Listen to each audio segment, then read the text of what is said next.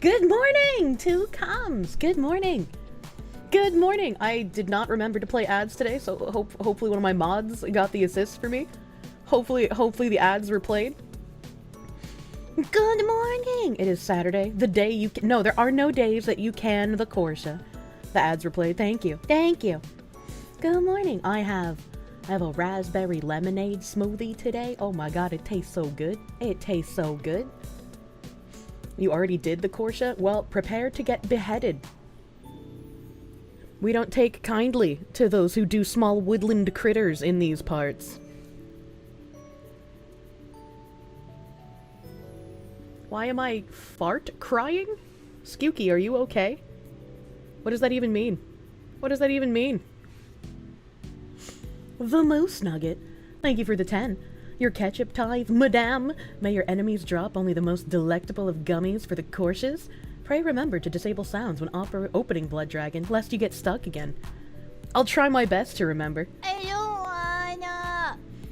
Where you getting all these smoothies, lady? I don't know. I had a brain blast, and I was like, what if I buy some smoothies that have protein in them instead of always drinking the Fairlife milkshakes? Support a local business, get something fruity for a change, you know? Which head would get beheaded? Both? Yes, both. Nim used fart and cry in the stream announcement today? Of course he did. This fucking guy. This fucking guy! Oh my god, the cat's very activated right now. Gee, Sally! Your boyfriend lets you have 2 comms? Mummy. Kale of the Blue, thank you for the 3 months of proom, my dude. Thank you for prooming. Thanks for prooming.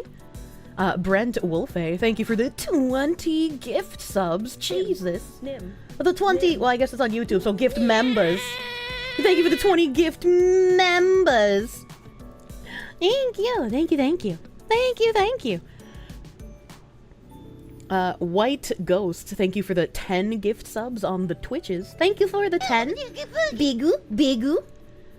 No. Darelight, my favorite sour cream sippin' Slav. Thank you for the gift sub to Blackhawk.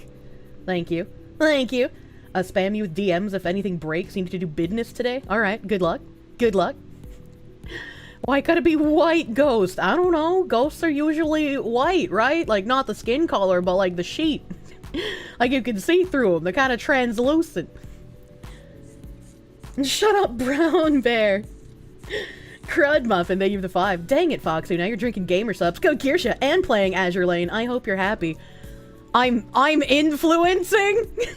I'm influencing? Is this what it feels like to have power?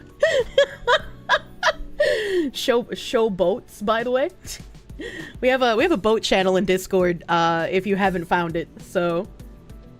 Like, ah! Oh man. Oh man. Do I still have this brought up in my tabs? No, I think I like accidentally closed it maybe?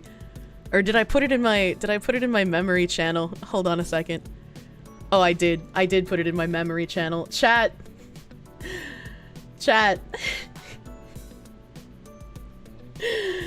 Oh god. I saw this yesterday.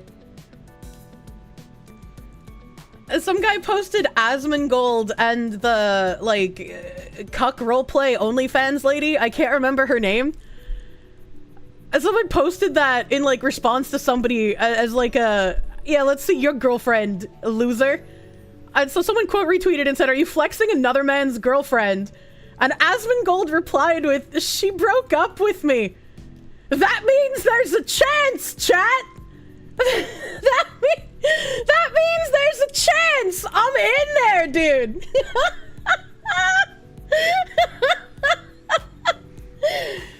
I just watched his video about this. I haven't seen the video. I haven't seen the videos. I think, yeah, someone posted it and it reminded me. It reminded me to bring up the tweet. I can't believe I saved this, man. You lust after the weirdest people? It's me! I'm a weirdest people. Get him a cuck chair and he's yours. I don't want to buy a cuck chair with him. We all know Asmon won't leave Texas. Look, I could introduce him to Snow. Baiting Master, thank you for the 100 biddies. Can we get someone to do the fruit command in the Twitch chat so I don't have to say it out loud again? Thank you, Forticon. Why not us, chat? Then again, maybe we should consider ourselves lucky. Oh man. Okay, so let's I just copied my stream title. Hold on a second. I thought I copied the video title. But I just copied my stream title and put it in my search bar. There we go. There we go. What is Asmongold's video on this? How is this 8 minutes long? Somebody posted this photo. This is where I took Kaisi to Oh, that's her name. That's right. Okay, let me remember. So what happened was she wanted to go out shopping, and I was gonna get a chair. Oh my god, it has to do with the cuck chair! Oh my god. Okay, alright, I'm locked the fuck in. And so we went to the Domain, which is like, that's the place where people that have money in Austin go to buy things, right? Like they have a Gucci store, like a Louis Vuitton store, etc. Right? Yeah, well, there's one of those in Atlanta. It's like a shopping area, but they're all high-end shops, so it looks like a village. Like they don't look like shops, they look like old houses that have been turned into like shops, but they're not. They're like, they were built as new houses to look like old houses to put these high-end shops in. It's like a little Santa's village. And yeah, the chair stream, right? Yeah, that was the chair stream. It was, let me see if I can pull it up. This one here. Oh my god, I think Azahara has a clip on his channel of me, like, literally losing my fucking mind. Because I was like, this woman does fucking cuckold ERP on her OnlyFans style website. Because it wasn't OnlyFans, it was something else, but I can't remember the name of it. And then she took him out to buy a chair, and I was just losing my fucking mind. Right? Yeah, it was this one right here. And anyway, it was a decent day, and I remember we got steak and not steak and shake. What was it fucking called? Shake Shack. Yeah. Anyway, so somebody posts a picture of this, and I saw this, and it says 122,000 likes, and then I replied with, "She broke up with me." She texted me this morning. She's like, "I haven't been on Twitter for 6 days. And the first thing I fucking do when I log on is I see there's like 1,000 people tagging me about this." And I was like, what the fuck is this? That's hilarious, actually. That's fucking hilarious. Yeah, what is this? Well, what? Yeah, exactly. Donut operator. Because you took her to Taco Bell on the first date. He thinks he's being funny. He's actually... So, okay. Let me take a step back. Donut, when I originally said that I think you have to take a woman to Taco Bell on the first date, that way if she thinks she's too good for Taco Bell, you can filter her out real quick. I understand his take on that, but also, I'm pretty sure I replied to Hurtful Onions about this, because he said something like, if she's too good for Taco Bell, then she's not good enough for me, or some shit like that. And I was like, just fucking buy groceries to make tacos and have a make your own taco date at home. First of all, it'll be cheaper than Taco Bell in current year. It'll be healthier than Taco Bell in any year. And it'll be a lot of fun. You get to like throw lettuce at each other, right? Like it's cute and fun. You can pretend you're in like a rom-com or some shit. Donut said you should take her to Whataburger. He commented that somewhere in the comments, because I remember seeing it because I was tagged in it, right? I took her to Whataburger the first time that she was here. Okay, yeah, you guys get a point. Not on a first... You don't go to the home on a first date. Like, I get your point. I get your point, right? But it's like, if he suggests, like, Taco Bell, I'd be like, all right, counter. How about something, like, slightly more healthy? And then, like, if the date goes well, the next date, I'll bring over to your house the stuff to make tacos, and we can have a make your own taco date. How about that? That was the first place I took her to. I did do that, and she's gone. So, no, Donut doesn't know what the hell he's talking about.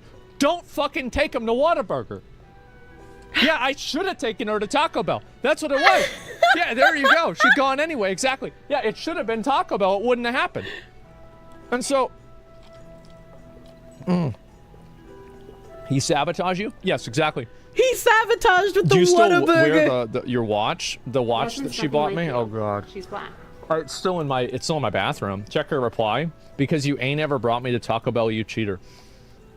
You wanna know what's really funny about this? Is that I had to take her everywhere because she can't drive. She bought a new car.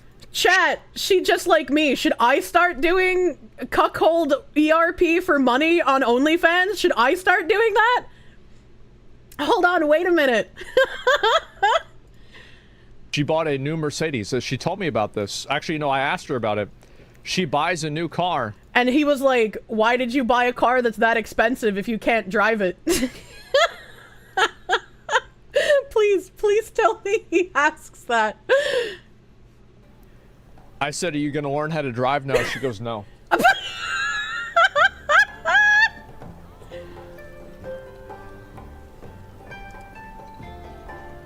It's a stationary car to take pictures in. You know, it's a tax write-off, chat. Smart thinking. Yeah, smart. I guess so. Yeah. I don't know how this really happened, but this guy, like, you know, he tweets about me all the time. Like, this guy, I don't know how this, like, why? Actually, I do know why. It's the 21st, right? And so rent is usually due at the end, it's usually the end of the month, That's right? True, so he's got true. 9 days left to make some money. Makes sense, right? He's gonna have to talk about, because he wants to get something that's gonna get a lot of Well, I mean, I guess if you talk about Asmongold, you're gonna get, like, you know, pretty high view counts on your tweets all the time. I don't really tweet often enough or obnoxiously enough to, like, have a gajillion posts go viral. So, I mean, I'm not complaining, right? I'm glad I have my monetization back on X.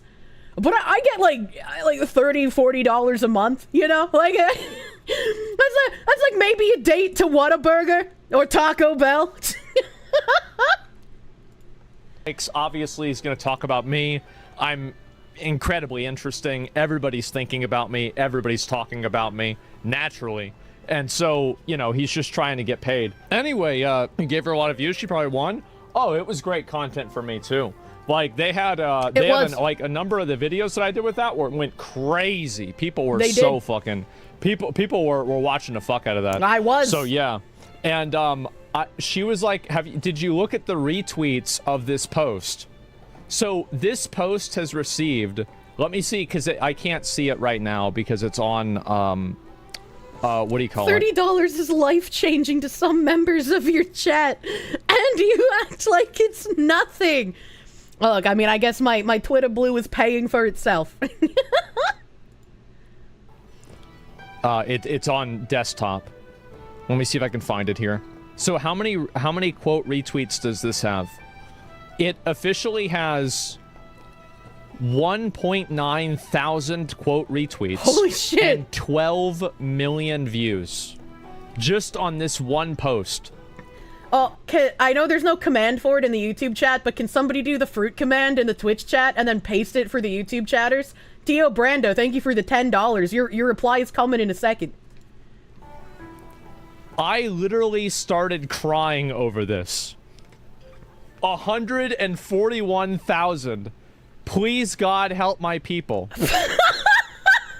Free...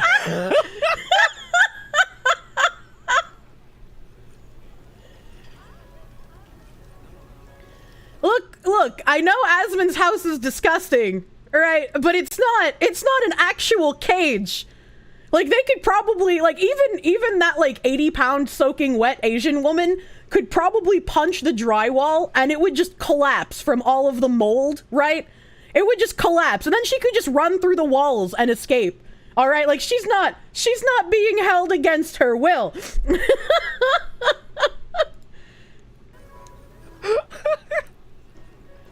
Oh my god, free her! Oh my god! Jesus, the next one, look at this! Normie's classic, I know. The funny thing is that, so... Oh my god. So, you know what else she did? She's telling me that she was like, yeah, I like to, you know, I like to order milkshakes and eat them You know, like late at night. And so it's this is also how I take pictures of milkshakes. I gotta make sure that you see my milkshakes while I'm enjoying the real milkshake. like 2 in the morning. She was over at the house. And so I order her, I'm like, do you want a milkshake? She says, yeah. And so I ordered us DoorDash milkshakes. I said, do you want a medium or like a large? She said, I want a large. Guess how many sips she takes out of that milkshake? 4. 3. Oh, I was close! Yep. 3. It's crazy, huh? Yep, there we go. Is it a bad milkshake? No, it wasn't. No, it's just a waste of money. How are you gonna order a large milkshake and then only take 3 sips of it? That's such a waste. I hope he put it in the fucking refrigerator and drank it later. No, it absolutely wasn't. I ate my whole one and it made me sick. Oh. Yep, there you go. And so, you remember? Well, yeah, of course, I remember everything. But, let's read some more of these. And so... 2 shakes cost him $20? Yeah, but you gotta understand the mindset, man. It doesn't matter that $20 is basically nothing for this millionaire of a goblin man. It's about the principle of wasting money. Alright, okay? Alright, okay? Kirsche Verstal, would you say your milkshakes bring all the boys to the yard? And teaching someone else requires charging them a fee? I would say that, actually. Like, I'm getting pulled up, and everybody's talking about this. Sounds annoying. No, she was very nice. She was actually very, very nice. And, whenever we went out, I basically made her pay for everything to the extent that, at the end, I actually felt bad. Because I was like, okay, you've paid for basically everything while you've been here. Like, I'm gonna, like, I have to, like, buy you ice cream, or, like, I'm gonna pay for everything from like, now on, right? Because it was just so many times. I was like, what the fuck? Well, look, okay, if one of the first things that happened was I bought them a large milkshake and they only took 3 sips of it and then threw it away, I'd probably be like, maybe you should pay for your own stuff too, you know? Like, I get it. Yeah, I felt really bad about making the one pay. Well, it's not even like I didn't really do it on purpose. I just wasn't really paying attention. So yeah. And is this something I should care about? No. This is peak Twitter drama. It is. It really is. 12 million views on that shit. I love that people actually think that. I know. Yeah, it's actually insane. You really got the Asian community upset, bro? Did I really? Like, I don't know. I'm just living my life. Listen, I wake up in the morning and I don't even do this on purpose. I'm living my life. I'm just happy and that's it. Asmon exists. Asian community in shambles. Oh, we don't care? Yeah, that's probably true. Yeah, by the Asian community, you mean 5 terminally online retards that can't stop posting on Twitter. Yeah, for sure. No, definitely fucking true. But yeah, it was really, really fucking funny. Do you still speak to her? Yeah, I was talking to her this morning. Because she texted me about this. And yeah, I couldn't even believe this. Because I was like, I wonder if it's... Because I didn't know if she's going to get mad if I said something, right? Because it might create drama, right? But like, no, she thought it was fucking... No, I mean, I'm sure if you said something else, because she does cuckold ERP, she would actually get an income boost, right? Because those guys would be like, I'm being cucked by the Asmongold? Can you imagine? Can you imagine? That'd be a crazy income boost for her. Don't think he was an A student as an Asian. I'm furious. Funny. I'm sure this is somebody else's personal 9/11. The fact that I had a girlfriend at some point, right?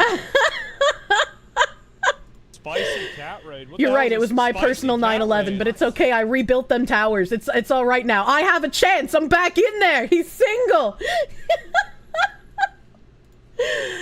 Fucking Kitsunero, thank you for the raid. Welcome, Raiders. Welcome, Raiders. We're watching My King, Asmongold. Welcome, Raiders. Yeah, it's time for 9/11 2.0. You love Asmon in spite of his bad takes? Yeah, I mean, he's not right about everything all the time. I definitely disagree with him on things.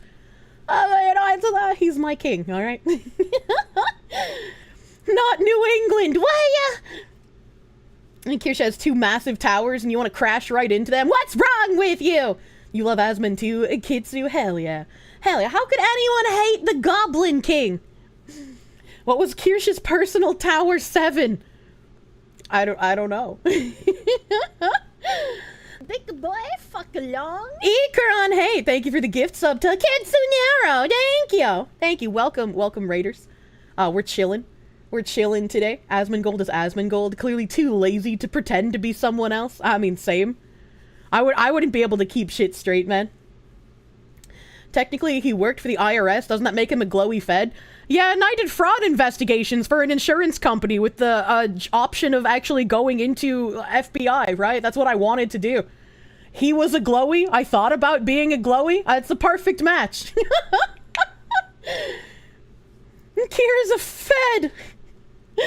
You want to know what kind of drugs he ingests to attract women because it's baffling?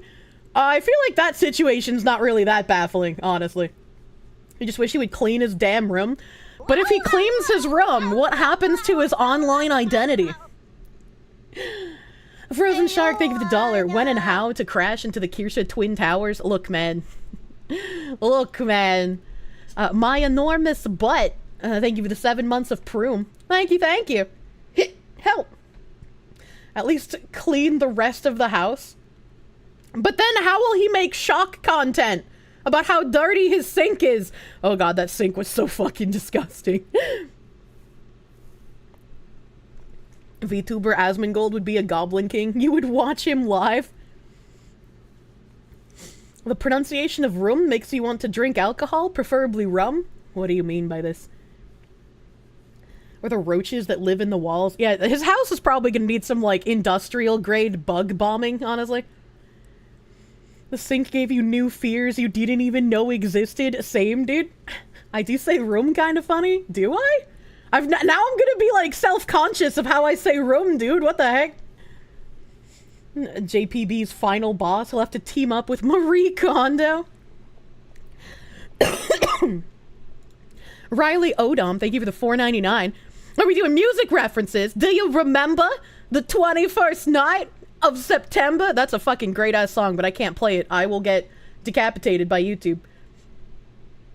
I say room fine. People are just being retarded. Oh, okay, alright. Asmon's playing the long game like Nikagato Avocado did. He cleaned it 2 years ago, but he had enough footage to pretend for years. What if he had, like... What if he has, like, a set, right? Like, the top of his house isn't just that one room. It's 2 rooms, okay? And he cleaned the real room that he used to stream in, like, 2 years ago. But then he, like, recreated the mess in a fake way so there's less bugs in the other part of the upstairs of his house. And that's the one he streams in now. And then one day, he's just gonna, like, pick up his webcam and walk into the other room and show how clean it is. What if that's what's gonna happen, chat? You wouldn't say it's outside of the realm of possibility. 2 steps ahead, man. He has his real house underneath his old house. The real question is, could Asmund survive if he destroyed his natural habitat and its unique atmosphere? You know, probably. I'd believe he could. He's too authentic. Keep dreaming. It's important to have hope. Thank you. I love hope. He was playing chess while we were playing checkers. Oh my god. Okay, no, the way Kirsche says rum sounds like rum half the time. Is this another, like, a cheese stick kind of thing? Where, like, I say them definitely differently, but you guys hear the same thing? That would be the deepest left field no one would ever see coming. A boycott Warhammer, they give the 262. Hope you gracefully slide into those DMs, girl. Alright, okay, that opportunity's already lost. I slid into Asmongold's DMs with information about Bridge months ago. So, I mean, anything I send in DMs now is going to be below all of my Bridge information. So, the time for grace has already expired. I said cheese steak. No, I like cheese steak and I like cheese steak. They're 2 different things. They're gonna add his house to Power Wash Simulator. I'm so sad that was fake, man. Use the secondary account. The what? Just keep sending Bridge stuff. Oh my god, so he already knows you're schizo.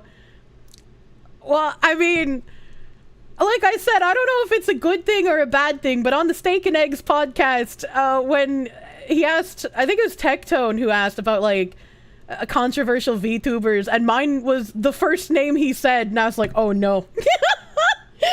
I don't know if that's good or bad, because, like, he said in the next breath that, like, him and Tectone are controversial, so maybe it's not a bad thing. Streamer, center yourself when talking to chat. I know you like your corner, but look at all that space. I know, look at all this space.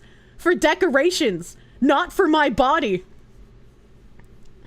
Don't cope too hard, Fox. The best thing about OTK is Emiru's stomach region. Hold on, wait a minute. Hold on, wait a minute. And just find a way to flirt using bridge as a topic. I don't know how to flirt using fucking bridge, dude. What? Have I seen the god-awful Dragon Age 4 character creator? Is that the one with the, like, fucking breast removal scars for transgender chest surgeries? My favorite decoration, the black void of space. Yes, actually. How did you guess? Center yourself like Nim said. I don't wanna! It makes me feel awkward! Will you be my bridge troll? Excuse me, he's a goblin, not a troll. Hey, babe. It's me, the girl who sent you schizophrenic rambling about the Marxist infiltration of corporate America. I heard you're single now. Wait, hold on. That... I kind of want to use that. Wait, hold on. That's actually really good. Hold on a second. I'm putting this in Nim's DMs so I can remember to use it later. I don't... Part of me wants to just, like, put this in a tweet and send it publicly. Do it, you won't. Do it right now. What could possibly go wrong? I mean, fair. I mean, fair. True.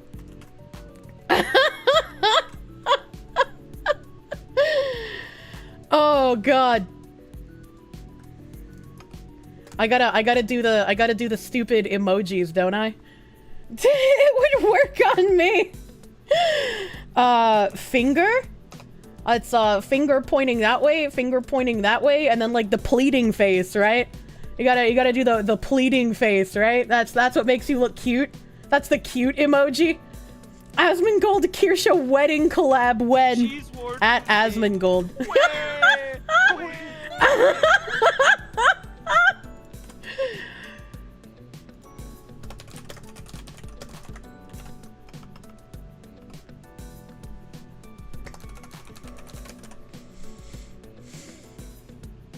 Oh god, do I do this, chat? This would be like the most embarrassing thing I've ever tweeted, and I've tweeted a lot of embarrassing things, you know?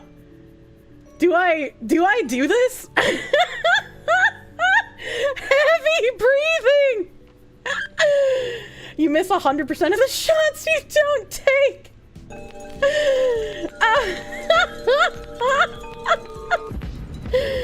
This is mild. This is embarrassing, alright?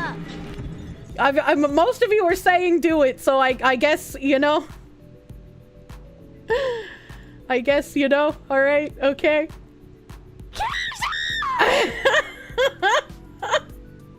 I got raided by Kitsu. Yeah, welcome! Welcome, first-time chatter. She did raid me. The cringe sets you free. Oh, God. There's no such thing as rock bottom. I mean, you know, that man's got a good point. He's got a good point. Alright, I'm sending it. Oh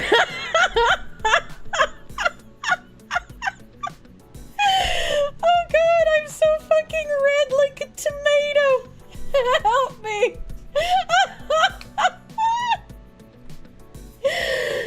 Chat, I can't even see. My eyes are like cemented shut by how embarrassed I am. Have you ever been so down bad, chat? Me too!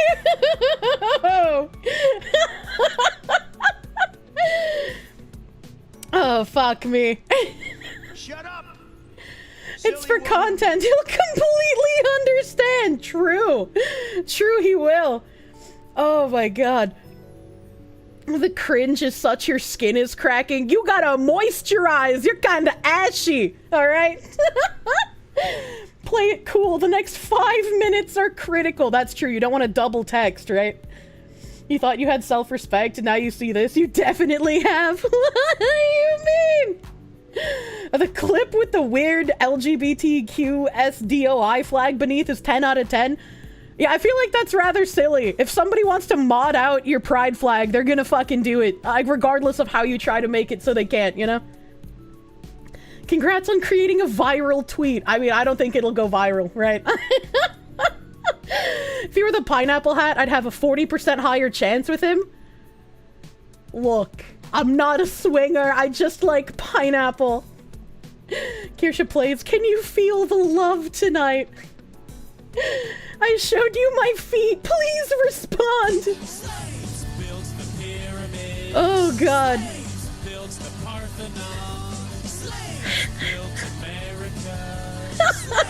This is your song, thank you. Do do do do. Thank you. Do do do do.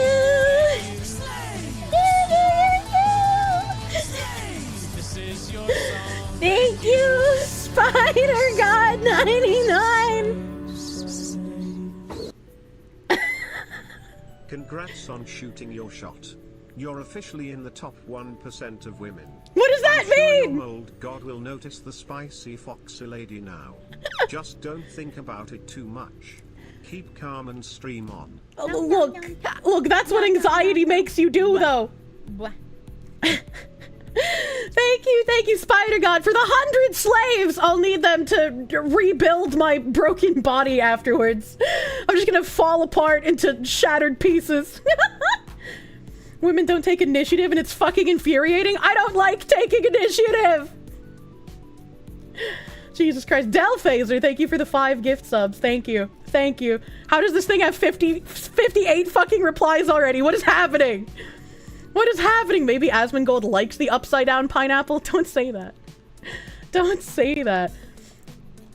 Oh god, why is Cards Against Humanity suing Elon? I guess he put stuff on like their piece of land near the southern border. I try not to think about Cards Against Humanity because they're kind of actual cucks. What the actual fuck did you just join into? Slaves! We had some slaves happening! Oh man, okay. Would be funny if that one message was it. Wait, hold on. Yeah, Brave SJ, I don't know where it went, but I'm pretty sure he said in response, like, wait 24 hours, and if Asmon doesn't respond, do like a quote retweet and hit him with the, haha, just kidding! Unless. Oh my god, I'm a real man now. Asmongold is gonna break your body. No, that's not what I said! I'm gonna break apart due to the embarrassment. I stirred the hive. Oh god, I dare you to refresh your Twitter post on the stream. Wait, what do you mean by this? You can see the thing going up in real time. I don't even need to refresh. This is how Kirsche ends up in a Texas goblin den. Cards Against Humanity speedran the whole edgy to safe edgy to sellout. Yeah, pretty much. It was a lot of people didn't know about it until I re-brought it up like earlier this year.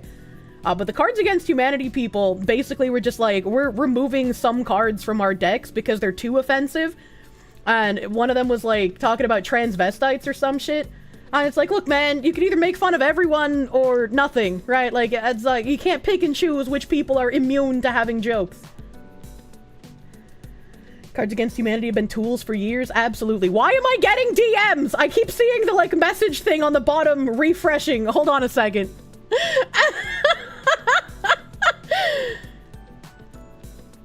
Oh, God. Oh, okay, hold on.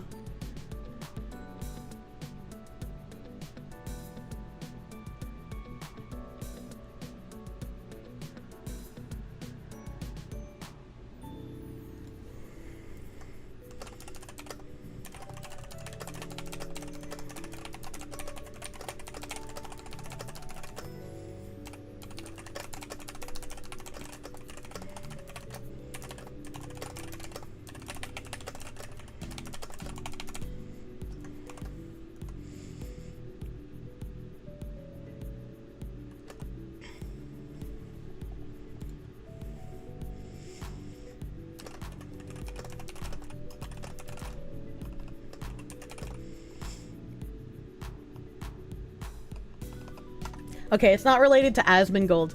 I commissioned artwork. Oh god, how long ago was this? I commissioned artwork. Actually, it's been a full fucking year at this point. It was August 27th that I commissioned it, and I paid for it September 9th, 2023. So last year.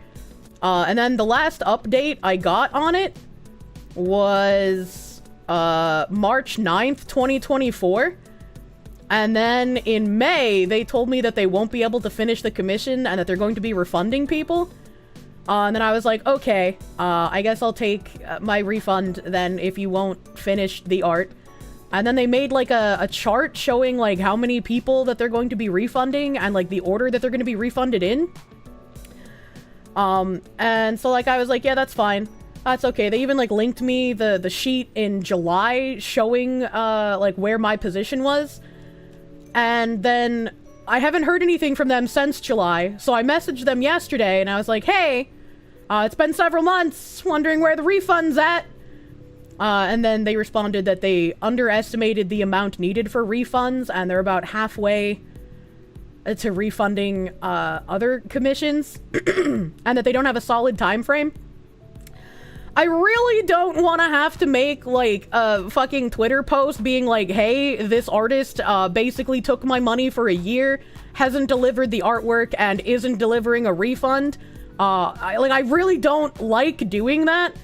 And this one's like, this was about $250, so it's not like super expensive, but it's still just like, hey, I'd like that back so I can actually pay someone to do the artwork that I wanted from you, you know? Hey, Kier, when's the wedding with Asmon? What do you mean? Oh, God. It's no 40k. Yeah, right? Can artists do anything without a wait list? Yeah, apparently not. 250 is super expensive. It's expensive, but, like, when it comes to commissioning artwork, it's like, on the lower side, right? Is this the one that did the suicide baiting? No, PayPal actually gave me my money back from that one. Thankfully. PayPal gave me my money back. Daniel Sierra, they give the $1.99. Click, click, click, click, click, click, click, click, click, click, click, pop. Are you typing with my nails?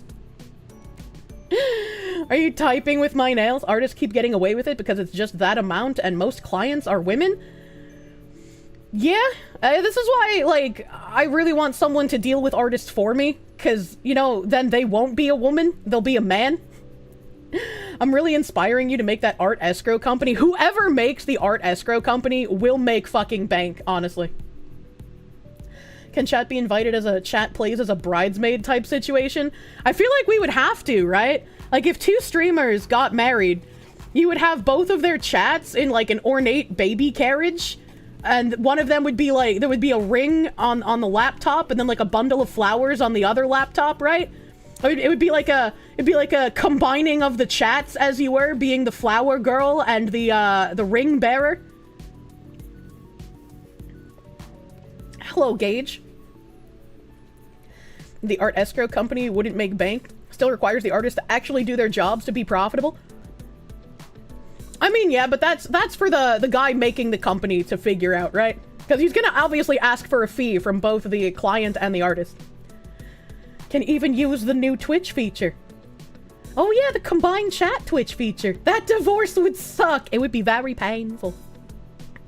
She's already planning the wedding. I'm a woman. That's how our brains work, okay? I went back to the tweet. This guy said, finally, Asmon Kirsche. Kirsche Gold. A pairing I can get behind. Oh my god. How about just use AI in the future? I think it's fine to use AI for like memes and for personal artwork and whatnot, but when I commission artwork, I'm commissioning things for commercial purposes, right? Like I'm doing it for merchandising, and not only do I want to pay a living, breathing artist to do the commissioned work for me for merchandise, but I also think that, like, besides getting paid in real cash money, it's also good for an artist to have a portfolio that shows that they have had merchandising before using their artwork. Kier can't marry Asmon. Man's got a legion of VTuber chicks jocking him. Oh my god. I'm gonna need a lot of screens for the VTubers on Kirsche's side of the church. Pay me, I'll do the AI work. Well, I'm not gonna pay for AI work. That would be dumb. How much should one expect to get a VTuber model made?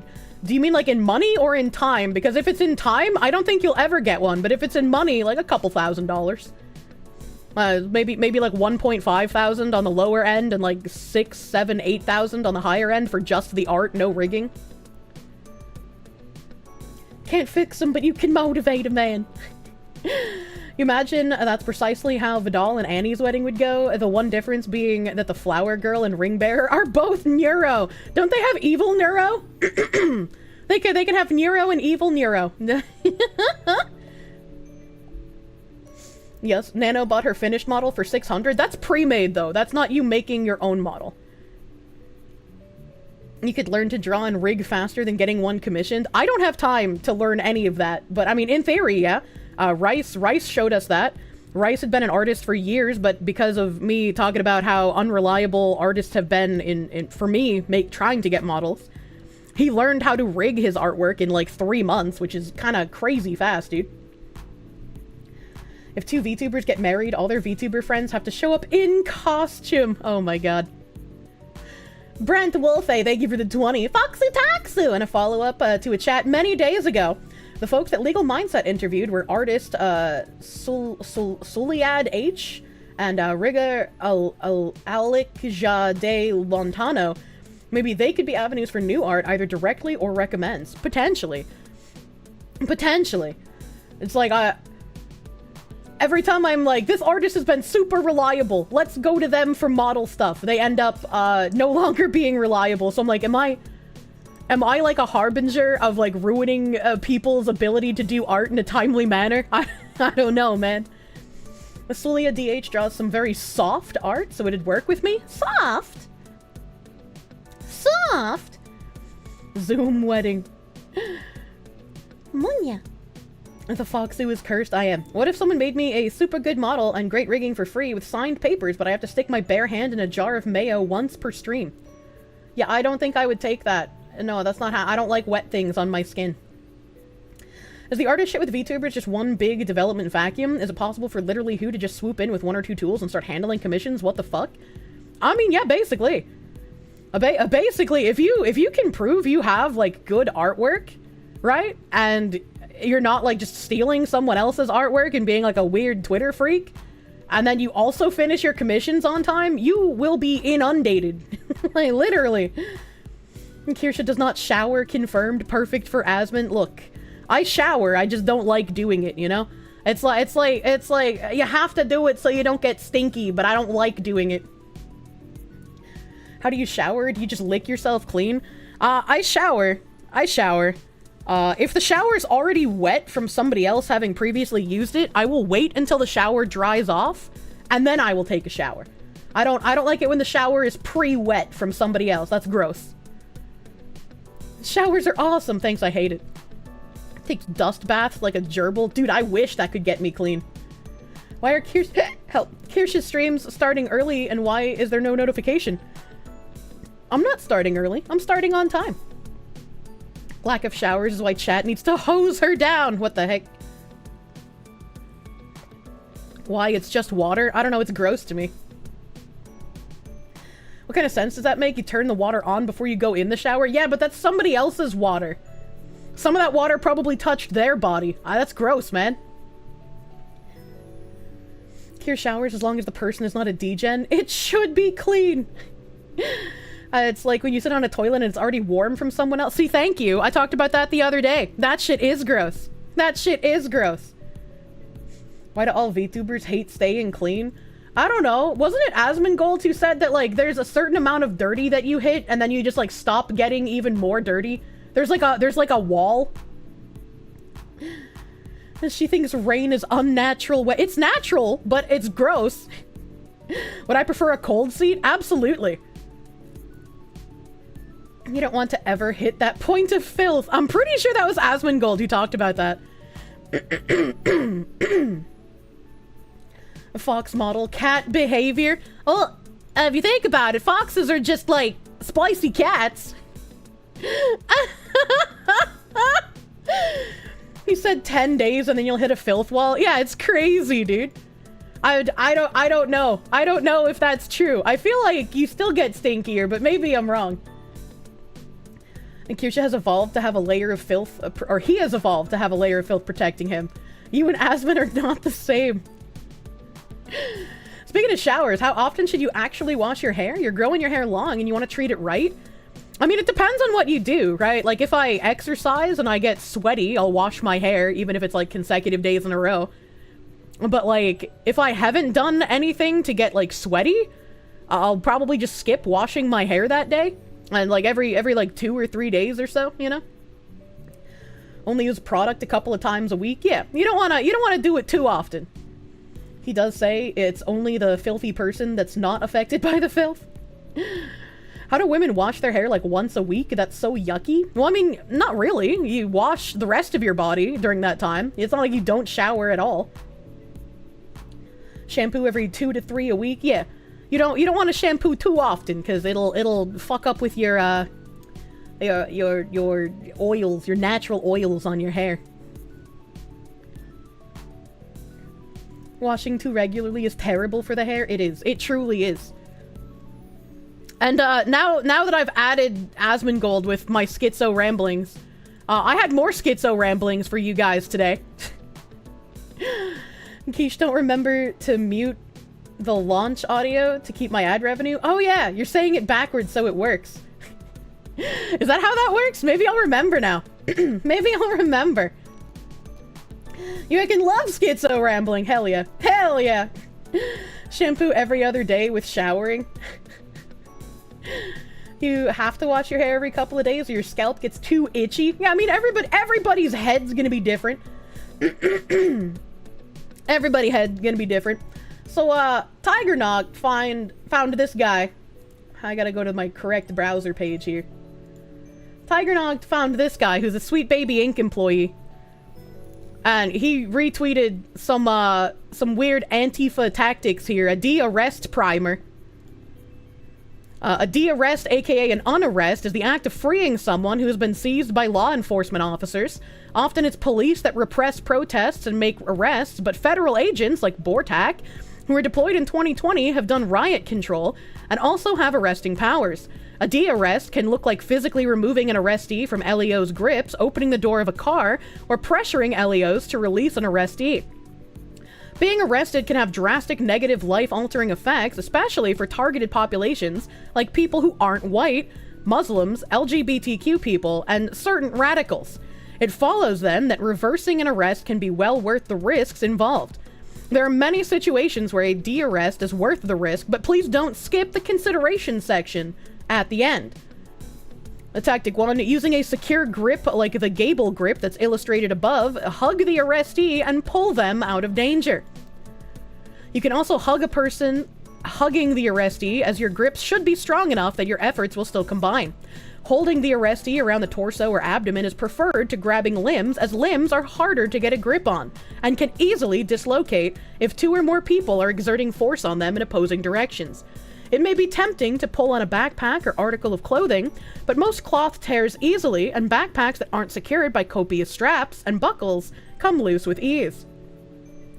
Of the tactics presented here, this takes a medium level of risk. Pulling someone who's being snatched by LEOs away from them is more risky than simply pressuring officers to release the arrestee without physical contact with the arrestee. But it also doesn't require physical contact with officers like the next tactic, Tactic 2 does. And as you can see here, there's just a whole bunch of pages that they post. A whole bunch of pages about rescuing people who have been arrested.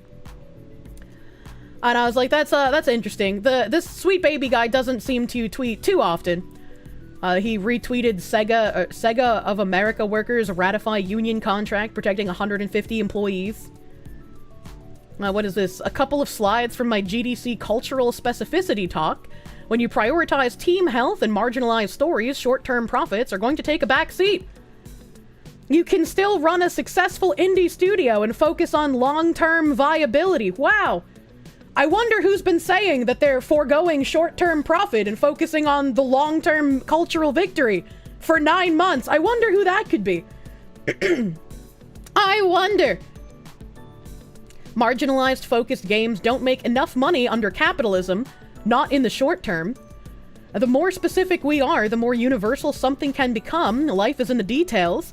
If you generalize, it doesn't resonate. The specificity of it is what resonates. And I have more slides here. Is this a game only we can make?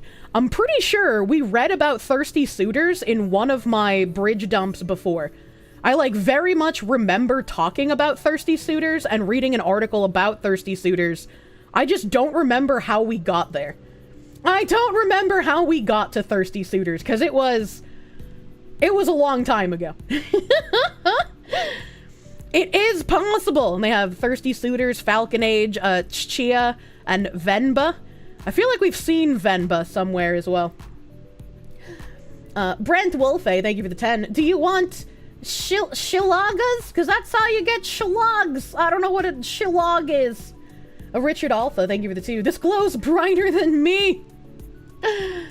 Oh my god. Have they ever explained how short-term losses will eventually turn into profits? If you keep making short-term losses, they turn into long-term losses, if your math is correct.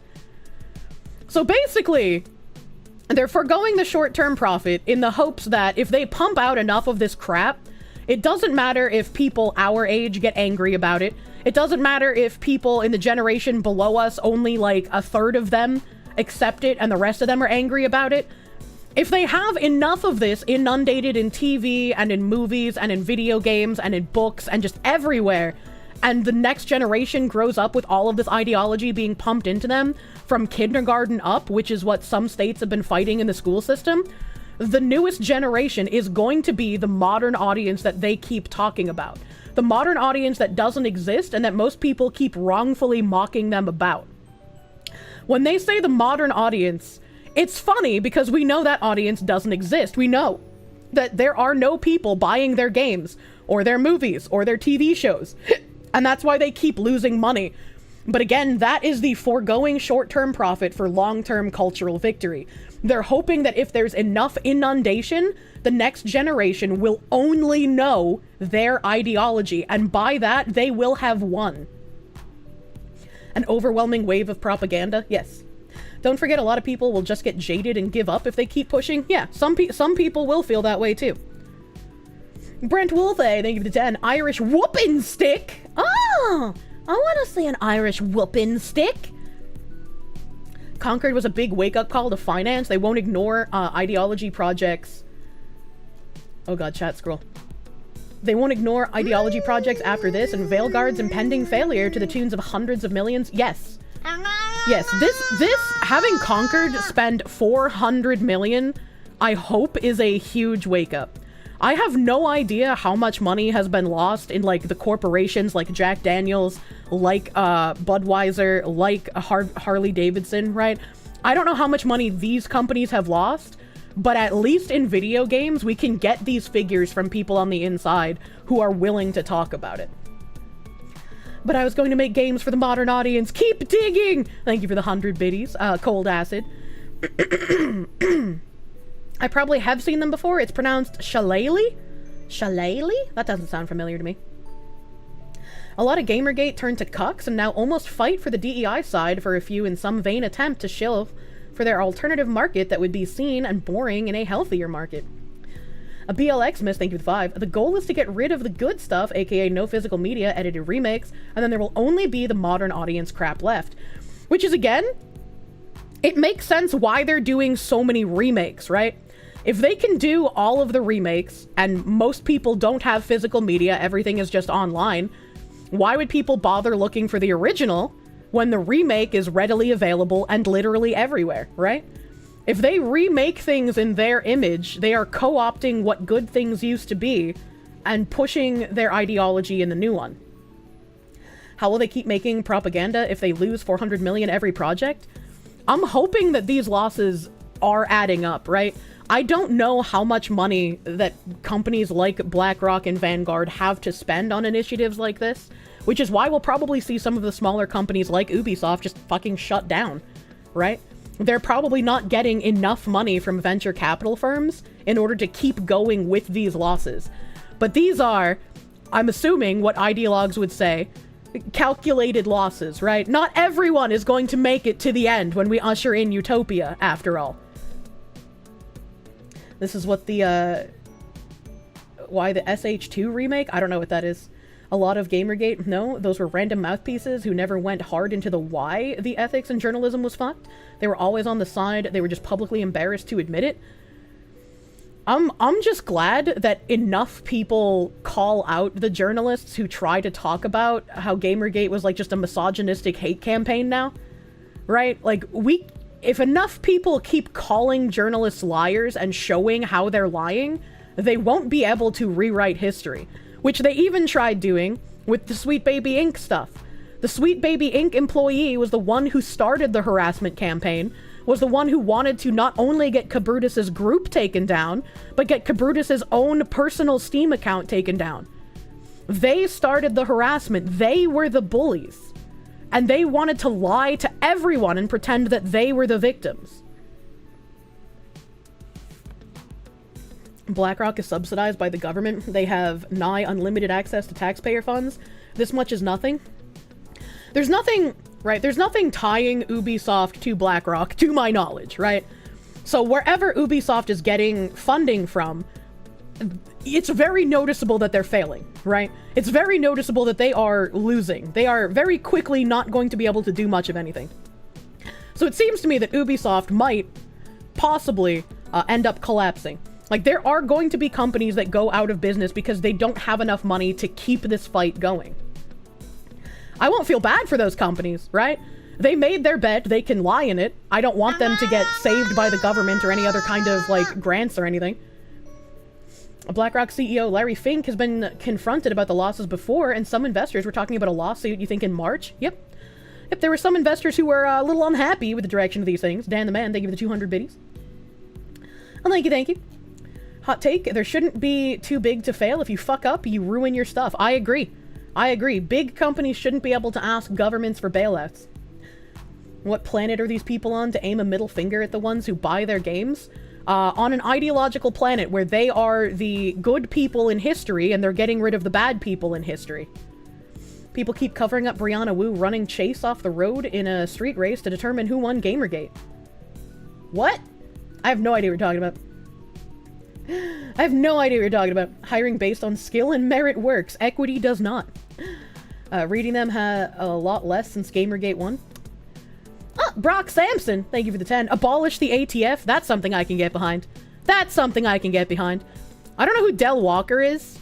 Del Walker says previous Naughty Dog, Rocksteady Games, Respawn, PlayStation, seen in Forbes, IGN, Tech Radar, GI Biz, and BBC. He's on the BAFTA committee for culture, tech, and entertainment. I don't know who this guy is. But he said, I was asked to do a podcast about why working in video games is the best thing to ever happen to me. I replied that becoming a father was the best thing to happen to me, and video games isn't even in the top 5. Then they blocked me. Gamers, please be normal.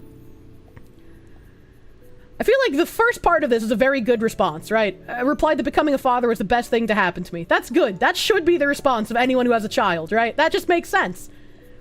But if video games propelled your entire career and allowed you to do and afford everything you've done in your life, what do you mean by video games isn't even in the top 5? We want people who are passionate about games to be working on games. Right? So, if you've been given so many opportunities by working in the industry, shouldn't that be in your top list about why it's one of the best things that have happened?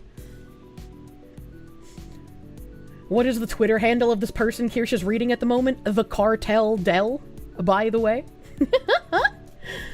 But these are all just retweets by the Sweet Baby Inc. person. He doesn't seem to actually make too many tweets himself. And we have a little excerpt here. Cameron Wild, credited on 6 games. Tales of Kenzara Zhao, he was a narrative consultation. Suicide Squad, Kill the Justice League, he was a writer. Alan Wake 2, narrative consultation. The Crew, Motorfest, proofreading. Kingdom 80s, additional writing. And God of War Ragnarok, it just says Sweet Baby Inc. It doesn't say what specifically he did. Daniel Sierra, thank you for the 11-month member. Is there a way for us to band together and build an alternative without it crumbling? As a game dev, you want to contribute to pushing back, it's tough. I mean, look at games like Pal World and like Crime Boss. They're fun, and it speaks for itself, basically. Buy things that are fun, play your backlog, ignore DEI crap. Super mega duper cute and wonderful less than 3. Bailey, thank you for the $25 doodles. Thank you! You are super duper mega cute and wonderful, my guy. Thank you! Thank you! They said they didn't write for Suicide Squad. Yeah, you know. And, he has a swap card here. Cameron Wild, writer, narrative designer, sensitivity reader. Cameron Wild is a black, non-binary writer and sensitivity editor at Sweet Baby Inc. They've worked on titles including Suicide Squad, Kill the Justice League, Hyper Lightbreaker, as well as upcoming and unannounced projects from Compulsion, Insomniac, and Finji. They infuse all of their work with the spirit of gender diversity and black liberation. In their spare time, they make art, cuddle their dog, and dream of revolution. And then under contact details, it has a Sweet Baby website. And they have like a little is speaking at how to get away with murder, subverting genre expectations. And we'll get to that in a second. Because there's this old post here from 2020 where Co-op said, finally, we're so happy to have Cameron Wild on board as a writer on Goodbye Volcano High. We know a good fit when they name drop DS9 and Octavia Butler. And so they have the they-them pronoun picture. Favorite thing to watch during this quarantine year, Deep Space Nine, pretty young when it first aired. I remember thinking it was super dark and impossibly boring. I was so used to the colorful idealism of next gen that I'm older and move at a slower pace. I really appreciate it. There's some tropes that don't hold up too well, but I find the Star Trek universe very comforting, and they grapple with interesting themes like the power of ideology and cultural trauma. It's a great distraction from the outside world. Who do you look up to? I look up to anyone who is trying to meet life as it really is. That's a scary and sometimes deeply lonely thing to do. I admire my parents for being loving because of hardship rather than in spite of it, and I admire my friends for living way, way outside of the boxes that were assigned to them. I always feel like that's a hard question, honestly. When somebody asks like, who do you look up to, or like who is a not an idol, but like a, what's the word I'm looking for? I can't remember the word. That is a hard question to answer, though. In terms of writing, I'm a sci-fi fan. I love Octavia Butler. She was the first writer to really scare me. When I read Parable of the Sower, it was a horrific and clearly prophetic. I've come to realize that's just what she did. She ate the world, digested it, and then spat it out again in raw, insightful words. And because she was compassionate and imaginative, you're never left feeling truly hopeless. Her work always hints at exciting possibilities. I have no idea who Octavia Butler is. Link us to a fundraiser that still needs some coin. Taking What We Need is a grassroots effort to look after the needs of black and indigenous trans feminine and two-spirit people in Tiohtià:ke, also called Montreal. Okay. Alright. Odds are it's more commie shit. My role model is myself. I'm never just... Role model is what I was looking for. Thank you. Thank you. And so we have this video called How to Get Away with Murder, Subverting Genre Expectations, hashtag GDOC Expo. This has 122 views, and it was posted a year ago. Come with me, chat, on this journey.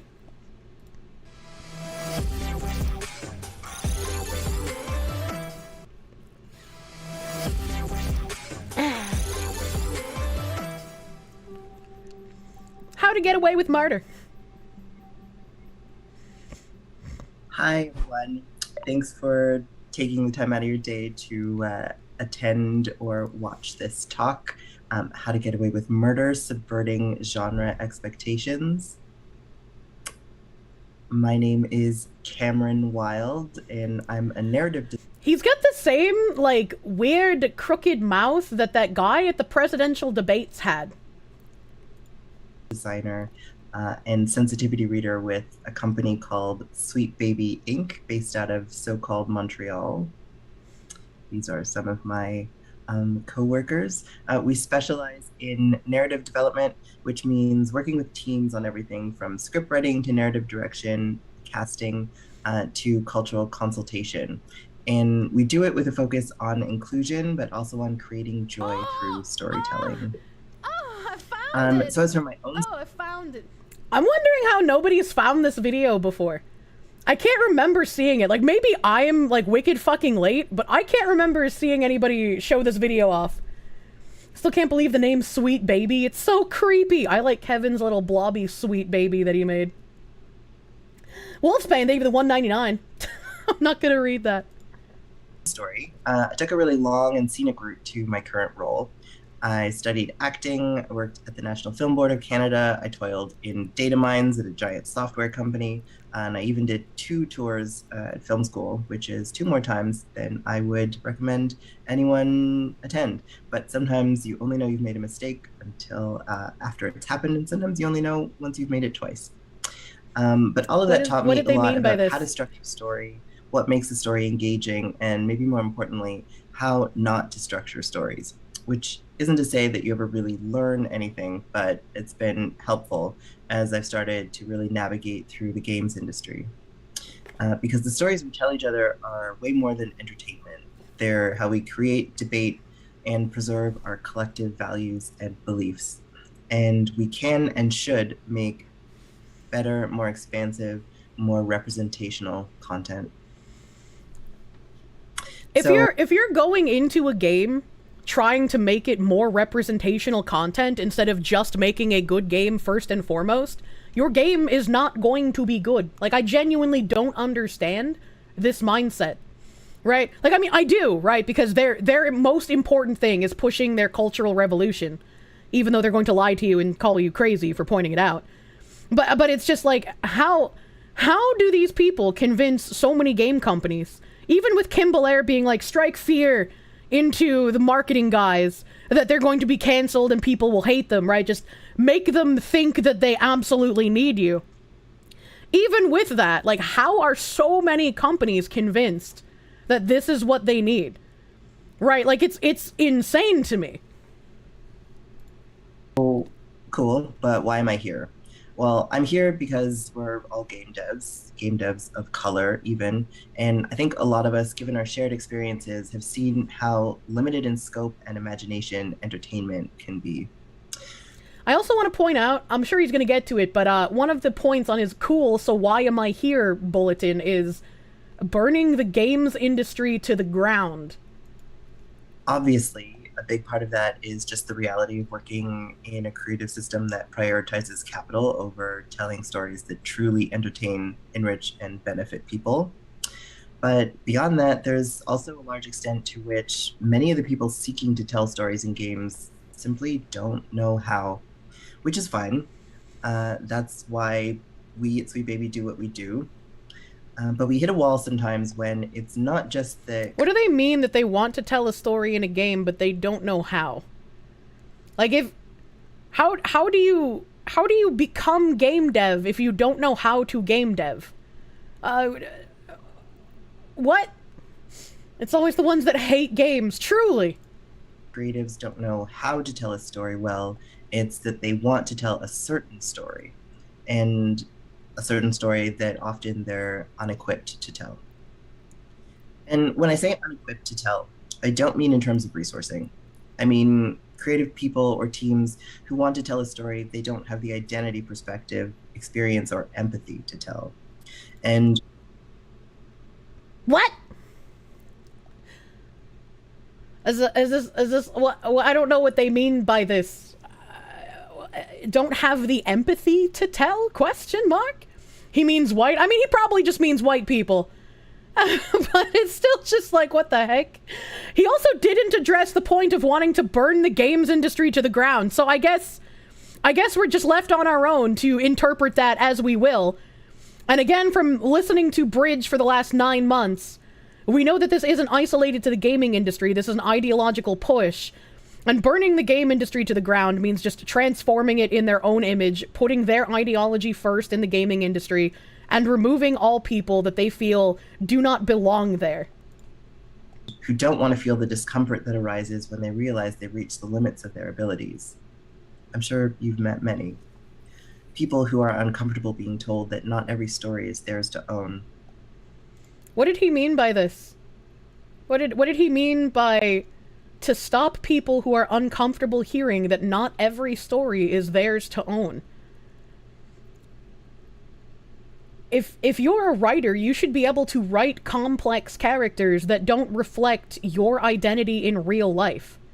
That is a quality of a good writer. And I can sympathize. Any of us can sympathize with the experience of being uncomfortable or afraid.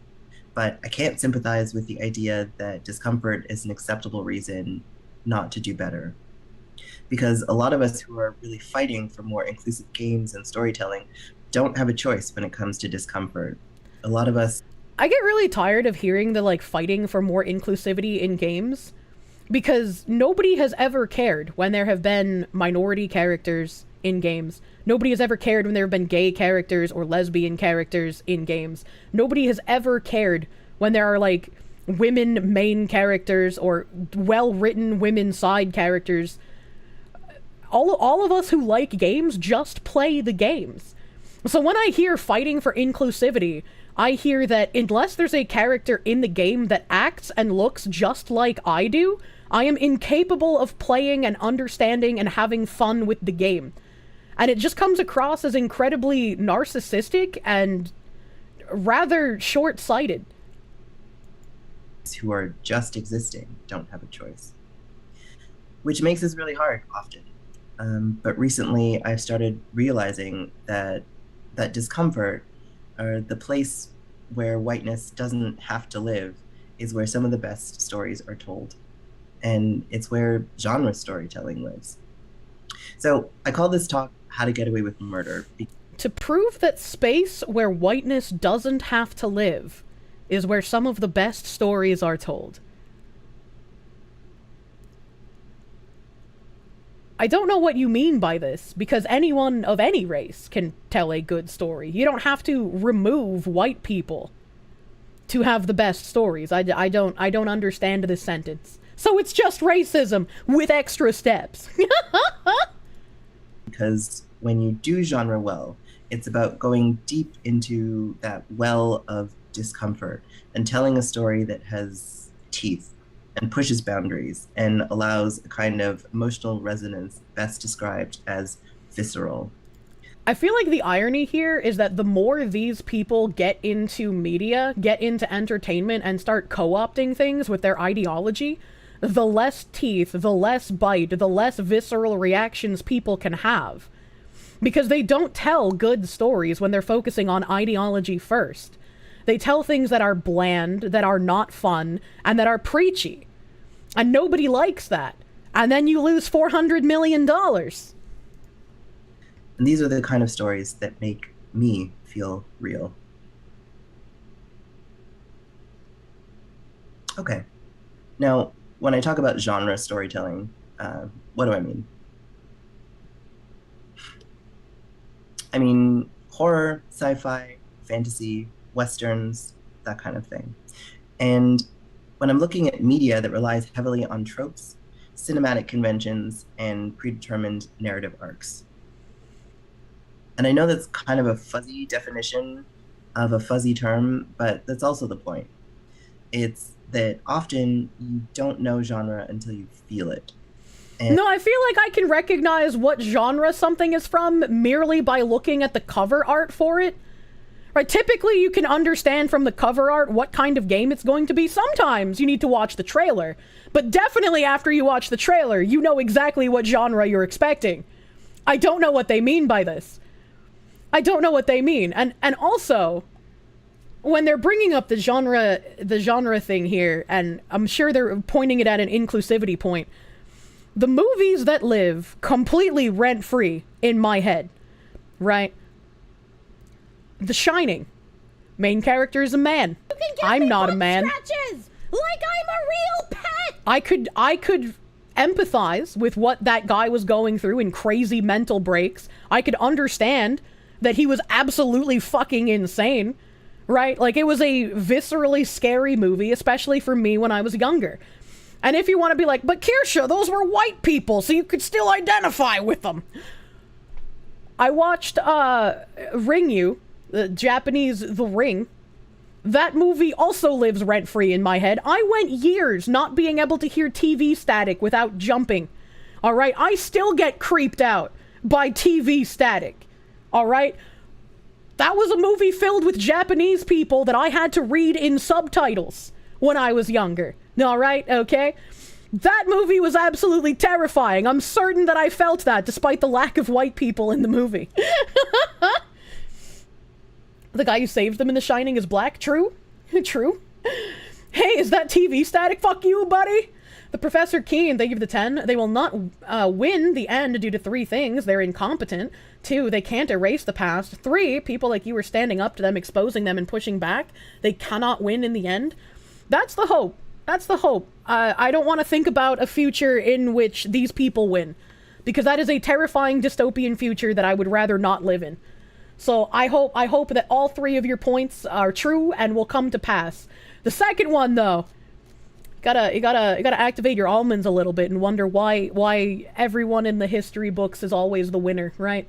Why do the good guys always win, as it were? Oh no, you're thinking about Ju-on. Why do all the freak shows make everything into a spectrum? I don't really know, right? Like, I guess genre could be a spectrum, right? Because you can have, like, horror comedy and, like, sci-fi horror, fantasy horror, etc., right? So, like, that kind of unironically does exist on a spectrum.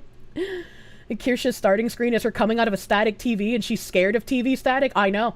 Where do you think I got the thought from, chat?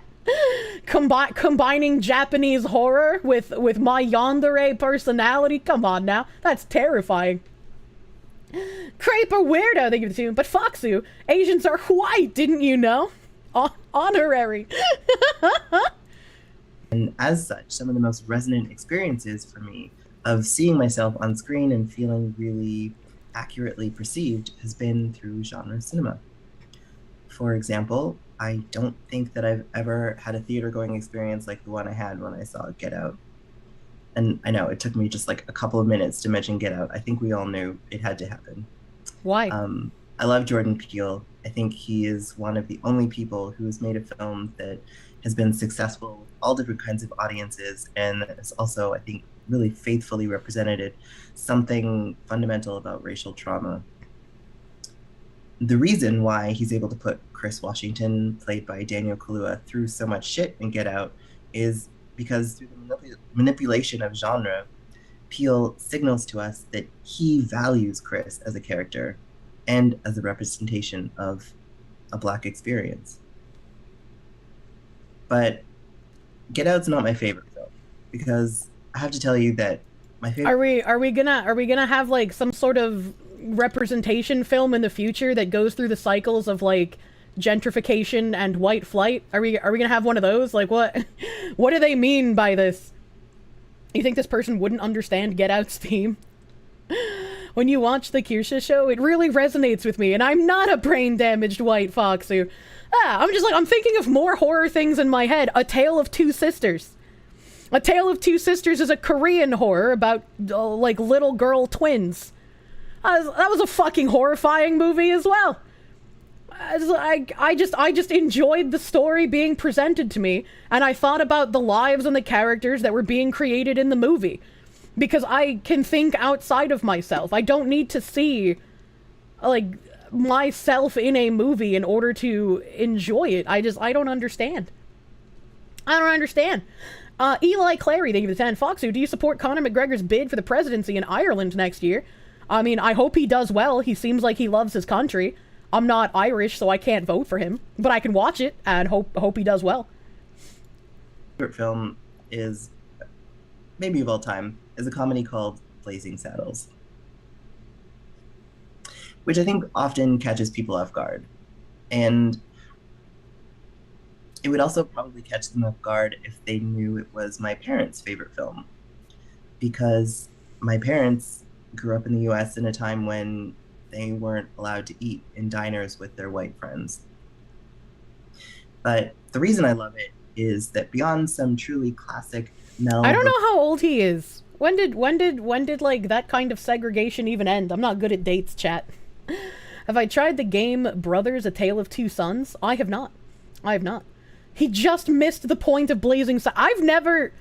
I mean, I might have seen Blazing Saddles when I was young, but I definitely don't fucking remember it. I remember nothing of Blazing Saddles. The 60s? Okay. How old are his parents? Blazing Saddles is extremely aware of social inequity and finds humor in that darkness. Brooks made sure the jokes came at the expense of whiteness and chipped away at an absurd social hierarchy. It isn't respectful, it's offensive, but it offends the right people. I think that last sentence is very telling. You're allowed to be offensive as long as it's towards the right people, which is why that VTuber prostitute is allowed to call me an idiot, and that's not ableist. But if people call him a retard, that's harassment and that's baseless attacks. You know? In slapstick humor and fart jokes, Blazing Saddles is extremely aware of social inequality and finds its humor in that darkness, which means I can laugh in a way. Mel Brooks literally makes fun of everybody and apes the genre of the Western in the satire. This guy's a moron. Well, I mean, yeah. It's very obvious. That is cathartic. It's a movie that isn't making jokes about me, but for me. And I think that's really awesome. Because... But why should you be protected from having jokes made about you, right? Like, if the movie does offend the right people, but then occasionally makes jokes about your identity, whatever you identify as, why would that be a bad thing?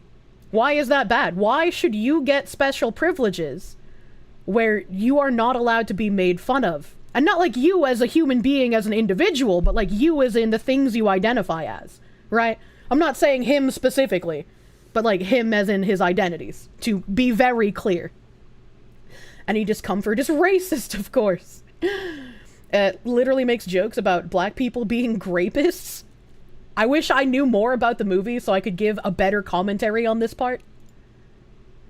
You can tell just in the text, but it's also a fact, that Brooks worked with black writers to make sure the jokes came at the expense of whiteness and chipped away at an absurd social hierarchy. Wait, hold on.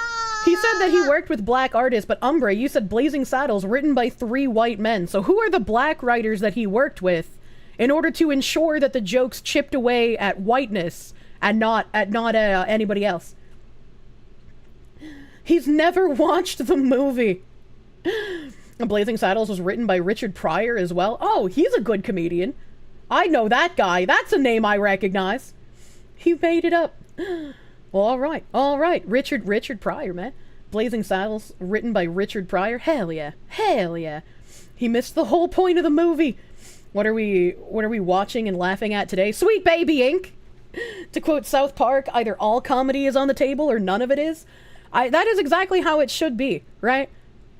It's just like when we watched that trailer for A Harp and Me, or whatever, from what's his face, that one comedian that's not funny. He was an anchor man. I can't remember his name. I'm so bad at names, chat. You'd mention your favorite Pryor album, but you can't say the title. Will Ferrell, thank you, chat.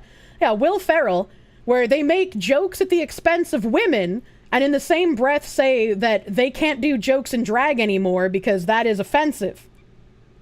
That Will has become, an educated person, and that he knows jokes in drag are too offensive to be done in current year. But it's okay to make jokes at the expense of women, in his mind. So it's just like these people make these strange arbitrary rules to give certain classes of people special privileges. And it's just like, why do you do that? Yeah, agreed. There should be no sacred cows in true comedy. Everything should be able to be made fun of. Imagine doing coke with 70s Richard Pryor. Yeah, and the majority of comedy, right, they aren't making fun of a specific person. Like, nobody's going to bring up, I already forgot the guy's name that we're watching, Cameron. Nobody's going to bring up Cameron in, like, a TV show or a movie and specifically make fun of him exactly. But they're going to make jokes about gay people or about black people or about non-binary people because those are things that shouldn't be protected classes. Everything should be able to be okay. You miss pre-sellout George Carlin. He hammered everybody and it was brilliant. Yeah. The Wyan brothers who made the Scary Movie series know how to poke fun of white people and make it knee-slapping funny. Yeah. Yeah, like, everyone should be on the table. Means don't understand comedy if he doesn't get that comedy is never respectful. It's deliberately and unexpectedly maybe a narrative that contributes to the liberation of people like me. It isn't respectful. It's offensive. Yeah, but it offends the right people, which is to me the point of truly incisive, intentional genre work. So, look at that smug-ass face. The point of intentional genre work is to offend the right people. If you're making a game and you're putting ideology first over making a good game, and your whole view around boy, making fuck something along. revolves around offending the right people first, everything you make is going to be shit. You're not going to make anything of value.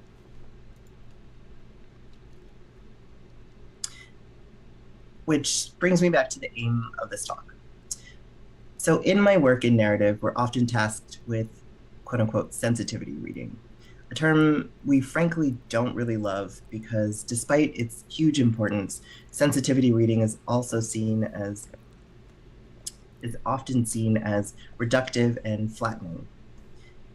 In the most frustrating cases, I know that I, a Black non-binary person, is going to be seen as someone looking to reduce quote unquote offense, basically a buzz killer. They assume that I'm going to want You just spent the first 8 minutes of this video saying exactly that. What do you mean? less violence, less discomfort, or some kind of coddled, boring, or nice story, when actually it's really the opposite. The purpose of sensitivity work is not to tell easy stories or boring stories. It's to tell stories that resonate. Hold on, I gotta go back like a second here. You can tell how blind someone is by how magnified things are when their glasses are off the side of their face. Damn, he is blind. I got so distracted. I was like, hot damn, I can't see shit through his glasses frame. Work is not to tell easy stories or boring You stories. for real, It's for to real, tell stories true. that resonate, that fire people up and excite them, take them on journeys. It's to ensure that we tell stories that are big and loud and scary and subversive, but that we do so with authenticity. Hold on, did you catch that, chat? Did you catch that? Fire people up and excite them, take them on journeys. It's to ensure that we tell stories that are big and loud and scary and subversive, but Tell the stories that are subversive, eh? Eh? that we do so with authenticity and that we get to the heart of an audience. Because ultimately, if you're telling a story that misses its audience, that doesn't ring true, or that fails to cut in the right direction, the problem isn't that it's just insensitive. The problem is it's bad. What? Like a film called Django Unchained. What?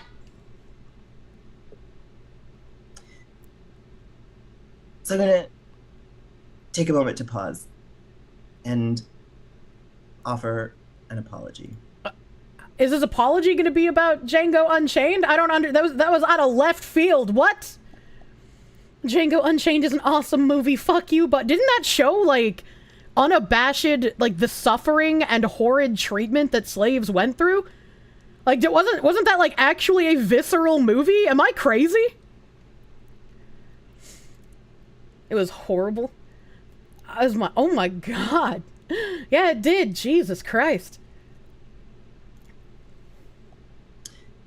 This isn't the talk that I pitched, which isn't to say anyone should panic, but it's that when I wrote up my outline, I had a whole plan that I was going to take Nope and Get Out and approach this by talking about horror and the ways Jordan Peele and others have really nailed it, alongside a few examples of how movies like Django Unchained have fallen short.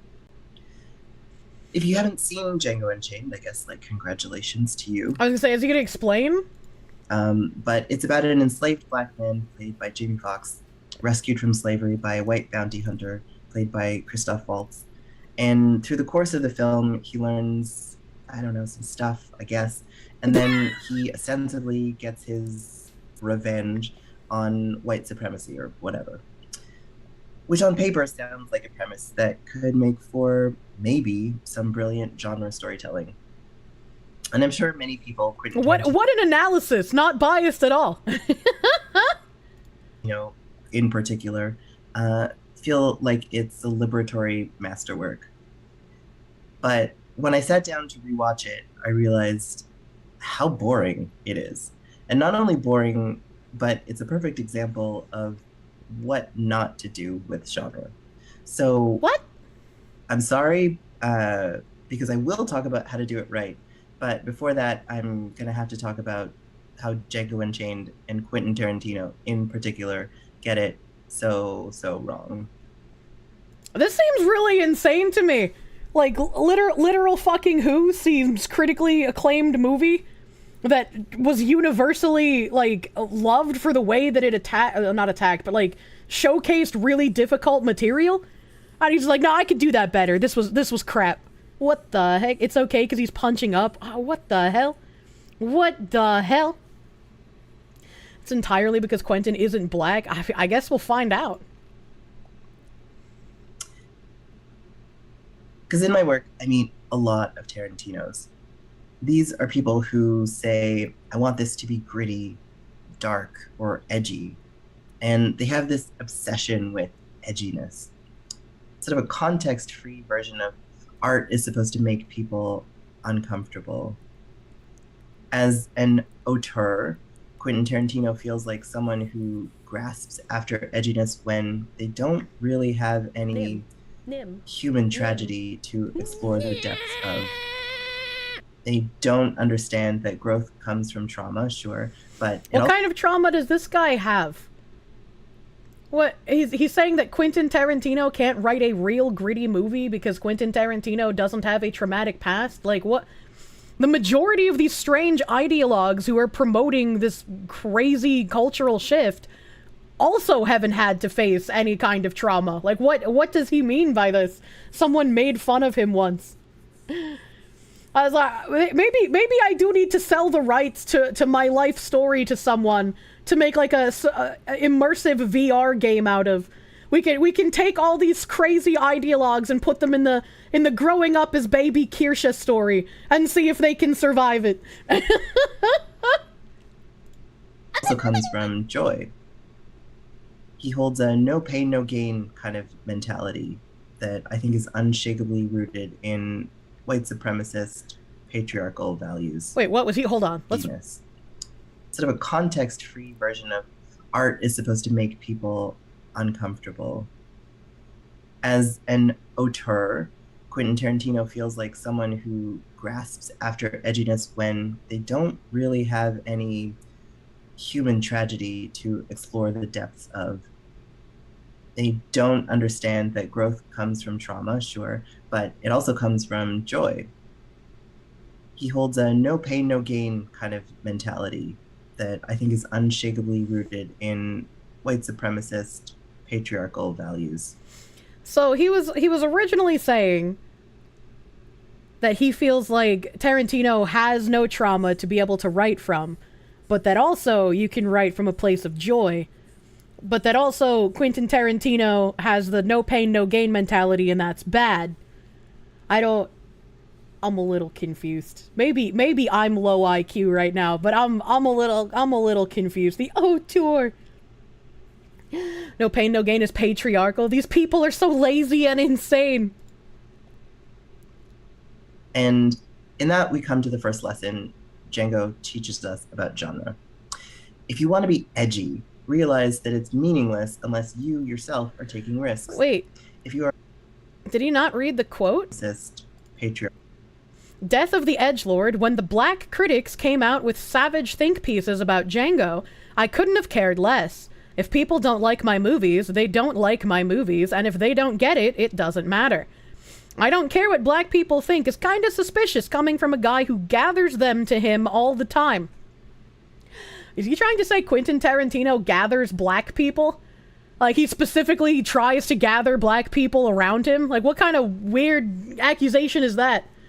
And also, I kind of want to know where this quote is from. I kind of want to know where this quote is from. Let me see if I can find this really quick and see how out of context it's taken. When the black critics came out with savage think pieces, Quentin Tarantino tells black critics his race is irrelevant. Okay, so this is from... What year was this? October 13th, 2015? Quentin Tarantino tells black critics his race is irrelevant. Pulp Fiction director frequently criticized for using the N-word in his scripts says he's being made out to be a supervillain. Quentin Tarantino has hit out at critics in black culture who have repeatedly taken him to task over the course of his career ahead of the release of his new film, The Hateful Eight. In a high-profile interview with the novelist and screenwriter Bret Easton Ellis in the New York Times, the Oscar-winning filmmaker acknowledged attacks from African-American peers over his last film, the race-themed Western Django Unchained, but questioned why the color of his skin should affect the movies he makes. If you've made money being a critic in black culture in the last 20 years, you have to deal with me, said Tarantino. You must have an opinion of me. You must deal with what I'm saying and deal with the consequences. If you sift through the criticism, you'll see it's pretty evenly divided between pros and cons, continued the director, whose bloodthirsty yet darkly comic version of the antebellum South met with controversy over its depiction of slavery, and liberal use of the N-word. That's how things were back then, though. Like, if you're going to accurately depict, even if it's like a comedic version of what once was, if you're going to try and have any accuracy, that's just how things were back then. Yeah, the slavery and liberal, by the way. But when the black critics came out with savage think pieces about Django, I couldn't have cared less. If people don't like my movies, they don't like my movies. And if they don't get it, it doesn't matter. The Pulp Fiction director has caused controversy throughout his career for using the N-word, and Tarantino questioned why he was singled out for criticism. The bad taste that was left in my mouth had to do with this. It's been a long time since the subject of a writer's skin was mentioned as often as mine. You wouldn't think the color of a writer's skin should have any effect on the words themselves. It's a lot of the more ugly pieces. My motives were really brought to bear in the most negative way. It's like I'm some supervillain coming up with this stuff. In the wake of Django Unchained's release in 2013, director Spike Lee tweeted, "American slavery was not a Sergio Leone spaghetti western. It was a Holocaust. My ancestors are slaves stolen from Africa. I will honor them." Wait, Spike Lee? Like, the guy that made one of those TV networks? Wasn't there like a Spike TV? Am I crazy? Is that the same guy? Is that the same guy? Spike Lee has never made a good film. Sold from Africa, not stolen? Yeah, true. Yeah, sold from Africa. However, Tarantino was defended by black filmmaker Antoine Fuqua, who said he did not believe Tarantino had a racist bone in his body, and Django star Jamie Foxx called Lee's comments irresponsible. Jamie Foxx fucking nailed it in that movie as well. History is fun, isn't it, chat? Spike TV was just USA Network renamed. Oh, okay. Had nothing to do with the Spike Lee guy. Okay, alright. Spike Lee also hated James L. Jones for defending blackface in a film. It just seems like, by the way that Sweet Baby guy was saying Tarantino gathers black people around him, it seems like he's implying that Tarantino is an incredible racist, but he makes sure he surrounds himself with black people who will be defensive of him, as it were. He's just using them to make his image better. Tarantino also briefly addressed the controversy over the civil rights drama Selma's omission from the 2015 Oscars, praising Ava DuVernay's Martin Luther King biopic, but suggesting it might have worked better on television. She did a really good job on Selma, but Selma deserved an Emmy, he said. In other Tarantino news, the filmmaker has revealed he has cut 2 different versions of The Hateful Eight. I don't think we really need to care about The Hateful Eight. That wasn't what I brought up here for. So yeah. I mean, like, usually when people are like, if you don't like it, it's not made for you. Typically, right, that they're usually facing some sort of, like, regular criticism. But it's like, if people are just gonna take issue with the color of your skin and the way you tell a story about something that historically happened, especially when you're telling a comedy but still trying to be respectful of the time period and of what happened during that time period, that doesn't really seem like it's legitimate criticism. It just seems like they're angry that he was white. Guessing it's a gritty reboot of The Magnificent Seven. And she has so many quirks. Asmund should really be more into the foxy cat look, alright? Better not for Gore to look at art today. I'll try my bestest. I'll try my best. And let me get back to the Shweer Babu guy. Let me see where we were here. About halfway through his video almost. Historical values. And in that we come to the first lesson. Django teaches us about genre. I'm gonna read this just in case he doesn't. If you want to be edgy, realize that it's meaningless unless you, yourself, are taking risks.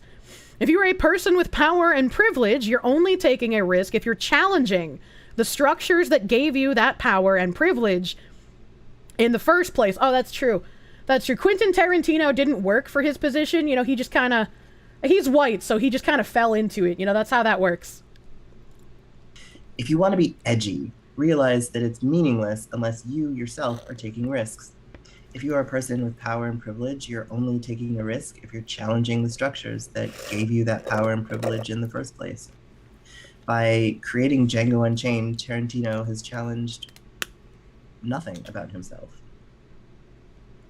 Well, I would feel like based on all of the criticism about his skin color, I would say he was challenging something, was he not? Lesson 1. Good genre starts with representation on the creative team. The foundations of the project must... Good genre starts with representation on the creative team.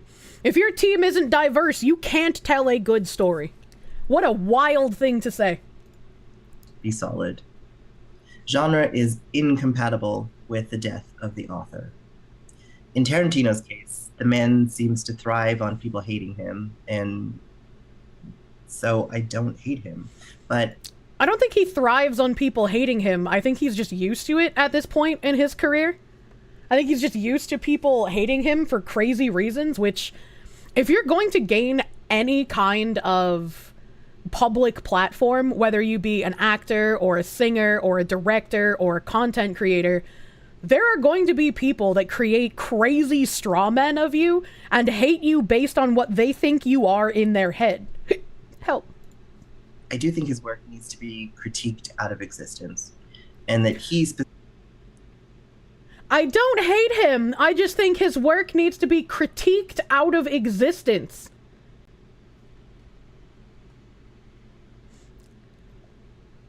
Might I remind you, Chad, the beginning of his slides said that one of his goals was to burn the game industry to the ground. Very interesting connections. Specifically has to be addressed in any discussion of that work. Because Tarantino is capable of genre filmmaking, but the genre he's chosen with Django is blaxploitation. And why? I have my own pet theories, personally. I have a question, chat. I have a question. Are blaxploitation films typically... I've seen only a couple of blaxploitation films. Right? Like Blackula, we watched that in high school. Are blaxploitation films like typically made by white people? I always thought, right, like they were genre made specifically for like black audience consumption. Am I high? Do I have this wrong? I'm asking genuinely. Like, this is a genuine question. Old blaxploitation movies were usually funny though. Yeah, they were good movies. I liked them. Undercover Brother count? Yeah, fucking Black Dynamite, dude. They were by black people for black people. That was how I understood it. Right? That was how I understood what blaxploitation was, but I could be wrong. Schrodinger's White's Soul Plane. Is this absolutely nobody non-binary giving notes on how to an Oscar-winning director? Is that happening right now? Are you taking crazy pills? No, that's what's happening right now. That's exactly what's happening. Well, who was the Boondocks made for? You thought it was for everyone? Well, yeah, right, but like these, from my perspective, right, when I hear like the blaxploitation genre, I thought like these were movies made by like black directors and black artists and black writers, and they were telling stories that they wanted to tell, right? Something like the Boondocks, yeah, it's for everyone, but it's called, I don't know if Boondocks is called it, but like Blackula, again, a good example, Soul Plane, were called blaxploitation. They're made by black people as a parody of how white directors would pander to black people. Oh, thank you. It's satire. Satire's made for everyone. Yeah, exactly.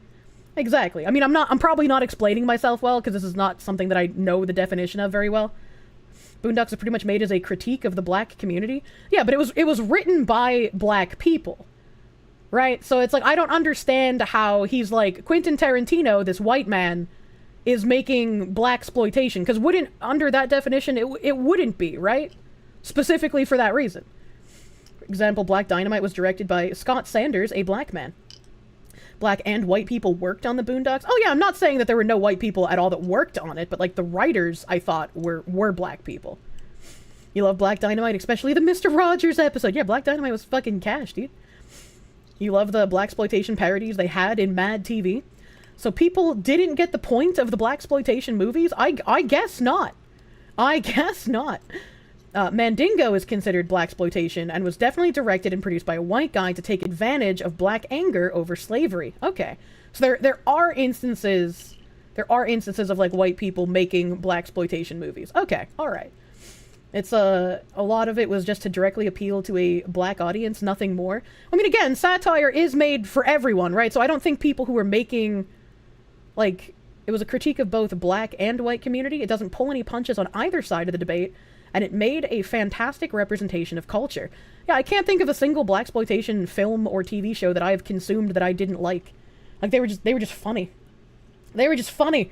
So the guy wants segregation in film, you're lost? I don't know.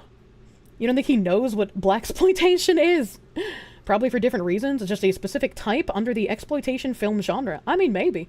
I mean, I'm glad you guys gave me more definitions here, because again, I just thought it was like they were satire films and they were made by, like, written by black people, and it was to showcase like satire in how black people were portrayed in films.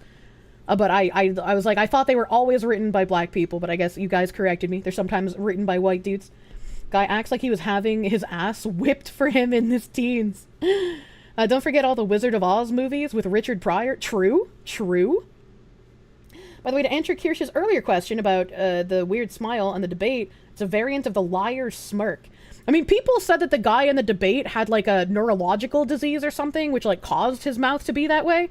But like this guy isn't as like extreme on the mouth. So maybe this is the liar's smirk. Dude wants the same thing all the people like him want, revolution, and that results in him personally taking power afterwards. True. When is someone gonna make a movie where Stalin and Hitler are black? I'm surprised that hasn't happened yet, honestly. I think that it's the same thing we see with any non-black creator who thinks that black people are cool, but can't really examine the covetous nature of their feelings or their own. What do you mean by finding black people cool, but don't understand the covetous nature of their feelings? Are you saying that sometimes people see black people as like collectible toys or animals? I mean, maybe like the people who say we can't have voter ID because black people don't know how to get an ID. I mean, maybe like those people. I don't know. Role in black stories. People who in life met a black person that they either wanted to follow, fuck, or befriend, what? And never resolved it. What? I don't understand. What does he mean by this? The equivalent of a boy pulling a little girl's pigtails, but it's a white filmmaker in black paint. What? So lesson 2. To make good. I feel like my brain has just been tasered. Oh, like it's all envious. It's all envy of black people. What? This boy is narcissistic as fuck. He's stuck his dick in his own mouth right now. Clearly, dude. Genre. The emotion of the story and the challenges of it must be known to the author, or else whatever emerges. Follow, fuck, or befriend. This is a weird way to play fuck, marry, kill, honestly. From it will be empty. All flash and gore and no substance. But for the people watching today, that's rarely the problem, right? we're the people who probably said those first two things or fought for them. So with those two lessons established outside of the story, then I want to dive into the meat of it. No more premeditation. It's time to do a murder. Okay, I'm ready Assuming for murder. that you are the right storyteller. That Not white. You're in the room, and that you're looking down the barrel of a narrative project you want to turn into a throat-ripping genre story. We can now go back to our three pillars of genre: identity, text and tropes, and power. So coming in from the outside, identity matters in the story as much as it does out. In Django Unchained, it's clear in many ways that we're not meant to identify with Django, but to watch him. The point of view character feels as though it's Schultz. We see this in Schultz getting the best lines, the most direct and meaningful confrontations with the main villain, the best, coolest, and most meaningful death, and also the moral high ground. Because that's incredibly crazy if you can watch Django Unchained and you're just like, yeah, we're not meant to identify anything with Django. We're not you don't really feel anything for this character. What the fuck?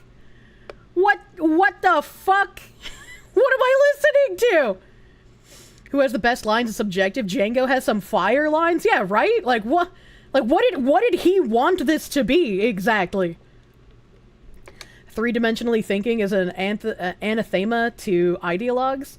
They're incapable of multifaceted thinking. It is the church of modern day and ultimately destined to be pawns. Yeah, unfortunately. The more he talks about Django, the more you doubt he even watched it. We're clearly meant to identify with and feel with Django. Yeah, it's like, well, I don't understand. How could he say this? Anathema? Yeah, anathema. Anathema. How much Delulu does this guy have? Literally all of it. Whereas Django comes to his rebellion due to his own personal suffering, Schultz gets to pontificate about right and wrong as a means to prove that he's an evolved man. And it results in a movie called Django Unchained, where the titular character never actually feels unleashed. He never goes off the chain. Instead, he is literally and flatly unchained by a white man named Dr. King. I'm just going to leave that one alone. But I think how dare a white man have the last name King? How dare he? Is this guy serious? Also, they do realize that it wasn't only other black people helping slaves escape, right? Like, that's an important story that absolutely should be told and is told.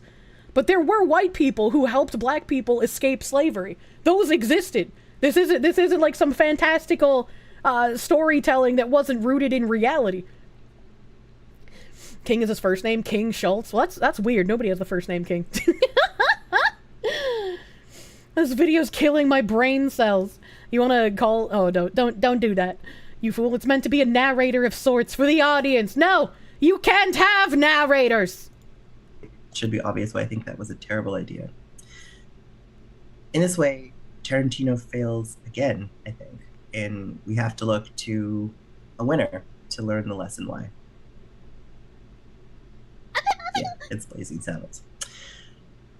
So, which I want to use to illustrate the next lesson. In good genre, the identity of your characters, specifically your heroes, has to define their challenges in the narrative, but it also has to define their triumphs.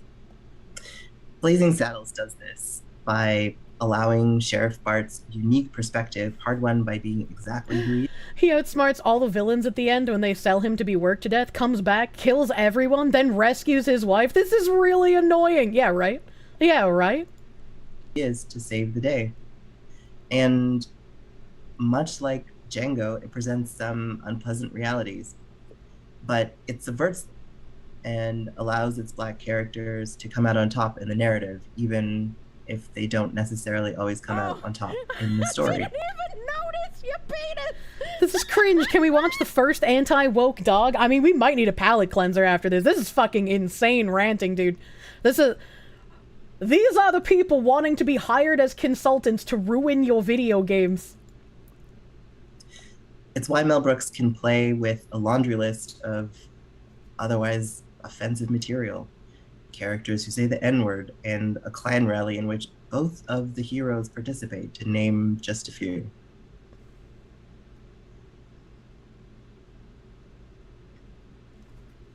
And when I talk about the difference between narrative and story, I mean that a story can end, for example, with a character who is broke but happy.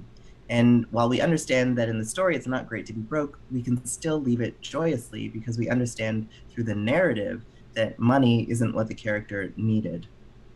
Which brings me to texts and tropes. Because to really do genre right, you need to be able to convey both narrative and story through the tropes you're employing. The aesthetic form and the conventions of the genre you're working in. Every genre has a history and a canon, a collection of references and narrative structures that make it what it is. That's why a space opera feels like a space opera, because there are bits and pieces that resonate with our understanding of genre convention. Django claims to be a Western and a blaxploitation film, but doesn't really succeed. A space opera is just an opera set in space.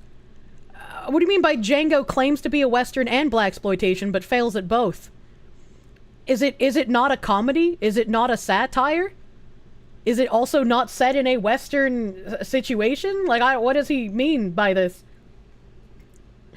A girl guard, thank you for the 2. Can we play Dustbin? It would be less painful. He spelled blaxploitation with an X. He did. He did either. Django fails to fulfill the role of a hero, or even a tortured hero, like the ones well established, like Clint Eastwood. I would say he does not fail as a tortured hero. What? I'm so confused. I'm so confused. And Django is never fully allowed to revel in his own capacity for violence the way that you would expect of a blaxploitation film. But he kills everyone. What do you mean? Yeah, he blows some people away, but only after he's given permission by Schultz's heroic act. At the end of the film, we don't get either a commentary on the simplistic morality of Westerns and blaxploitation, or a satisfying rendering of justice. Chat, you don't understand. He didn't kill people until he got permission from the white man to kill people. So he's not really a hero.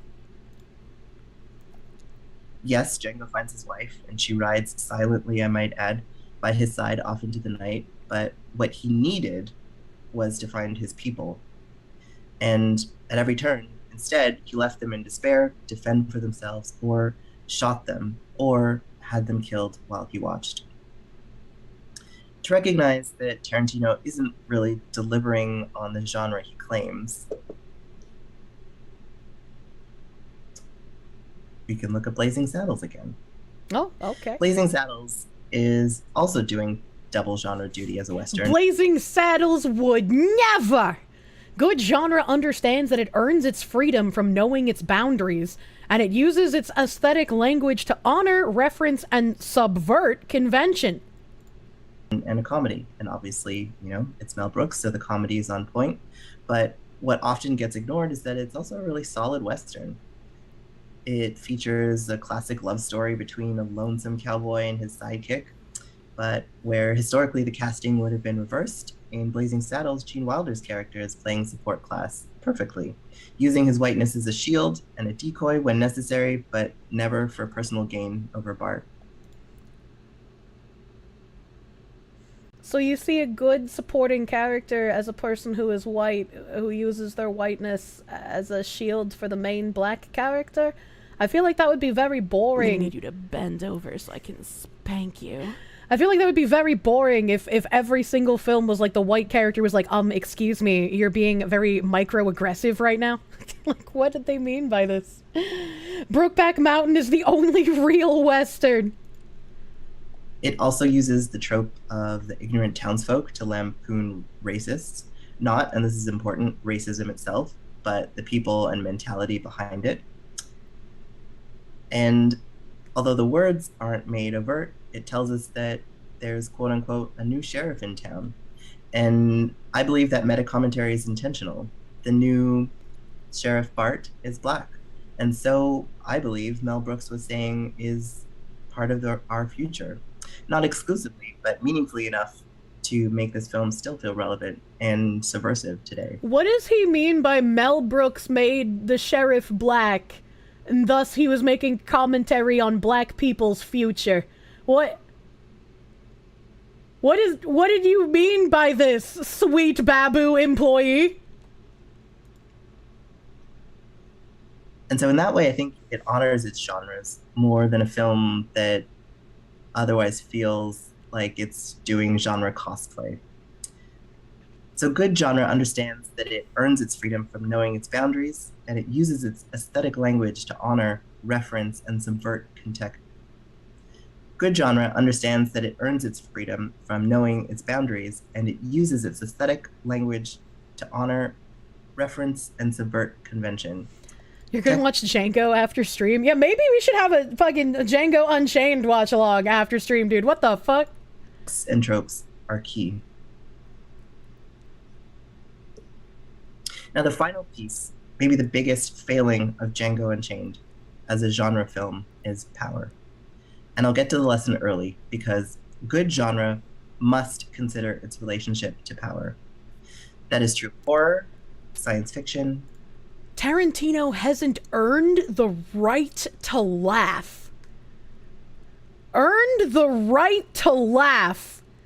What the actual fuck am I reading? These people are lunatics. Superhero movies, and it's incredibly true of blaxploitation films, and more granularly of a subgenre, a cursed subgenre within blaxploitation called slavesploitation, which honestly sucks to even have to say, but it is what Django Unchained both aims and claims to be. And so it nails the exploitation, providing graphic imagery, brutal violence, and gore, but it fails to be about blackness or about slavery because it wants to point at the wrong thing. Django Unchained fails to be about slavery. Bro, what dimension is this man living in? The propagandized mind is a fascinating thing to behold. In a scene where the KKK are shown to be a crew of bumbling idiots, we get a feeling that Tarantino is almost there and capable of some genuinely good comedy. But even in reducing such an iconic avatar of racism to a bunch of fools, we're made to feel that racism itself feels silly to Tarantino. But he hasn't earned the right. What? Django Unchained treats racism and slavery as that silly little thing we did in the 19th century. Even its plantation-owning villain, Calvin Candy, played by Leonardo DiCaprio, feels custom-built to resonate rather than disgust. And I don't mean charm. A charming, deeply racist villain is a great character because often the face of racism is charming. We should feel taken in because that is what power does. He refused to believe he watched the movie. This guy is a clown. That's pretty much where I'm at. That's pretty much where I'm at. How dare you make the KKK bumbling idiots? Like, yeah, sure, it was a serious thing, but this movie is also being partially comedy. It's like these are like the people who get mad when you tell Hitler jokes, and it's like, yes, we should make fun of Hitler because he was a ridiculous person. This boy thinks he's very charming because of his own racism. Does this video even allow for comments? I think they're turned on, but there's only one comment. Please do not put comments on this video. Please do not make comments on this video. Do not go tip the cows, chat. Do not touch the poo, as it were. Whenever I cover people on this channel, I expect you to be at least respectful enough to not engage with the people I talk about. Because if you go and engage, they can then claim that I am sending people to harass them. That is not what I'm doing. That is not what I want you to do. Do not engage with these people. But the structural disempowerment of slavery should have been sufficient to carry the notion of upending power in the story. Everything Django does should be about allowing him to earn what Candy has so he can take him out. But he's never given. He just said he resonates with Calvin Candy, the villain designed to resonate with. He can't identify with Django, just the villain. What a weird thing to say. He's never raised to that level of ability or importance. Instead, he waits for a white man to get there first, time and time again. Which is to say nothing of the hatred he shows for his own people the moment that he gains power over them. A hatred that is obviously rooted in white supremacy. Whew. So the perspective of who is the hero, where power sits in the world, and how our choices affect our power is totally blurred. And so I would argue everything about power in Django Unchained is wrong. In which case, what's the point? What's the point of making a film like that? And this is where some of the hardest conversations I have at my job exist. Arguably, this movie should never have existed, because Django Unchained should have never existed. What a wild take to have. What a wild take. The fact that Django Unchained shows a modicum of nuance that barely touches the surface of racism and slavery is 10,000 leagues deep compared to this guy who has about as much depth as spilled milk. True and real. True and real. Django is shown to not only be an equal, but an intellectual equal to Candy, in being able to deceive him and maintain a stronger veil of dignity in their dealings. It's only when the house slave sees how Django's wife reacts to seeing Django when he's found out. Again, this person is wrong. Yeah. Yeah, that's an insane take. Yeah, there we go, censorship. I mean, earlier he said that Django Unchained should be criticized out of existence. So him saying it never should have existed in the first place isn't off base for him, considering he already said that people should criticize this movie until it ceases to exist, basically. Did he just say he wants Django to take over the plantation and the slaves as their new owner, as he had all the stuff Leo's character owned? I don't think he wanted Django to, like, take power over the other slaves. I think he wanted Django to, like, single-handedly free everyone, is what it sounds like. And because Django... The only times he ever did anything, according to this guy, was when he got permission from the white guy. He sees it as not a real character, right? This all boils down to, I hate the movie and it shouldn't exist because a white man made it and they say the N-word, basically. Basically. The truth is, some stories are not yours to tell. Unless you're willing to step out of the limelight as a white person, you aren't equipped to tell a story about a Black experience.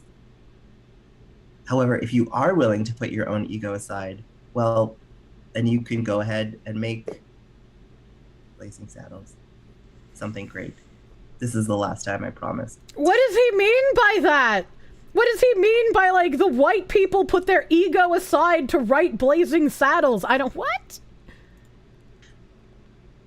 But it's because what Mel Brooks did as the director was ask, what is a pain point for the Black community? What kind of films are they specifically excluded from so that America can get on with the business of telling grandiose narratives about itself? What would it mean if white people use their privilege to do... He's unironically arguing that Django wasn't enough of a Mary Sue, therefore the film is bad. Imagine having character development in your film instead of the character just being able to do absolutely everything immediately. Can you imagine? You're not taking me alive, millennials. Blazing Saddles was co-written by Richard Pryor. What was needed rather than what would make them feel exceptional.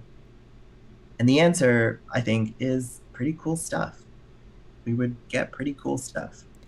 He understood that if white people used their privilege to do what was needed rather than what would make them feel exceptional, things could be pretty great.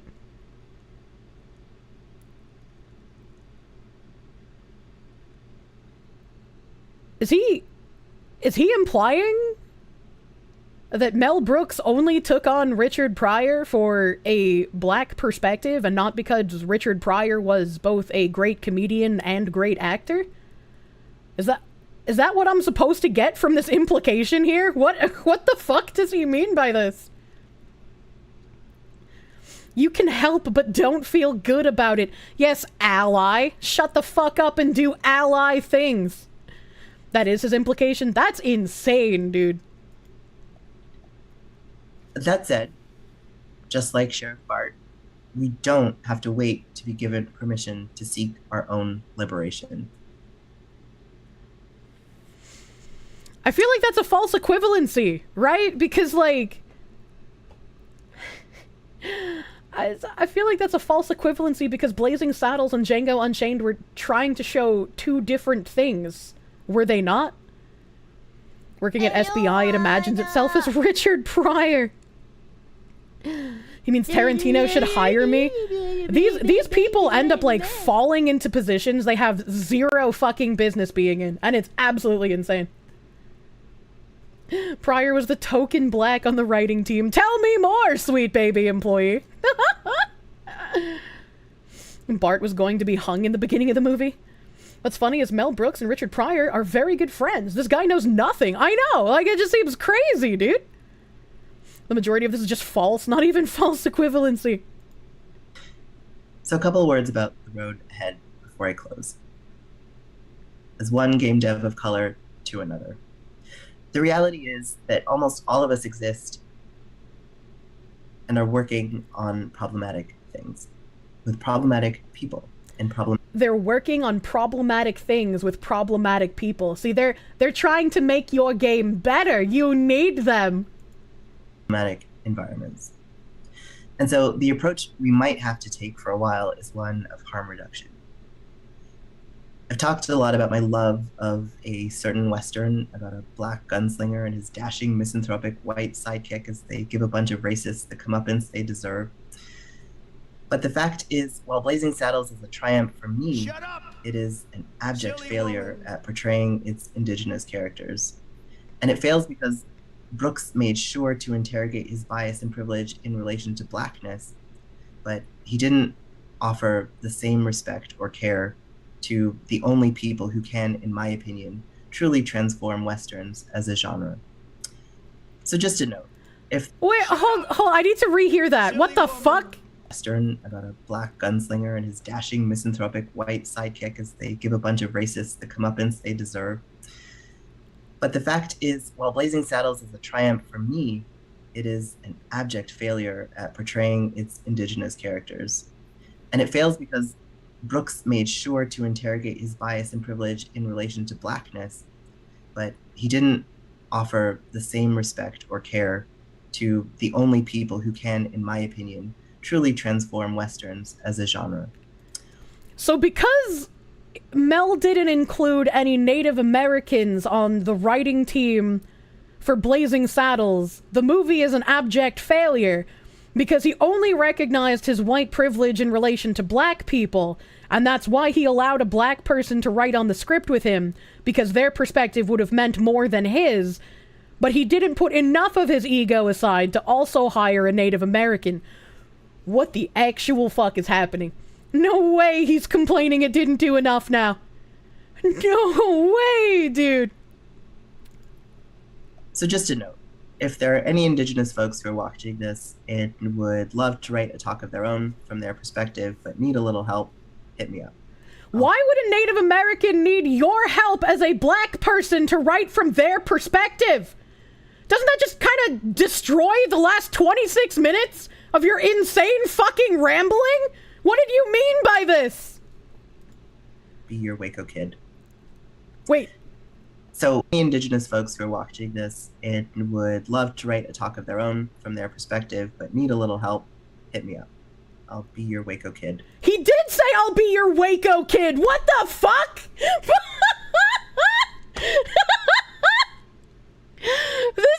This guy is so fucking narcissistic. Holy shit.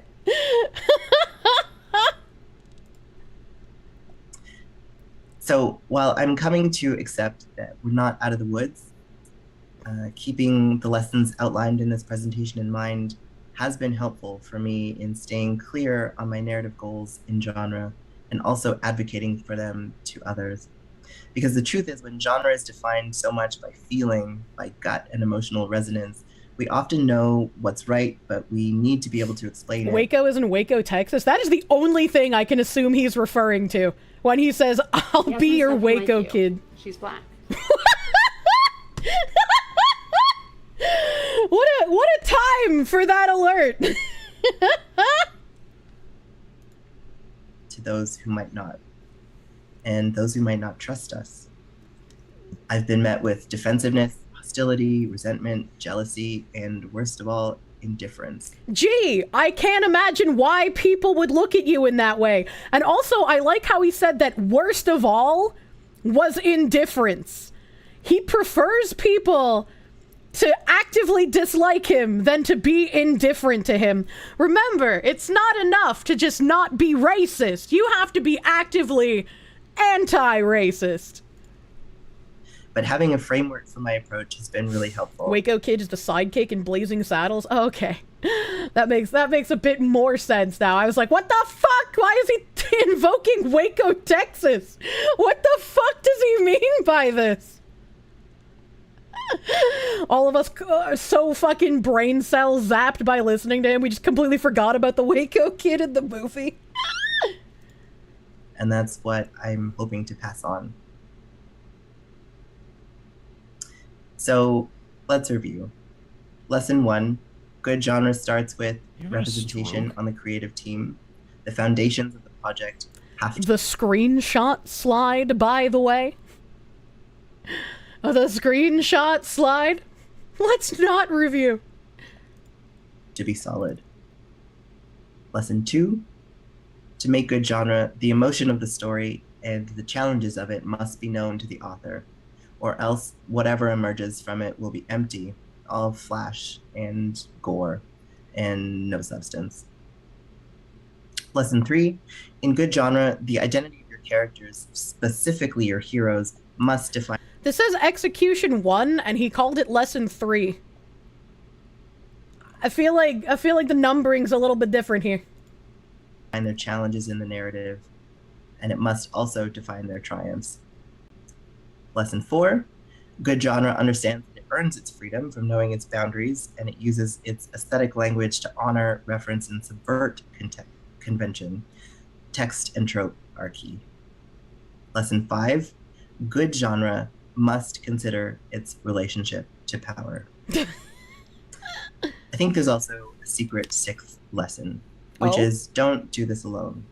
Make sure you have an accomplice or two to ride off into the sunset with. Good luck doing your murder.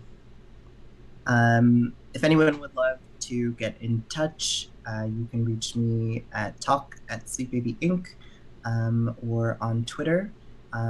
Sweet Baby also does portfolio reviews for marginalized folks in the games industry and a little bit of career. I like how he calls this talk How to Get Away with Murder, Subverting Genre Expectations, because he and people like him do a very good job of murdering any kind of project they work on. God.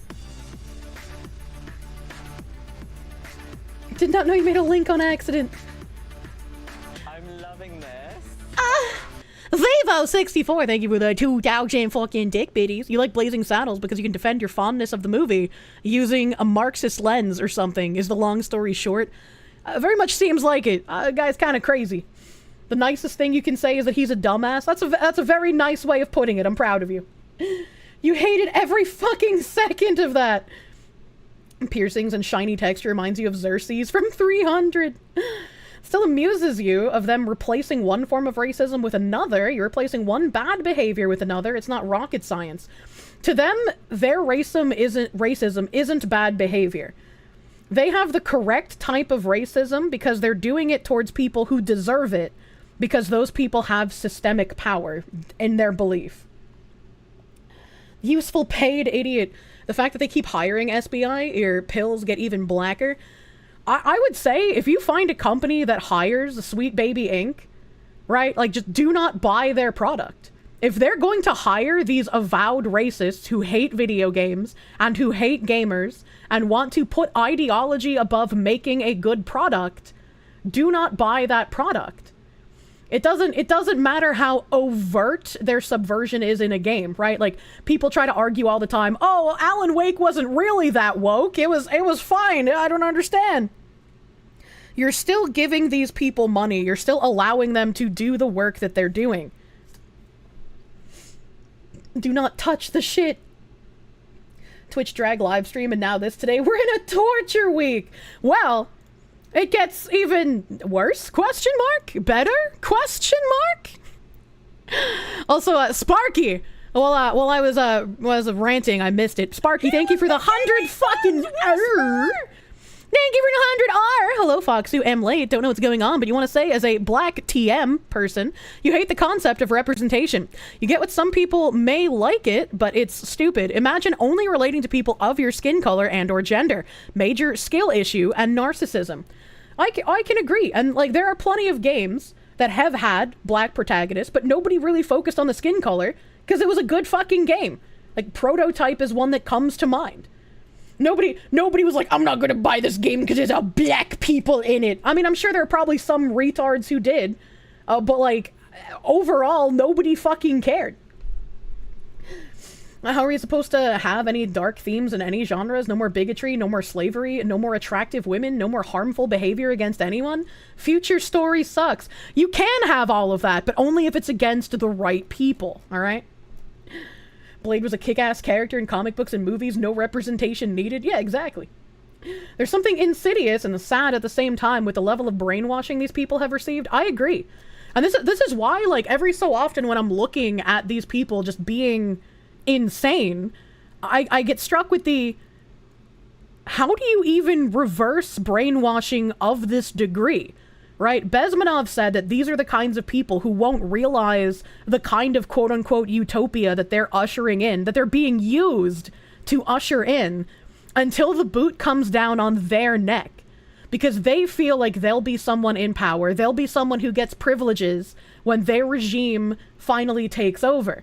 And you can't make them believe with any kind of facts or evidence that what they're doing is marching off of a cliff. And it's just like, it's depressing. It's like you can't do anything, right? Like, it makes you feel almost helpless in a way. Can't convince them until after the boot, but you would need to survive the boot yourself. Yeah, true. True. Useful idiots, the DDR gave my folks a good look. Oh my god. Their minds would be blown when they see how many people used to love Turok, a native dude slaying dinosaurs. Yeah, right? Accelerationism is dark, but probably the only way to liberate most people from the current ideology. I don't really know, man. I don't really know. A dynamic doodle, thank you for the 5 Canadians. You really like me, but my streams make you irrationally angry. You know, I try to at least make haha funny jokes because yeah, it does get really irrationally angry up in here, as it were. And I decided to, right, looking at the sweet baby guy last night, that again, Tiger Knock, thank you for finding this guy, absolutely a lunatic, right? Thank you, Tiger Knock. But looking at this guy last night made me remember our friend at DEI After 5, our dear friend Sasha, and her channel. Right, her channel doesn't really have a whole lot of views or a lot of subs, right? She got 721 subscribers, 166 videos. None of her videos really have a whole heckin' lot of views. The last one we watched was Is DEI a Dirty Word? I kind of wish she wrote the names of the people in the title, because, like, I can't fucking read that on the thumbnail, man. I can't read that. But it made me, like, just want to check in on her, see what was going on. And, I looked at a couple of her shorts. I'm gonna see if this will play. So now this is the part where I get on my no, it's not. Curriculum. It's playing the other video. I don't know why this one is so finicky. It doesn't like playing. There we go. Crisis plan. We are in crisis mode with DEI. It is under attack. We see it in Project 2025. Let's eliminate it altogether. We see more than half of our states passing some sort of legislation or proposing some sort of legislation to make it so you can't even talk about it. University administrators in Iowa can't even talk about it. Yeah. How's that for freedom of speech? So when we say a crisis plan, what we're talking about is protecting what DEI is and what it stands for. And we're also protecting the rights of all of those people we just spoke about. Yes, we're talking about Blacks. Yes, we're talking about the Latin community. We're also talking about disabled, veterans, LGBTQ+, neurodivergence. We're talking about someone, all of them. Crisis plan. And I was like, okay, what the fuck are they talking about? What the fuck? This is the this is the crisis management strategies for DEI advocates. And then the future of DEI, I think, was another one I would have been interested in watching. But these are a lot of long videos, and it made me also be like, hey, wait a minute. Hey, wait a minute. There's a new website up here. The Equity Equation LLC. What did she mean by this? So I opened this in a tab. Sasha, who has 721 subscribers and literally no fucking view traction despite interviewing all of these economic powerhouses in corporate industry, now has her own website. Inclusive culture speaker, coach, consultant, facilitator, transforming lives and corporate culture through knowledge and action and inclusion. A book, Sasha, today.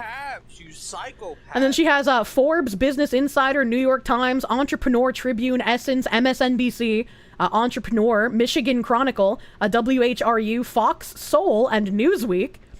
Sasha Thompson is a seasoned expert in cultivating inclusive workplaces and fostering psychological safety. Sasha collaborates with organizations, businesses, and teams to facilitate cultural evolution, guiding them through intricate processes that prioritize diversity, equity, and inclusion. Her approach begins with a profound emphasis on the transformative potential of inclusive environments. Download Sasha's media kit for more information. I have been showcasing this woman for 9 months. She's been making videos for a lot longer than that, but I've only found out about her 9 months ago, and I have been showcasing her for at least that long. I have been trying to show people like James O'Keefe and James Lindsay and Robbie Starbuck what these people are saying and what these people are doing. And it's gotten to the point where I have been ignored, and she has now set up a website where she does consulting as well. It is only going to get worse if people aren't noticing what's going on. She might have been getting interviews with all of these CEOs and CMOs and HR people and professors at universities. She might have had the leverage to be able to interview these people about DEI, but now she is also a consultant who is going to be getting paid to give talks on this nonsense. It is just ramping up, and I have been trying to showcase this woman for months now. The anime woman debuff is real. Give your audience the power of change. Sasha Thompson is a dedicated advocate for creating inclusive workplaces and nurturing psychological safety. She skillfully connects inclusion and community engagement, fostering harmonious relationships that enhance overall workplace dynamics. Transforming lives and corporate culture through knowledge and action in inclusion. What to expect, Sasha shares a story of inspiration and transformation. She exudes inspiration and warmth as a speaker, captivating audiences with her charismatic delivery. Through her speaking style, both in person and virtual, she guides listeners to introspect and recognize subtle and overt biases affecting interactions, both within and outside workplaces. With straightforward, actionable approach, she paves the way toward a culture of inclusion, leaving her audience with a profound sense of purpose. Her sessions inspire transformative shifts in business seamlessly and positively. Sasha's speaking engagements span national and international stages, encompassing both physical and virtual spaces. Reasons to book Sasha. Not into complexities. Sasha's not about complexities. She is about action and change. That's why her concepts are simple, yet her message is powerful. Relatable and engaging, Sasha exudes warmth and confidence that brings her audience into her world and leaves them ready for a transformation. Her authenticity and conviction inspire change. A seasoned DEI professional with over 20 years of experience in DEI in the workplace, Sasha has a wealth of knowledge and expertise in change management and company culture transformation. Each keynote or speaking engagement is tailored to the audience. She will address the specific issues or opportunities your team or audience is facing. Sasha has positioned herself as the voice for the voiceless. She not only has lived experience and professional knowledge, but she knows how to make space for uncomfortable conversations to unfold. While cleverly inserting her knowledge and advocating for the lesser heard, she is an activist on social media, a resource hub in her communities, and a bridge builder. Quoted by Paina Lynn Roberts, PhD, founder of Reap and Leap Coaching and Consulting. Sasha is a passionate thought leader who's demonstrated a genuine commitment to supporting organizations and leaders with enacting real change and empowerment. More than just a DEI practitioner, she is an advocate, business partner, and influencer who provides practical and strategic solutions that help clients build transformational, inclusive cultures. Quoted by Heather Ricketts, Vice President of People Canadian Dental Services. Invite Sasha to speak at your conference, event, corporate function, or anywhere inclusive culture and psychological safety conversations are needed and happening for change. Complete the form below to book Sasha Thompson now. And you have all the information here. The 60 Days to Self-Care DEI Journal by Sasha Thompson helps DEI practitioners create a self-care routine specific to their industry. Order your copy. Literally, one of the videos I posted was her talking to a university professor and them talking about ways that you can have self-care as you're constantly doing the work. How does she have 20 years of experience on something that's only been around a half a dozen years? Because DEI, by other names, has existed for decades. So she does have 20 years of experience doing DEI work. It just wasn't always called DEI.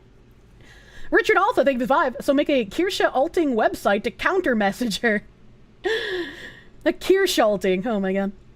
Book her for an interview. You know, I wonder if I could interview her and be like, I would like to usher some DEI changes into the anime sphere. I wonder. Let's see what else is here. About the equity equation. We bridge the gap between policy and implementation. Oh, I see she's taking notes from her interview with Cheryl Daisha. A thriving workplace embraces inclusivity and prioritizes psychological safety for all its members. Beyond just acknowledging diverse individuals, true success lies in cultivating an environment that strengthens the business and promotes inclusivity. And in her interview with that professor, they also talked about how white people have the job of standing up for the voiceless. She gave that example of that guy who was at a business dinner and he noticed that a speaker was going to tell a joke with racial connotations and he struggled with whether he should speak up for people who might be made uncomfortable by that and catch ire from people he works with, or stay quiet and just let it happen. And of course, in her story, he stood up for the people who would have been made uncomfortable. Should make a fake name and background to infiltrate their ranks easier. Look, I can't give away all of my secrets. Got a small raise today, have some Fox tax. Oh, hell yeah! Congratulations, Evil Mandrake, on your fucking raise, dude. Thank you for the 2. Everyone clapped. The equity equation serves as a catalyst bridging the divide between policy and implementation. Our guidance and coaching empower executives to establish and sustain effective programs that foster diversity, equity, and inclusion, contributing to a workplace marked by practical and impactful results. Sasha Thompson is an inclusion culture curator and founder of the Equity Equation. Sasha Thompson is the founder of the Equity Equation, LLC, a boutique inclusive culture coaching and consulting firm. How did I not mushmouth that sentence? Based in Washington, D.C.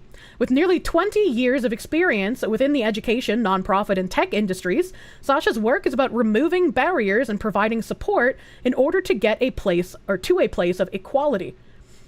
She helps executives and leaders have that meaningful dialogue and coaches them on necessary long-term changes that develop institutional cultures of DEI.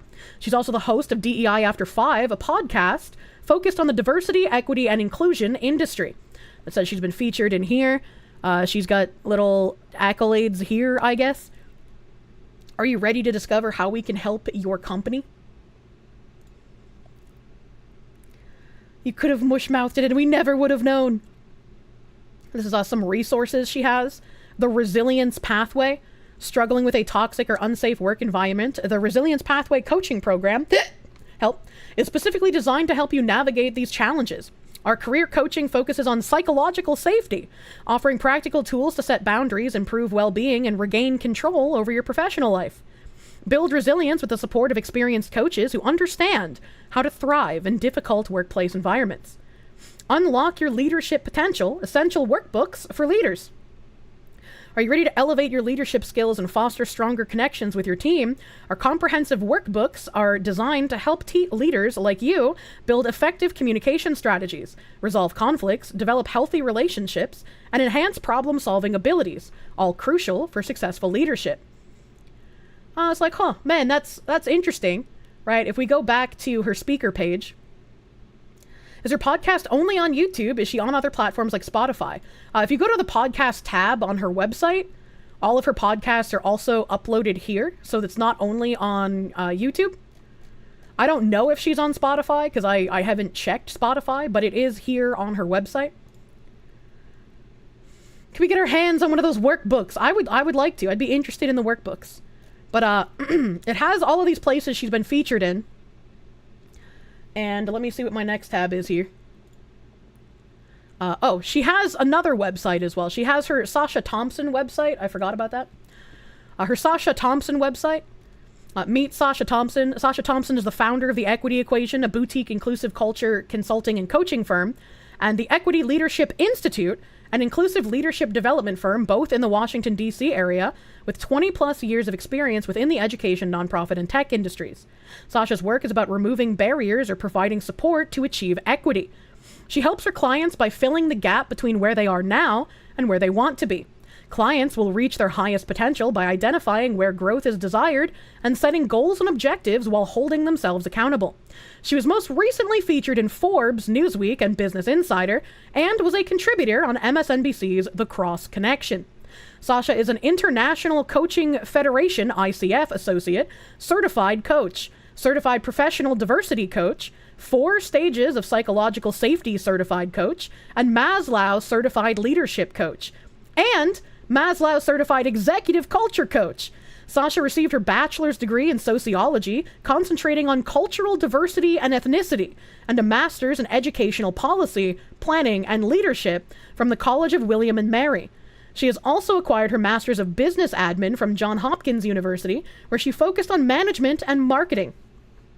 She's a priest in the Church of Tyrants, unfortunately so. Unfortunately so. And so reading this and seeing her new website made me want to look up about the MSNBC Cross Connection. I could not find the MSNBC Cross Connection. I know previously on stream I showed a interview of her on MSNBC, and I'll show like my little browser page here. This link is highlighted purple. Is travel reimbursement for abortions the new corporate blah blah blah. This is purple, which means I've showed this on stream before. And this clearly shows Sasha on MSNBC giving this talk. I don't remember when I showed this on stream. I don't think that section was made into a standalone vid. So if I could ask Ziz and KB to find when that happened, we should definitely make that segment into a standalone, because that's going to have more information. John Hopkins, the literal Fediversary. Reimbursement. All right, you don't make fun of me. And also, since I couldn't find anything regarding the cross connection on Google, I found this on LinkedIn. And I saw this on LinkedIn, Rethinking DEI, Moving Beyond Buzzwords. And I was like, I don't know who Kim Clark is. I've never heard of Reverend Deborah Johnson. But Lily Zhang was triggering my brain. And I was like, I've heard this fucking name before. I don't know if I've spoken about Lily or if I've read about Lily somewhere, but this person is like setting off alarms in my head. I was like, I know who this is. I just don't remember how I know who this is. And so I like went into looking up Lily Zhang, but let me read this article first. As we navigate through the ever-evolving landscape of diversity, equity, and inclusion, I wanted to take a moment to share some reflections and insights that have emerged from recent discussions and engagements.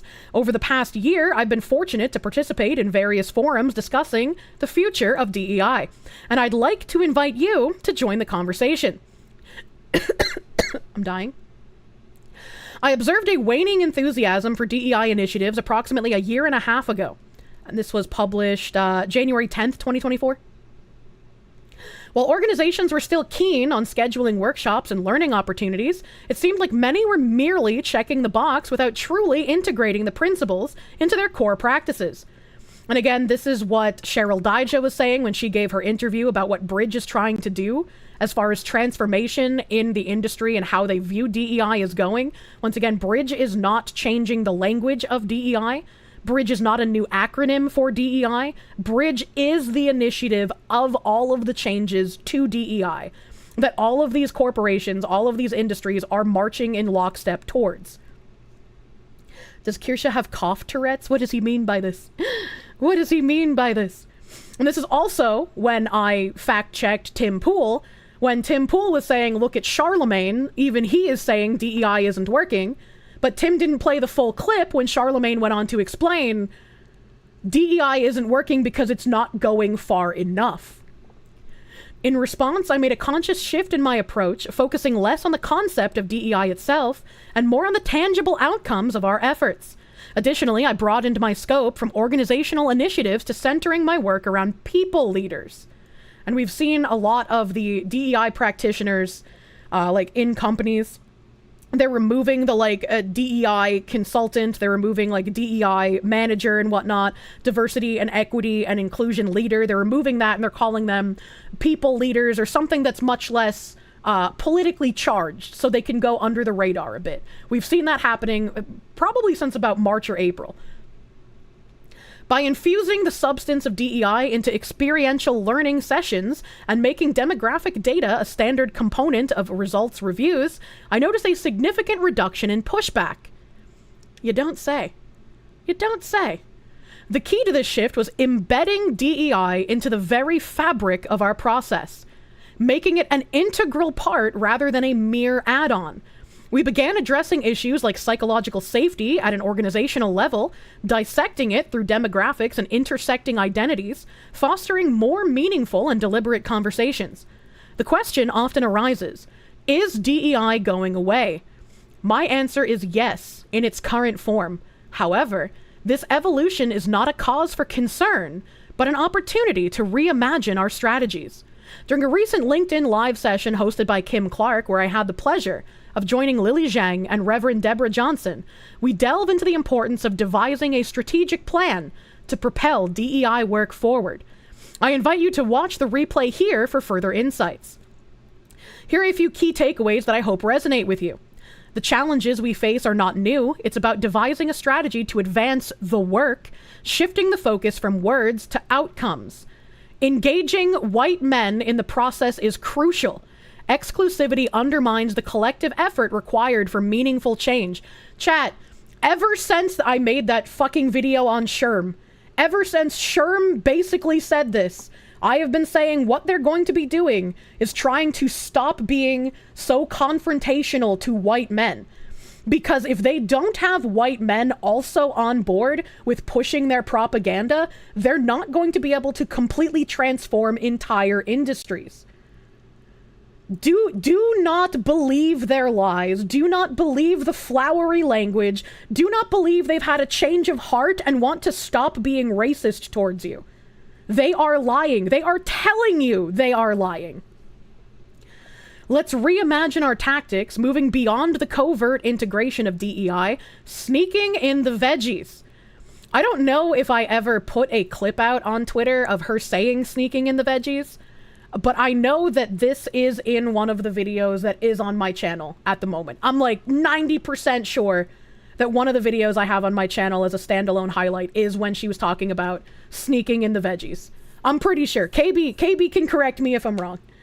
Trying to Trojan horse their ideology. That's how they've always done this.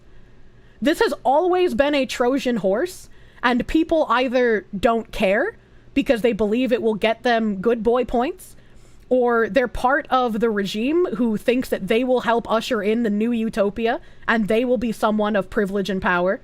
Or they're one of the people who are just like, well, I'm just a single guy and I need my job. What can I do? Wells Fargo Bank also has the DEI links. Yep. Where are they putting those veggies? I don't know if KB's in here and he can hear me asking these things, but I hope him or Ziz are in here. Because I'm not writing it down. I'm not writing things down, man.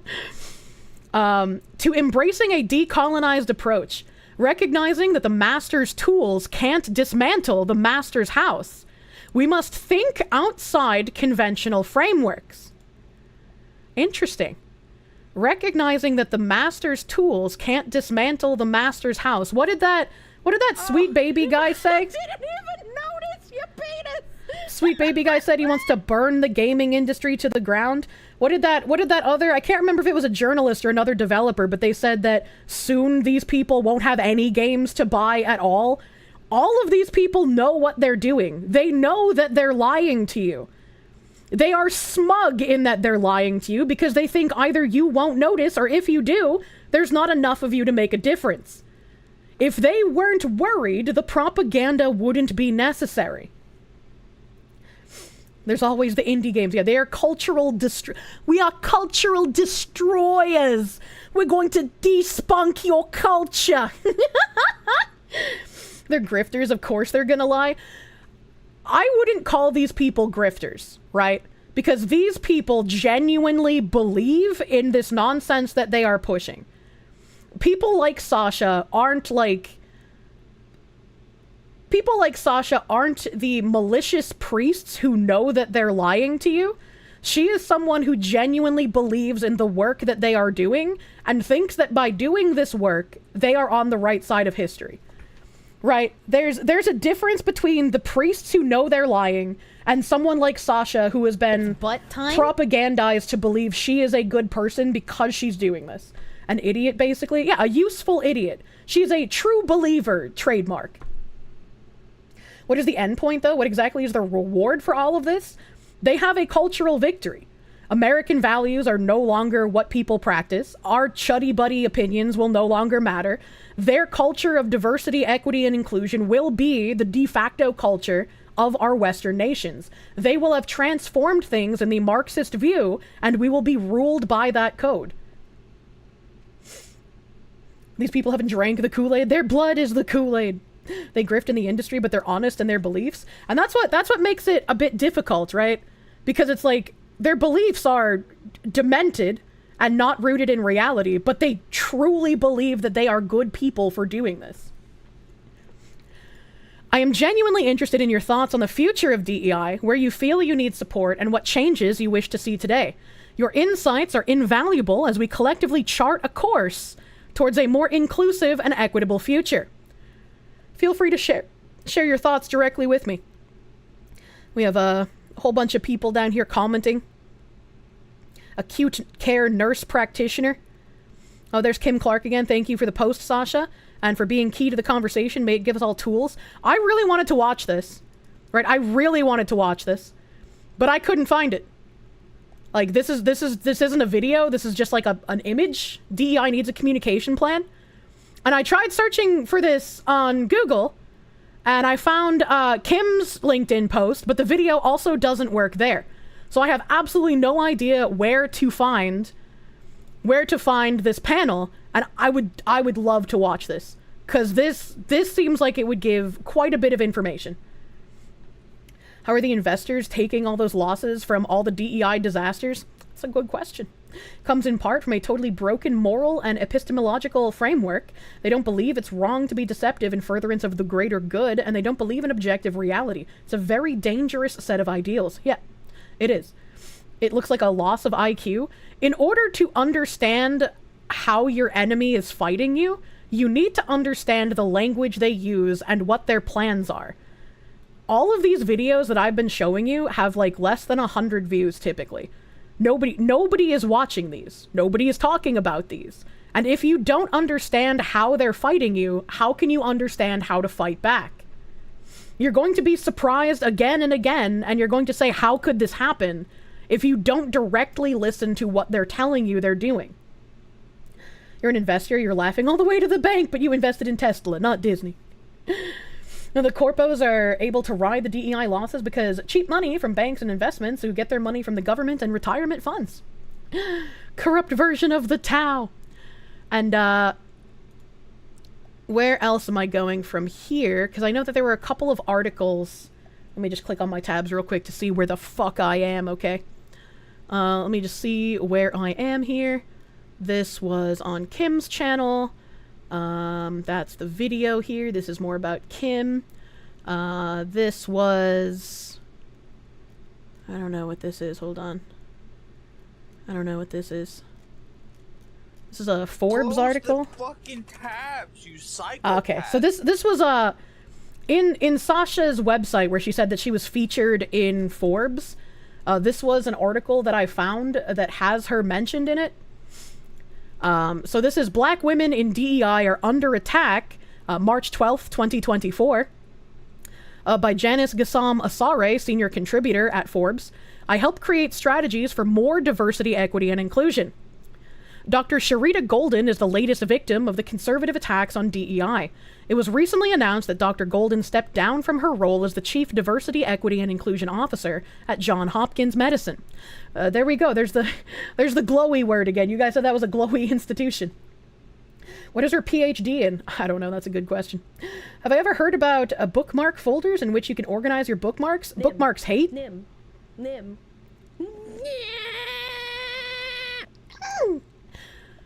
The Baltimore Banner reported that 2 months ago she drew public ire.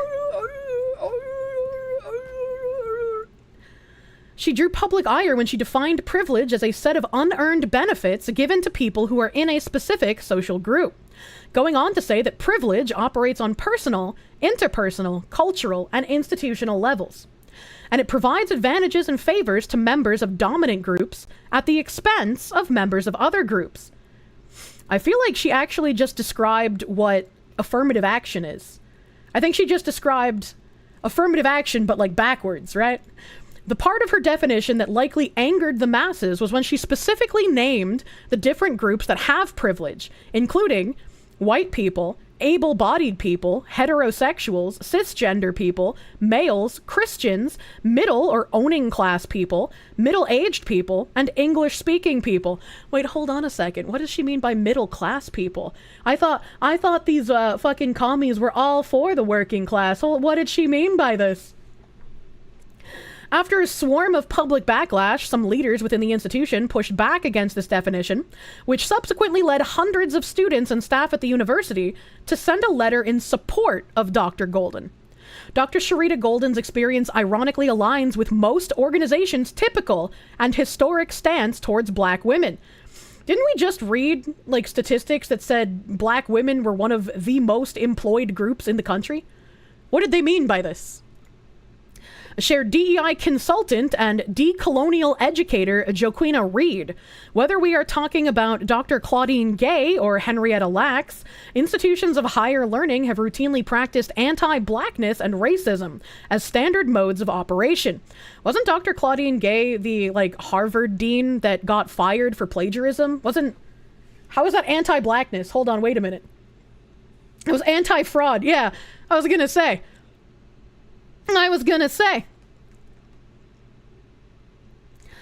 When black women are on the job market, it's imperative that they begin to ask discerning questions relating to an organization's resilience, readiness, and resolve to make equity, inclusion, and justice an embodied organizational practice. We have to make sure that we walk into the proverbial door inquiring about the retention and promotion rates specific to black women. Earlier this year, Harvard's Chief Diversity and Inclusion Officer, Dr. Sherry A. Charleston, faced backlash after an anonymous complaint was filed with the university, accusing Dr. Charleston of plagiarism. According to the allegations, there were 28 instances in Dr. Charleston's doctoral dissertation that were plagiarized. A similar playbook was followed to take down Harvard's former president, Dr. Claudine Gay, who resigned from her position in January. Although Dr. Gay wasn't in a DEI role per se, being the first black president of arguably the world's most elite institution made her a prime target for the DEI opposition. Excuse me, hold on, question. How is calling out plagiarism being some sort of, like, culture warrior? What does their race have to do with plagiarism? Help. Right? Like, I don't understand the argument here. They're saying plagiarism was okay. That's pretty much what I'm getting here. They're just like, you shouldn't call out plagiarism because that's racist. As the anti-DEI movement gains popularity, black women in DEI positions have been under greater scrutiny, while having to navigate varying forms of misogynoir. Wow, imagine that. People who are hired for positions that they have no business being in now gain greater scrutiny for being hired for not being able to do the position. Wow. Wow, who would have fucking thought that that would have happened? What the fuck is that word? Misogynoir is the new word of misogyny. Misogynoir places black women as separate from all other women because you are both misogynistic and specifically misogynistic to black women, which is what misogynoir would mean. As a black woman navigating the complexities of the DEI space, it's essential that I prioritize my well-being and protect myself amidst various challenges. Shared workplace mental health advocate Natasha Bowman. It is important to recognize that progress in the DEI space often comes with struggles and setbacks. We must stay resilient to persevere in the face of adversity, drawing strength from our achievements and advancements. We must surround ourselves with a supportive community of peers, mentors, and advocates who uplift and affirm our experiences. For black women in the DEI space, self-care and advocacy are a daily practice, shared equity consultant Sasha Thompson. Since I left corporate and started the equity equation, my self-care practices have been at the forefront of how I operate in this space. This is done with intentionality and not in response to external forces. As black women, we have to be more intentional in filling our cups in whichever ways we need, and then giving to others from our overflow. We have to be at the forefront of our minds, not an afterthought. We must honor our needs and not dismiss them as selfish, which is what we've been taught through the years. This is part of the reason why I ask every guest I have on the podcast, what do you do to fill your cup? And she does. We have watched many interviews of Sasha on her channel. She does ask this in every interview. Because it is important that we talk about it and remind ourselves that it's okay to do what we need to do for ourselves. What is this? What is this? What is this? Article by Sander van Noorderdende? Sustainability, equity, and growth? Businesses are more than economic entities? I guess it's just from some weird placeholder video. For black women working in DEI, building community and prioritizing joy are essential, explained Perfecta CEO Letitia Bird. My wish for us all is to prioritize wellness and protect our peace at the time by practicing mindfulness, chasing joy relentlessly, and leaning on community. We are community builders. We know how to create communities. Now it's time for us to lean on and get support from our communities. Invest in mental health resources and support. I knew this year was going to be a tough one for this industry. Starting at the beginning of the year, I began to focus heavily on wellness and mindfulness. This means I have integrated mindfulness practices into my daily life. Fitness, journaling, yoga, building mental stamina at this time has kept me going. Staying true to my why and reminding myself of why I do what I do keeps me going. I think about our elders, our predecessors at this time, like the great Shirley Chisholm, Audre Lorde, etc. How they kept going and showing up in spaces where they weren't wanted. I have no idea who those two people are. Where their voice was absolutely needed but not desired. Build your mental wellness toolkit. You will need all those tools this year, sis. And please remember, you are not alone. What can black women in DEI do to protect themselves? DEI thought partner and strategist Adrielle Parker shared in an email. When I started working in tech back in 2015, that's when I started to learn about internet privacy, cybersecurity, and doxing. I know there's some people who are going to get giga-fucking triggered that has 2 X's in it, man.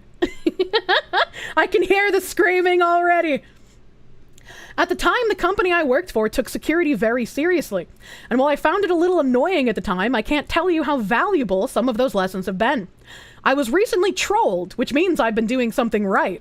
And I was so grateful for all that I've learned since being in tech. Be mindful of what you post, for example. If you take a photo or video at home, be mindful of the background giving away your location. Consider subscribing to an identity protection app. It's like insurance for the digital world. And be sure to use 2-factor authentication or other second security layers whenever possible. This is just good advice, actually. Like this is just good advice for anyone who operates online, right? Many black women are reimagining the way that they approach DEI work and focusing on ways to protect their peace. For years, I have exclaimed that I am no longer clamoring to sit at tables where my sanity, safety, and soul are on the menu, shared Amira Barger, Executive Vice President at Edelman.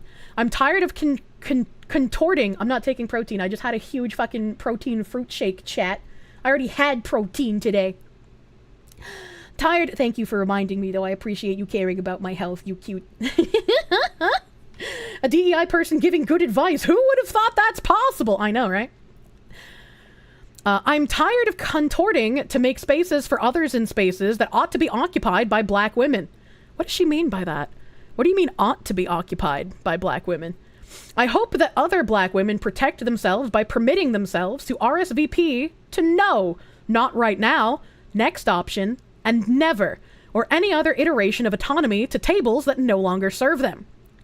Figuring out their own ways to move DEI forward, black women are refusing to burn themselves out or be overwhelmed by setbacks and the anti-DEI noise. Black women are quite literally dying in our attempt to save the world from itself, shared global DEI executive Crystal Johnson. How are these DEI priests literally dying? Can I have who is what? Over the last year, are they literally dying like trans people were literally dying if you bought Wizard Game? Is that like the rhetoric they're using here? Over the last year, I've opted out of the idea that creating impact comes at the sacrifice of my joy, my peace, and my life.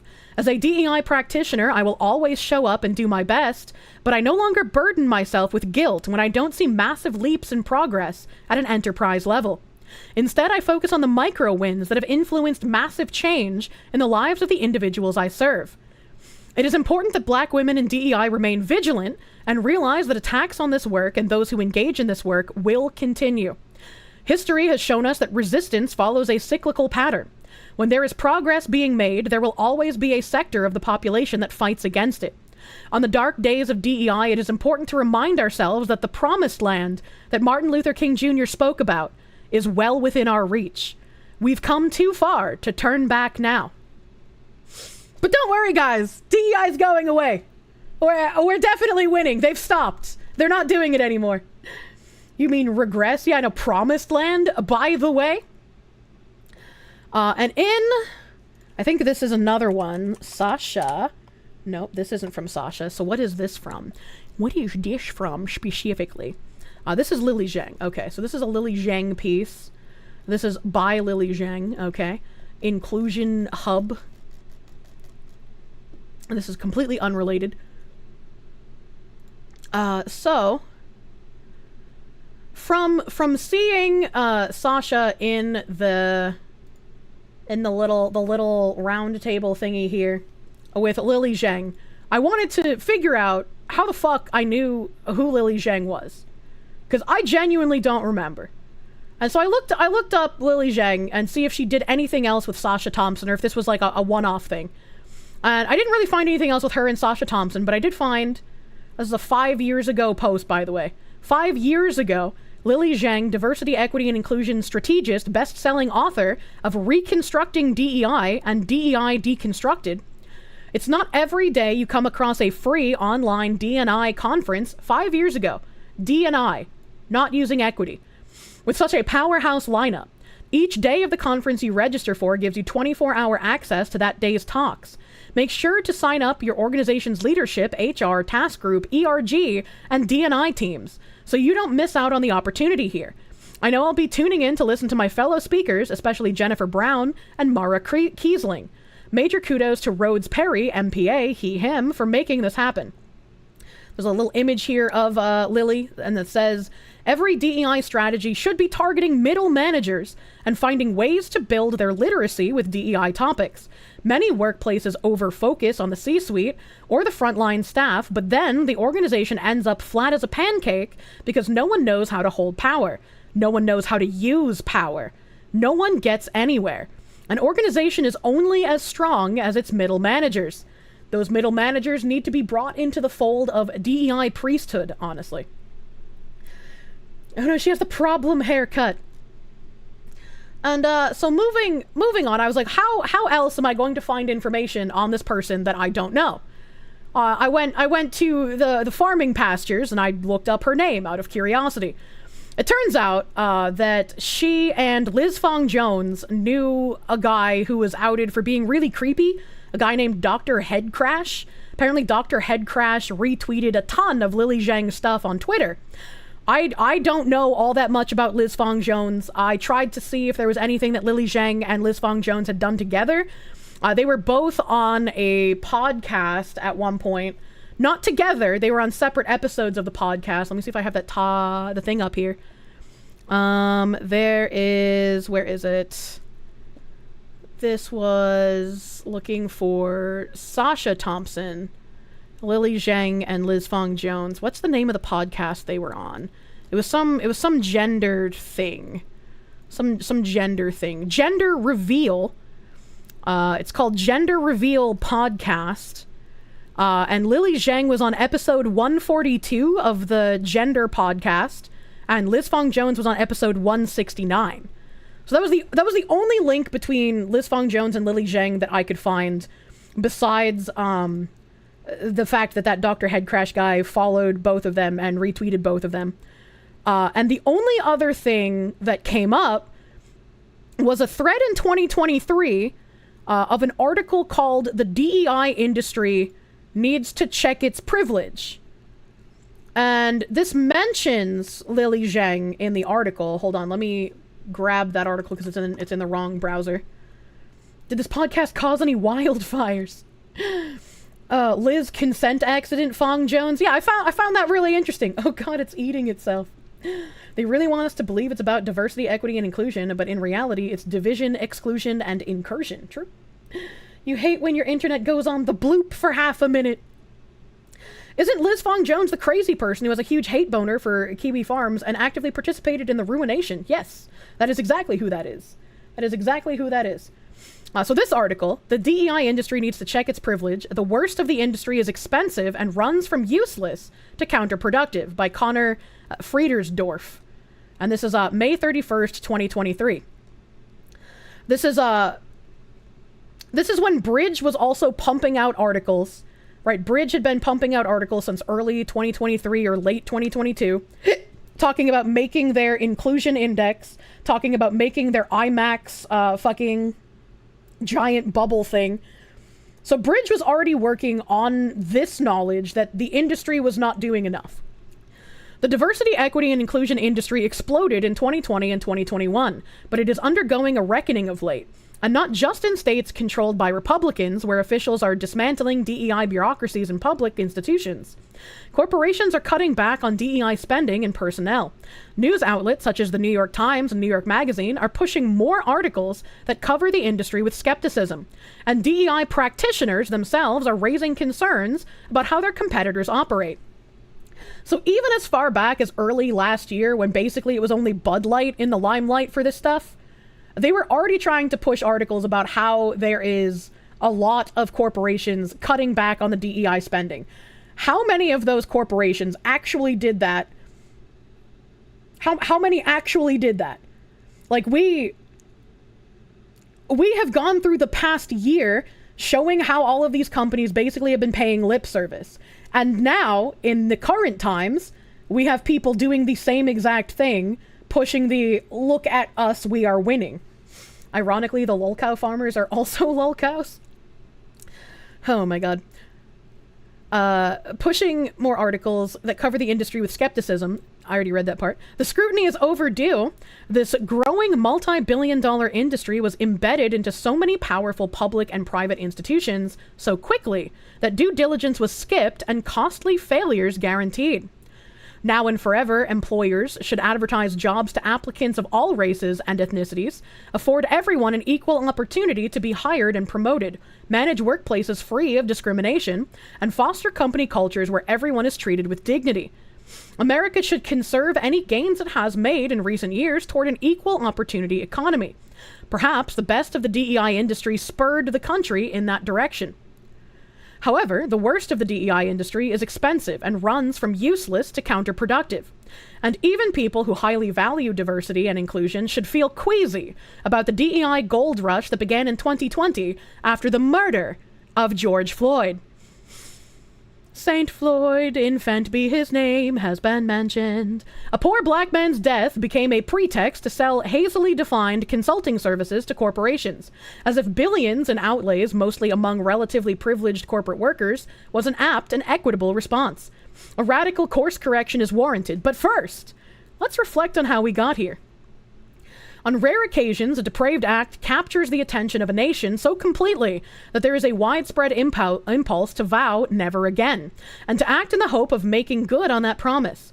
Martin Luther King Jr.'s assassination prompted the passage of the Civil Rights Act of 1968. The terrorist attacks of September 11, 2001, triggered a global war against Al-Qaeda, among many other things, including the tenuously connected invasion and occupation of Iraq. Floyd's murder was similarly galvanizing. Are they trying to compare George Floyd to Martin Luther King in September 11th? What? Arresting, trying, and convicting the police officers involved in implementing new police training was the most immediate response. But Floyd's story suggested some additional possibilities. With several criminal convictions in the past, Floyd tried to turn his life around, preaching nonviolence in a neighborhood plagued by gun crime, serving as a mentor to young people, and trying to stay employed. He also struggled with drug addiction, layoffs due to circumstances beyond his control, and money problems that presumably played a role in the counterfeit bill he was trying to pass on the day that he was killed. If a callous police officer was the primary cause of his death, secondary causes were as complex and varied as poverty in America. So how strange, how obscene, in fact, that America's professional class largely reacted to Floyd's murder not by lavishing so much of the resources spent in his name on helping poor people, or the formerly or currently incarcerated, or people with addictions, or the descendants of slaves and sharecroppers, or children of single mothers, or graduates of underfunded high schools, but rather by hiring DEI consultants to gather employees together for training. In what exactly? It is often hard to say. What one has been trained to do after hearing Robin DiAngelo, the best-selling author and social justice educator, lecture on what she calls white fragility, or after pondering a slide deck with cartoons meant to illustrate the difference between equality and equity as critical theorists understand it. Or after absorbing the racial equity consultant Tama Okun's widely circulated claims, attributing including a sense of urgency and beliefs including individualism are traits of white supremacy culture. Okun made those claims in a 1999 article that even she regards as widely misused. She once told an interviewer about the article, "It was not researched, I didn't sit down and deliberate, it just came through me." She has launched a website that explains her views in far more detail and with more nuance. I don't know, because wasn't that also used in that fucking museums bullshit as well? Consider a specific PR pitch from a DEI consultant in 2021 chosen for how typical it is. It leads by invoking Floyd's death as the impetus to take bolder actions. It promises expertise in best practices to corporate leaders. Then it pivots to naming a specific training on offer. And this is pretty much how every single article we read on this stuff begins. Kind of like how the Bible is God speaking through the writers. Microaggressions in the workplace, which, along with other offerings, will help create a culture where employees feel valued and are encouraged to be their true selves, celebrating each individual's uniqueness. The pitch claims that this training enables talent acquisition, retention, and career advancement. It is not inappropriate to use an unemployed black man's murder by police to justify expenditures on reducing unintentional microaggressions at work so the bosses can retain more talent. I misread the beginning. It says, is it not inappropriate? Is it not inappropriate? And I think most people would say, yeah, it is inappropriate. Of course, setting aside unseemly invocations of Floyd's name, an initiative needn't be a coherent response to his death to be defensible or worthwhile. All companies should invest in being equal opportunity employers, including affirmative steps to ensure, for example, that managers haven't unwittingly introduced unjust pay disparities or culturally biased dress codes. I like how the author of this article keeps using equal opportunity, so it kind of positions him as like not quite pushing DEI. Beyond that, if DEI consultants made life better for marginalized groups or people of color or any other identifiable cohort within a given corporation or organization, or boosted corporate profits so that their fees paid for themselves, the industry could be justified on different terms. But most DEI consulting fails those tests. Harvard Business Review published an article in 2012 called Diversity Training Doesn't Work, which drew heavily on research published in 2007 by the sociologist Frank Dobbin, Alexandra Kalev, and Erin Kelly. A study of 829 companies over 31 years showed that diversity training had no positive effects in the average workplace, the article reported. Millions of dollars a year were spent on the training, resulting in, well, nothing. In 2018, Dobbin and Kalev wrote that hundreds of studies dating back to the 1930s suggest that anti-bias training does not reduce bias, alter behavior, or change the workplace. When we first started looking into Bridge, a lot of the articles coming out would quote these studies from years ago that said that diversity training didn't help anything, and that the reason that it didn't help anything was because it was merely people checking a box and not caring about the work. And there were articles that said that most companies are 20 plus years behind on fixing racial justice.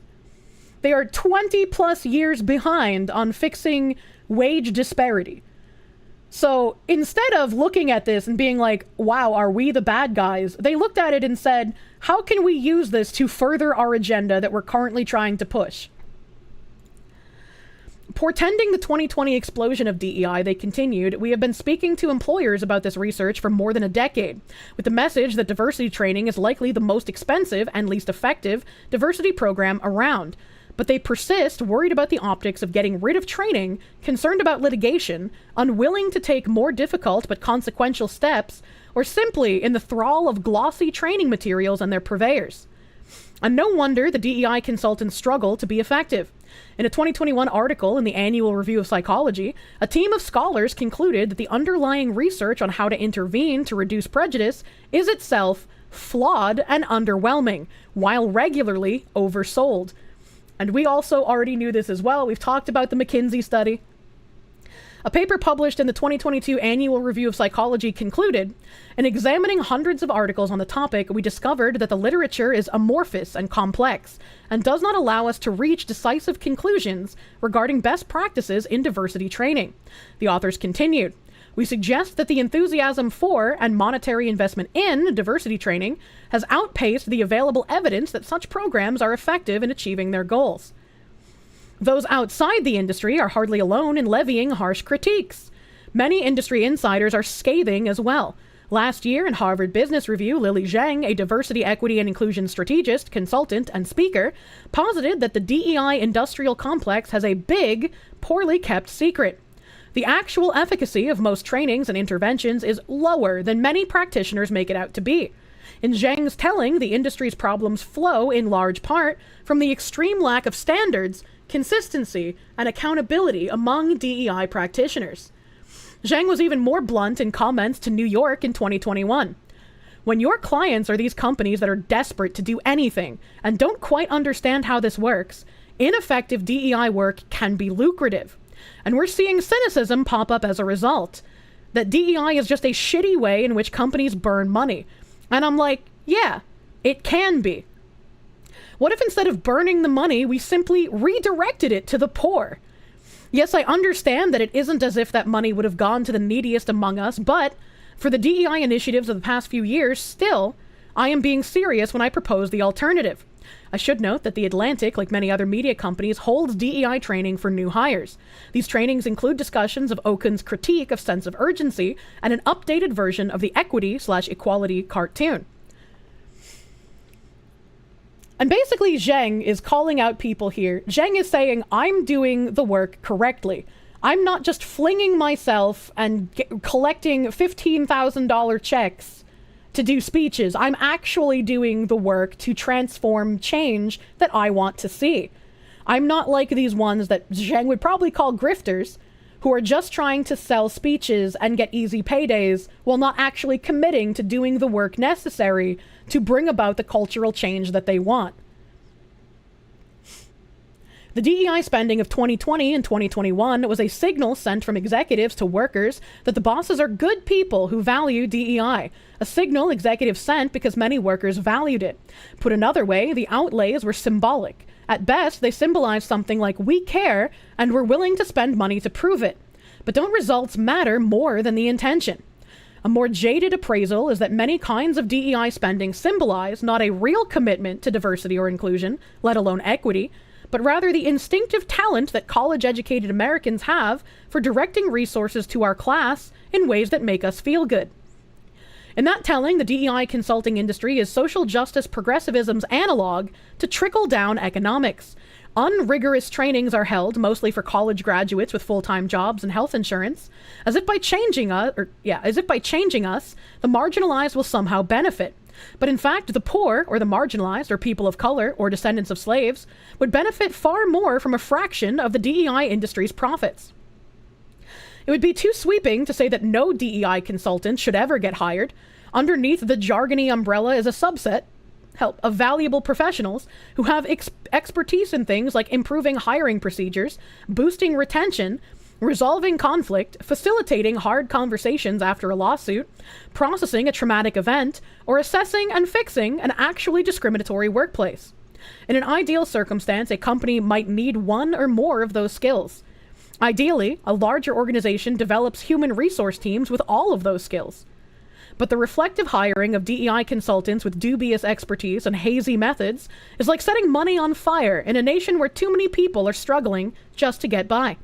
The professional class should feel good about having done something for social justice, not after conducting or attending a DEI session, but after giving money to poor people.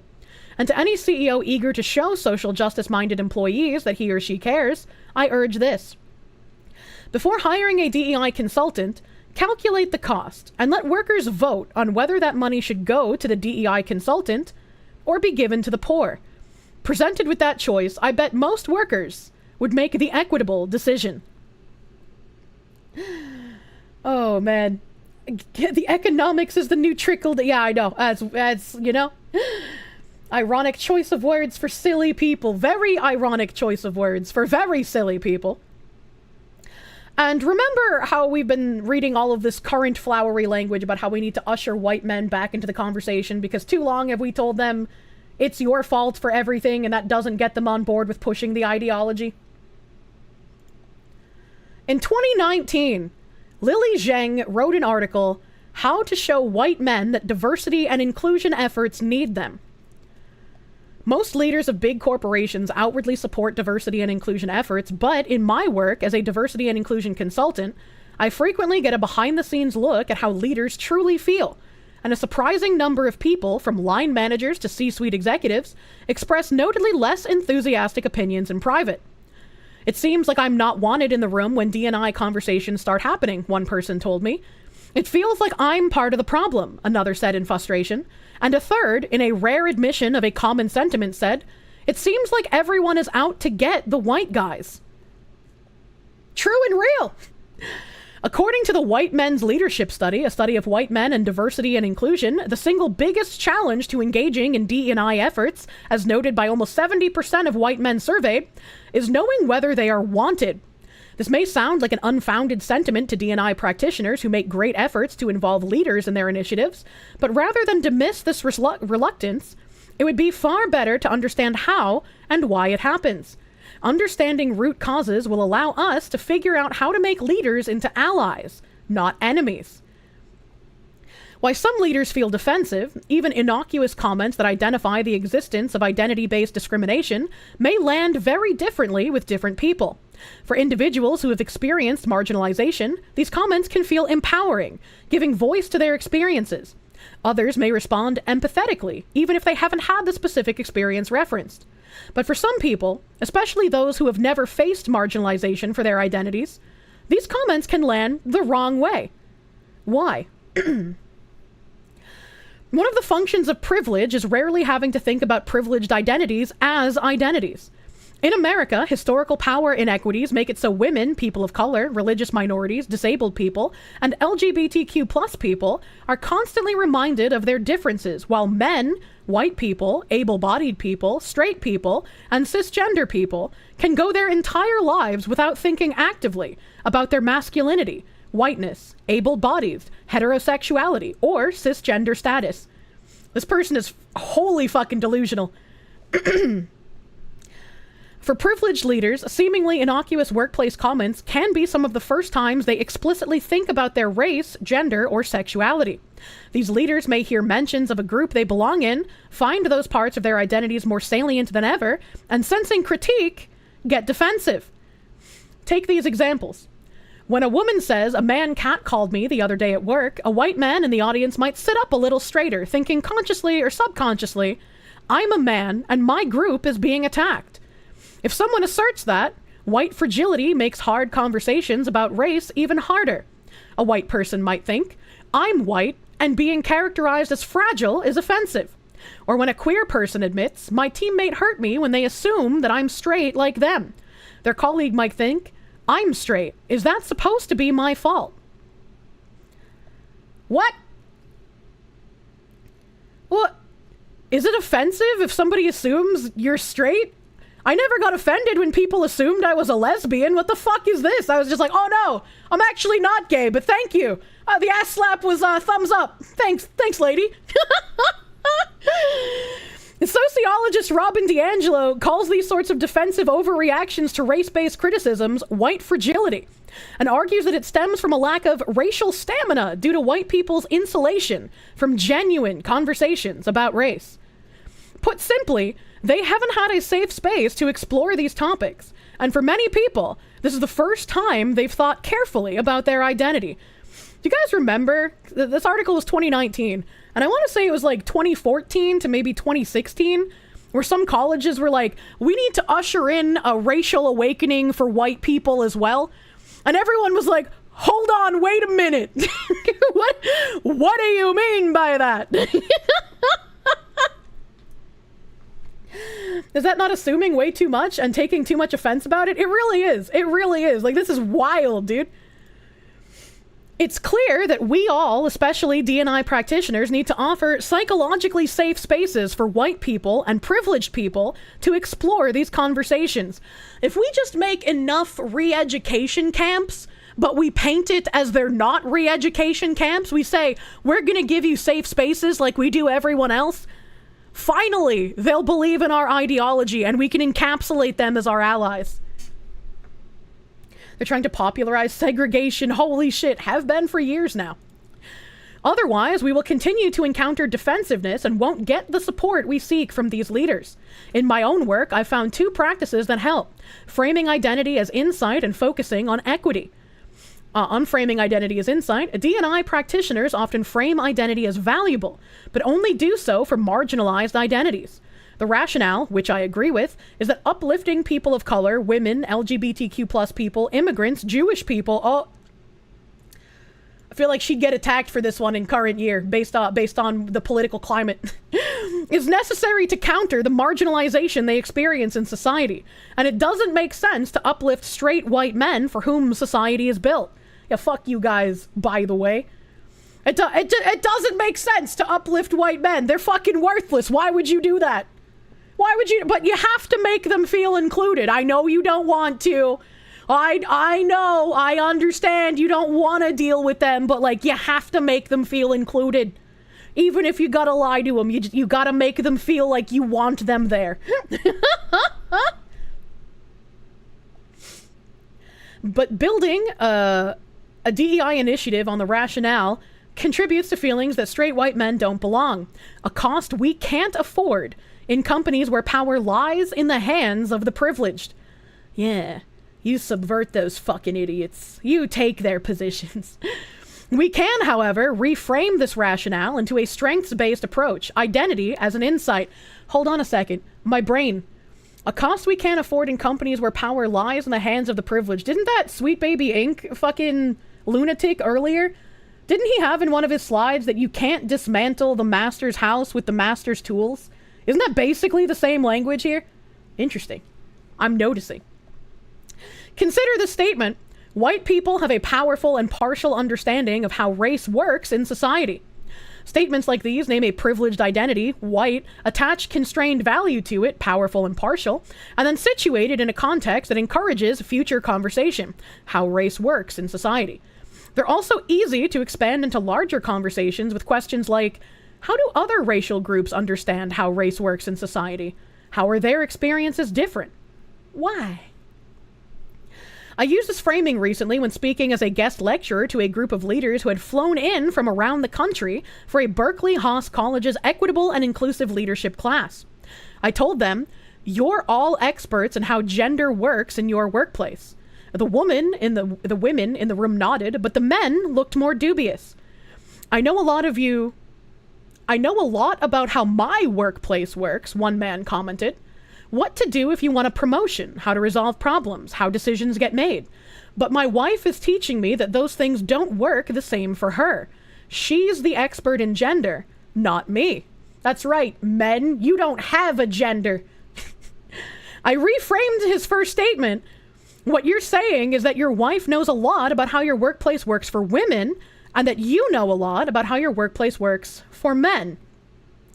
Focusing on equality. Equality, or fairness, is one of the most powerful shared beliefs in our culture. That was a spicy cat raid. Horror historian! Welcome! Thank you for the raid. We're talking about diversity, equity, and inclusion, and insane people. Welcome, raiders. Welcome, raiders. I haven't gotten to the video game yet, because I'm a fucking yap maxer. Equality, or fairness, is one of the most powerful shared beliefs in our culture, that everyone should have a fair shot at life and be rewarded for what they have achieved. When working with straight white male leaders, I often tell them, I know you care about equality in your organization, and being a straight white man gives you enormous insight and expertise into how your organization works for other people like you. It's your job as a leader to figure out what it's like for other people and make sure everyone has a positive experience. These 3 sentences help in several ways. First, they name the often unnamed identities of straight, white, and man without blame or shame. Second, they celebrate the value of these identities in the form of expertise, while also being honest about the limits of such expertise. A straight white man will not, for example, start off knowing what their organization is like for a bisexual indigenous woman. And third, they explicitly tie the humility and curiosity necessary for successful D&I work to what it means to be a good leader. We all know that they don't actually want equality. We know that it's equity. And we know that they want these people in power to submit to the ideology that they're selling. So it's really interesting when they're just like, here's exactly how we plan on manipulating the dumb white men to get them on our side. This probably has worked countless fucking times, too. Flattery will get you everywhere. Truly. So they're just like, put a little bit of flattery in there. You're so good at what you do, white man. If you're so good at what you do, you should be able to tackle some of these other things. Legalese language to subvert expectations. Do you see my point about how these people are relentless in rebranding? They don't seem very organized and don't seem to have a plan. They have a plan, they're just not very good at implementing it too well. I mean, they're good in the way that they were able to subvert the gaming industry very fucking hardcore. Right? Look at the way things were during Gamergate 1, and look at how bad they've gotten, because people just stopped noticing as much, right? That's why noticing is part of what's so important. They wouldn't have been able to get to the point of all these baby ghosts and all these sweet baby consultants if we had kept the pushback up. Isn't this just an abusive relationship, brutal demeaning and insults followed by flowery and fluttery compliments to appease the pain?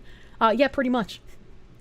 In the 1970s, Elliot Aronson and his students developed and popularized a teaching technique called the jigsaw classroom that involved each student in a group of part of a solution and requiring they collaborate to solve a problem.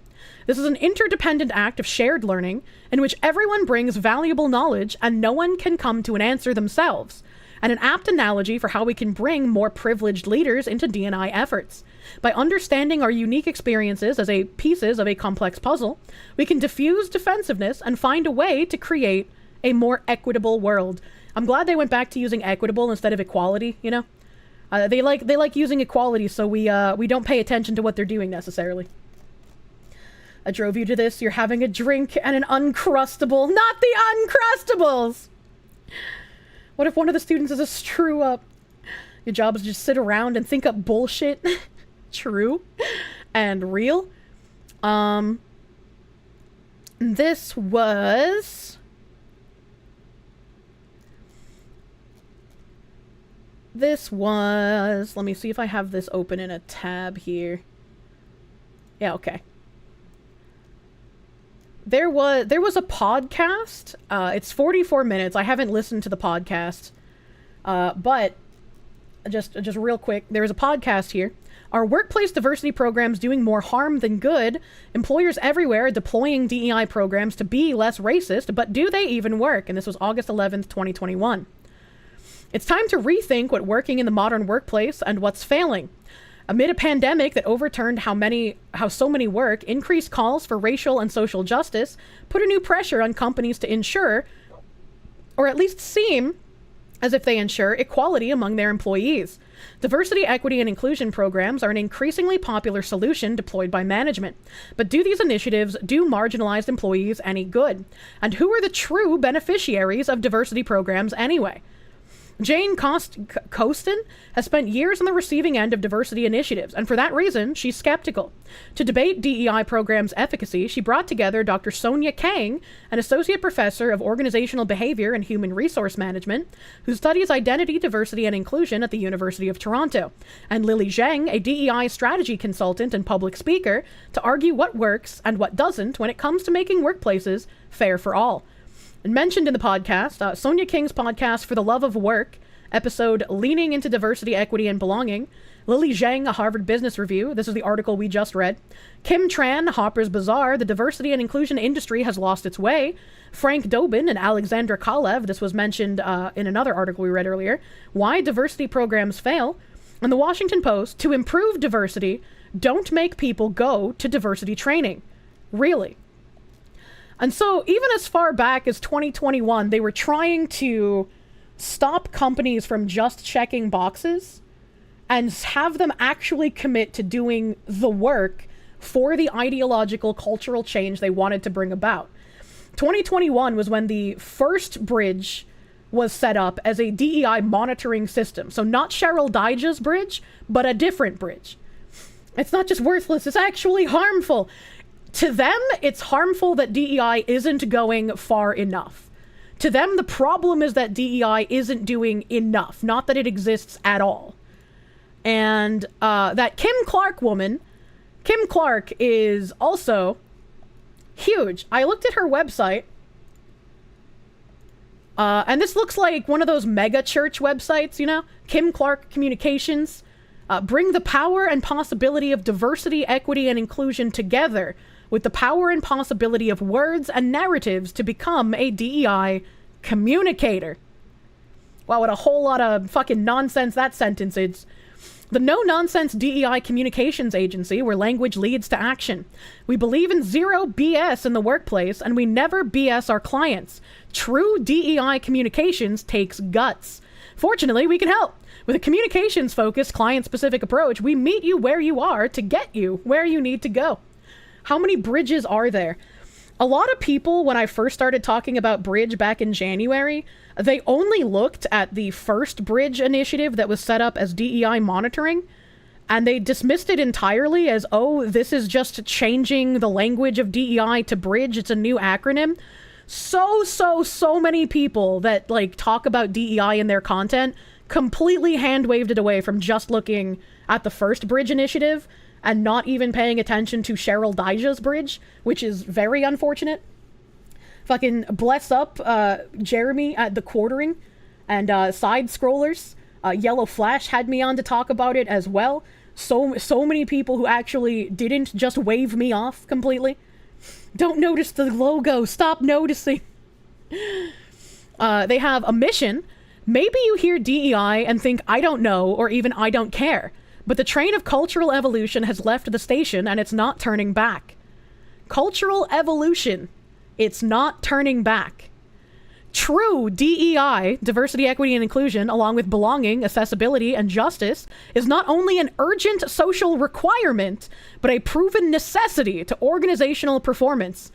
True DEI has never been tried, comrades! It will work this time! I also, like, the urgent social requirement, Cheryl Dijah and Bridge have made DEI out to be a moral imperative.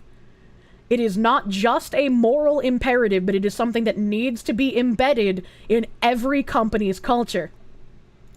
Founded by DEI communication thought leader and best-selling author Kim Clark Communications is in the business of results, tangible DEI communications that deliver powerful return on investment. The destination is always the same, true DEI, yet there are different paths to reach it. Just as no two individuals are the same, neither are any two organizations. Through our comprehensive suite of services, we partner with clients to build effective DEI communication strategies for every situation, financial or otherwise. Our zero bullshit philosophy applies to us, too. We understand every client has different attitudes and appetites towards DEI, and that's okay. We can work with that.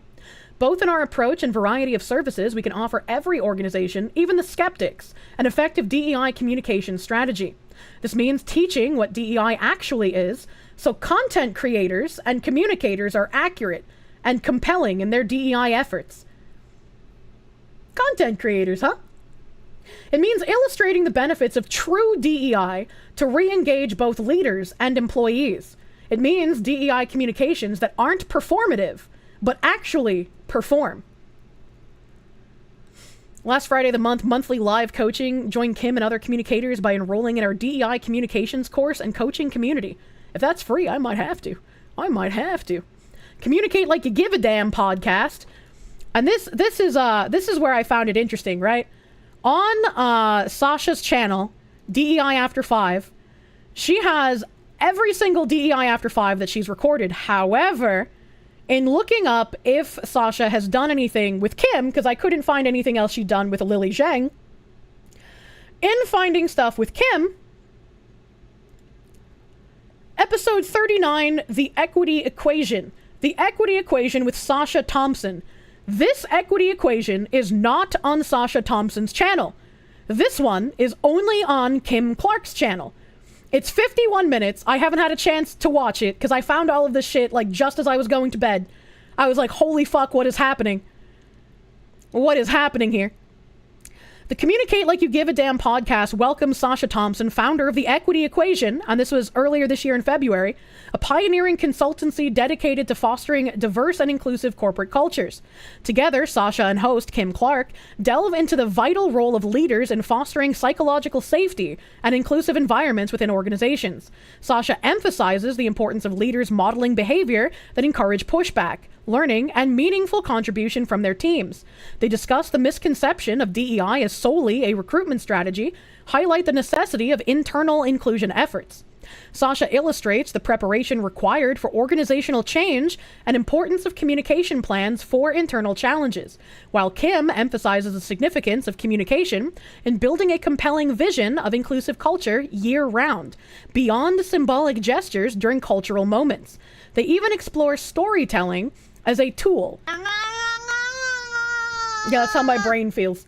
To humanize DEI efforts and suggest shifting language to empower marginalized communities. 35 views. 35 views. Literally no one has fucking watched this. Literally no one. And I also found the speaker reel. This has 48 views. This was 10 months ago. This is book Kim Clark to speak, present, or facilitate, or train. Kim Clark, she, her, works with leaders and communicators who are serious about learning and applying diversity, equity, and inclusion to build strong teams and organizations. Progress isn't linear. It's a spiral. So it comes around and it comes around. This time, when we come around that corner, we're taking more of us with us. Literally sounds like a fucking preacher, dude. Literally sounds like a preacher. Taking our leaders with us. We're taking people who have felt out of this work. We're taking more with us so they can see where we're going and that they are included. Kim Clark focuses on the communicator and content creator's role in diversity, equity, and inclusion. And again, because people thought that content creators had such a big role in order to help push diversity, equity, and inclusion, we saw with Campbell's Soup and the NFL, we saw with their weird Twitch channel that had next to no views on it, we saw with Enthusiast Gaming having basically a coup, outing their CEO and trying to instill DEI in everything they were doing, fudging their numbers. We've seen that people are trying to get in and trying to buy off content creators. Even recently, we had the issue with, what was it? The Act Blue or whatever it was? Brianna Wu was like paying specific content creators in order to push talking points. Was it Act Blue or was it some other organization? I can't remember the name. I can't remember the name of which one it was. Flying Thundercat, thank you for the 3-month resub. Thank you. Heaven's Gate Death Cult. She offers you Kool-Aid, just say no. Most DEI efforts, and especially social justice efforts, fail because they are without vision and without intent. Her audience Kim is a clearly very passionate and great representative of the DEI space. Audiences leave her talks with a deeper understanding of how language leads to This was one of the best DE&I sessions I've attended. Kim is engaging and thought-provoking. Behavior and practical action steps to take back to their team. That was weird. I don't know why it refreshed like that. From the very beginning of the training, I was riveted. DEI will not be successful, cannot be successful in organizations unless communicators understand our role and get educated on what DEI actually is. She is the co-author of the Amazon #1 bestseller, The Conscious Communicator, The Fine Art of Not Saying Stupid Shit. As the founder of Kim Clark Communications, her firm is leading DEI communications and social justice messaging guidelines for and on the screen it says she's worked with LinkedIn, PlayStation, Zendesk, Typeform, Justice. It's got a little Canadian maple leaf, so it's probably a Canadian company. Oh, you guys can't see LinkedIn and PlayStation. It's cut off on the top of my screen. But those two at the top are LinkedIn and PlayStation. PlayStation, wow, really? $400 million. Internal Association of Business Communicators, a PRSA, IMCA Ignite, whatever SCORE is, the Art and Science of Risk, the EDF, SIMS, and IRDTO. I don't know what any of those are. Organizations. We have to step into this work. We're the ones that can really catapult the work. And the work? You will believe in the work, chat. It is a moral imperative. Move it forward. Kim's career spans documentary filmmaking, teaching at San Jose State University, and leading global internal communication teams at KLA, PayPal, GoDaddy, and GitHub. We need to foster that learning environment to support people through their paths and just be there for them through this work. There's no turning back, my friends. There's only forward. Kim speaks at conferences, runs custom workshops for communicators, content creators, managers, leaders, and general employee audiences. And we will not just stand, but we will withstand. Diversity, equity, and inclusion, there's a lot of myths and a lot of paradigm shifting that we have to go through to truly understand what this work is about. She is known for her ability to facilitate sensitive yet urgent conversations to make meaningful progress in creating inclusive workspaces. We have to create as communicators that vision. Oh my God. That narrative. Corpse jump scare. See themselves in it, see themselves as successful in it, and benefiting from it. She helps her audiences realize that DEI efforts cannot be successful without a solid DEI communications strategy. She helps organizations avoid being performative and run into risky social topic situations unprepared. Please be consistent in telling the stories, and tell the stories from an authentic way. Newsflash, I'm not gay just in June. This fucking woman, please! Big reveal. She leaves a lasting impact on every audience she works with. This is when our character is formed in times like these. My money is on communicators. She's gay, you never would have guessed. How else are you going to get one of these positions as a white woman? You don't have any diversity points. You got to pretend to be gay, right? Turn this around. All this and so much more is what you can expect when working with Kim Clark. Please help me in welcoming the leading voice in DEI communications, Kim Clark. Book it, KimClarkCommunications.com. I mean, maybe she's not pretending to be a lesbian, but that's literally the only way you can get fucking victim points anymore as a white woman. Brought to you by The Onion. Yeah, it does sound like this should be in The Onion, as it were. And I watched a little bit of this. I didn't watch the full thing. But Kim Clark also did an interview with Lily Zhang. Only 20 views 8 months ago. Oh, I found it. Only 20 views. I did not get to finish watching this, so we'll probably have to do like a little watching spree of some of these videos shortly here. Cause there's a lot of these that I think need help to be watched. Roaches stick together. Your face on this whole topic, yeah? Yeah. Maybe there are other people who remember more about Lily Zhang than I do, because again, the name sounds incredibly fucking familiar, but I couldn't find anything super relevant that would make me remember why I know that name. Lily looks like she worked for Arasaka from Cyberpunk. Is Zhang, don't say it, but you know, you're right. The picture for Lily is not flattering. Well, you know. Why do you torture us? Again, you need to know what these people are trying to do, so you know how to fight against it.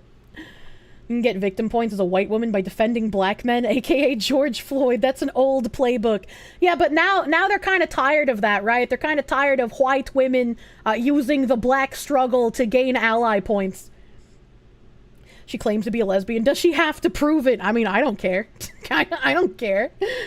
The shaved side of the head? Not like a badge or anything. Can we get some W's on stream? Oh my god.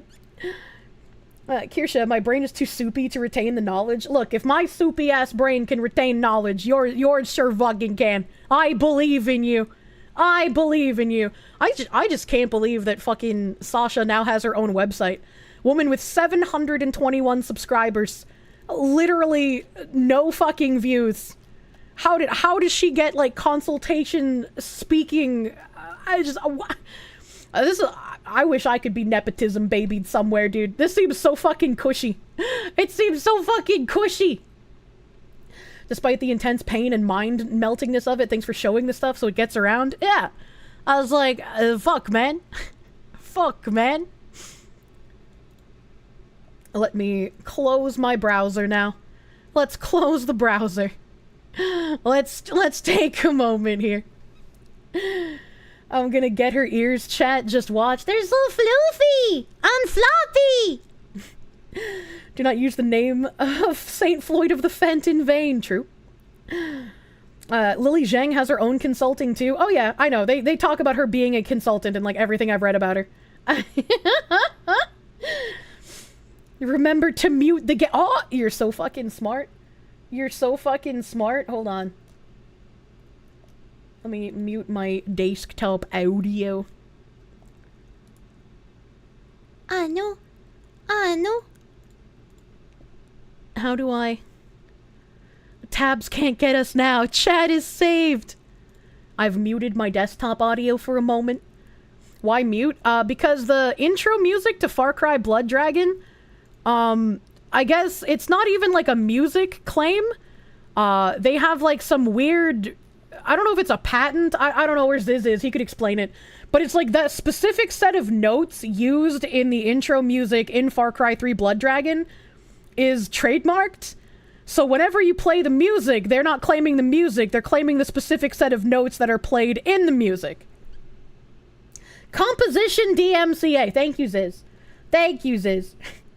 That's so bullshit. Yeah, it is. So every time I play Far Cry Blood Dragon, what limited ad revenue YouTube still allows me to get just goes to them instead. Thanks, Ubislop. Very cool. True. Let's see how long it takes me to open Ubislop now. Jonathan Powie, thank you for the 10. You thought Asian was white adjacent? It depends on whether they're angry at Asians for doing too well, or they need to include Asians in the we need to come together as minorities. You know, it just depends on the situation. That's the stupidest shit. It really is. Far Cry 3 Blood Dragon, a beginning song, is an actual song, if you remember correctly. It wasn't made for the game. Well, whatever the song is, it's not being claimed by, like, the song people. Copyright your DNA. Countersue child support. You missed the last Far Cry 3 stream? Did she get to the spicy scene? Apparently I'm at the end of the game. So I'm, like, running around trying to do everything else before I beat the boss. Because, like, I could just bitch out and beat the boss, but, like, you know. Lars Sad Bro, they give the 5. With their stock prices, they'll be extra thankful for that ad revenue now. True. True, my ad revenue keeping Ubisoft afloat. Figured I was close to the end. Yeah, apparently I am. I didn't realize I was. White adjacent. That term will never fail to make you laugh. Truly. Truly. Your gender gaseous. Alright, it's finally loading up. I didn't have to fight with the launcher this time. Thank fucking God. Let me, while it's loading here, let me figure out how to get it on screen. I had to get this bitch back on screen. Not my browser, you dumb whore. Anya! The spicy scene is in vanilla Far Cry 3? Oh, okay. Sparky, thank you for the 2R. Some Asians are more minority than others. All animal are created equal, but some animal are more equal than others. Yeah, fuck you, Error. Get out of here. Campaign, continue. Give me my liberated garrison, dude. Just read the banger tweet. Didn't know you have Twitch. I love encountering people in the wild who are just like, wait a minute, you're a streamer? Wait a minute, you're a woman? It's like, I thought you were some shit-posting Twitter account. What is this? Alright, desktop volume back on. We're in here, dude. We're gaming. Probably the one where you get Segs murdered. Hold on, wait a minute. Hold on, wait a minute. Alright, do I have any quests that are open at the moment? I'm up here. I don't think I have any quests. I think I was, like, trying to capture more garrisons. Let's go north, shall we? I thought you were a black dude. Don't listen to Tim Pool. 10 out of 10. Zoe Deuce, thank you for continuing a gift sub, my guy. Thank you. Have I ever played RimWorld? I would never play RimWorld. You're not a V-tweeter? I'm shocked! Shocked, I tell you! Oh my god. Alright, I'm gonna try going to this one on the side. I don't know if I can make it there, because I'm bad at directions, but we'll see. I remembered how to run, chat. Wait. I should heal myself, and then refill on meds before I leave. That would be the smart thing to do! Ammo. I do need to restock ammo as well, apparently. Consumer Burble. Give me the booty armor. Give me the meds. Give me the meds. Oh, I can purchase a map. Give me the map. Hell yeah. Heal yourself, my man. I did it. Hey, Kirsche, what's your ideal game? Get Tetsuya Takahashi to finish Xenosaga. Oh, no. Well, you know, if I just run towards them.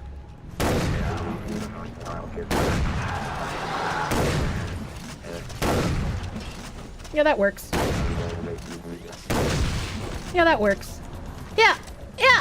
I'm the man who don't afraid of anything! Give me your gumbie! Chat, my stream title finally makes sense to you now. What if it were possible to take all of their gummy hearts and smoosh their gummy hearts down, make it into a reduction, and then make jam out of it? Do you think the gummy heart jam would taste good? That's what I want to know. What's your favorite game genre? JRPG? Yes, I love JRPG. I love help get in the truck.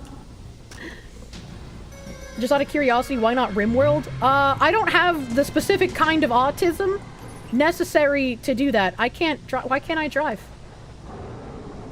Why can't I drive? Okay, well, I guess I'm gonna get out.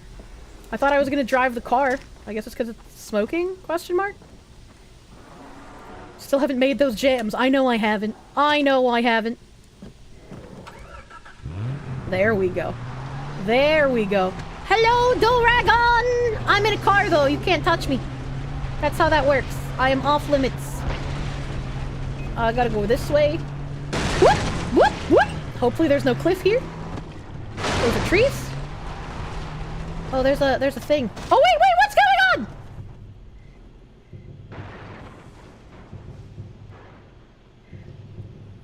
I assumed if I got out while it was moving, it would stop.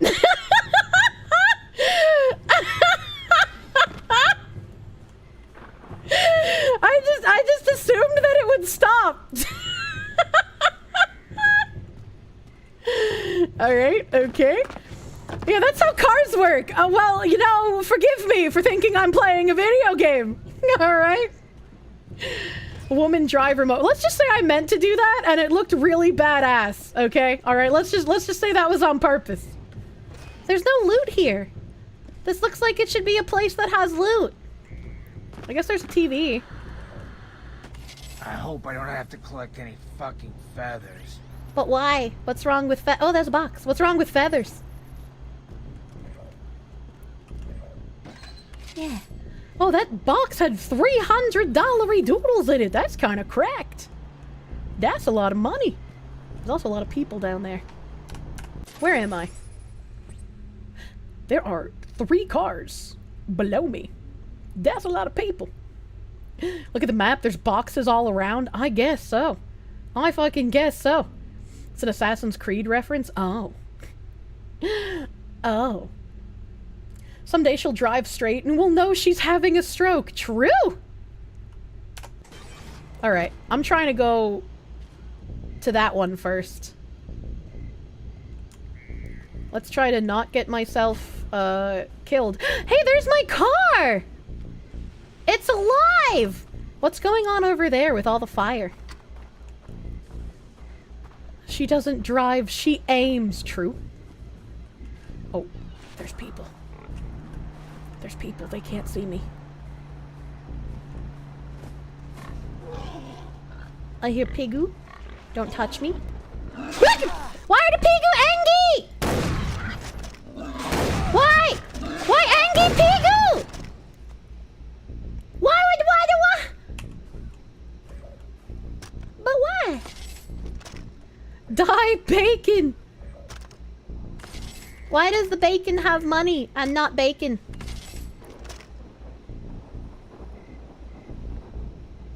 I don't like those noises. They make me nervous. Nervous noises. Spicy cat raid. What the hell is this spicy cat raid? Kirsche Clovervale, thank you for the raid. Welcome, raiders. I just turned on video game. We're video gaming. New objective received. Displaying. Yeah. Eliminate all enemies. Yeah, before display for me, woman. Sure thing. Oink oink. Are there more Pigu? Oh, Pigu! Not today, bacon.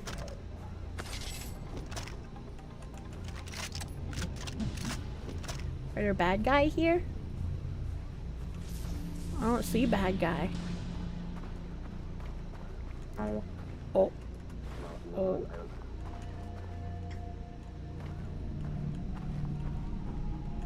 I see a guy. Oh, why is that guy running? Oh no. That's okay. That's okay. That's okay. I am nuts. I am nuts. It don't matter to me. I'm being shot from somewhere. I don't know where, but somewhere. Wait, how do I take down a helicopter? How do I take down a helicopter? Why are you running? I don't know. Did Kirsche remember to mute the intro? I did! I did! I'm gonna eat their gummies. Say mean words to it. I don't think the helicopter will be affected by mean words.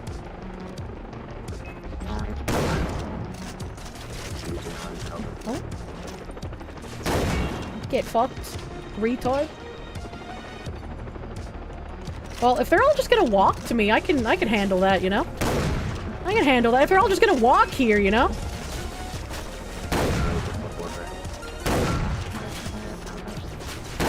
Hello, how have you taken 3 shotgun blasts and you're not dead? Oh, there's another one behind you. I hear the helicopter. I am going to... Oh, wait, no, not yet. Okay, now... Daka Daka gun. Surely this is how I kill the helicopter, right? Wait, there's 2! What the fuck?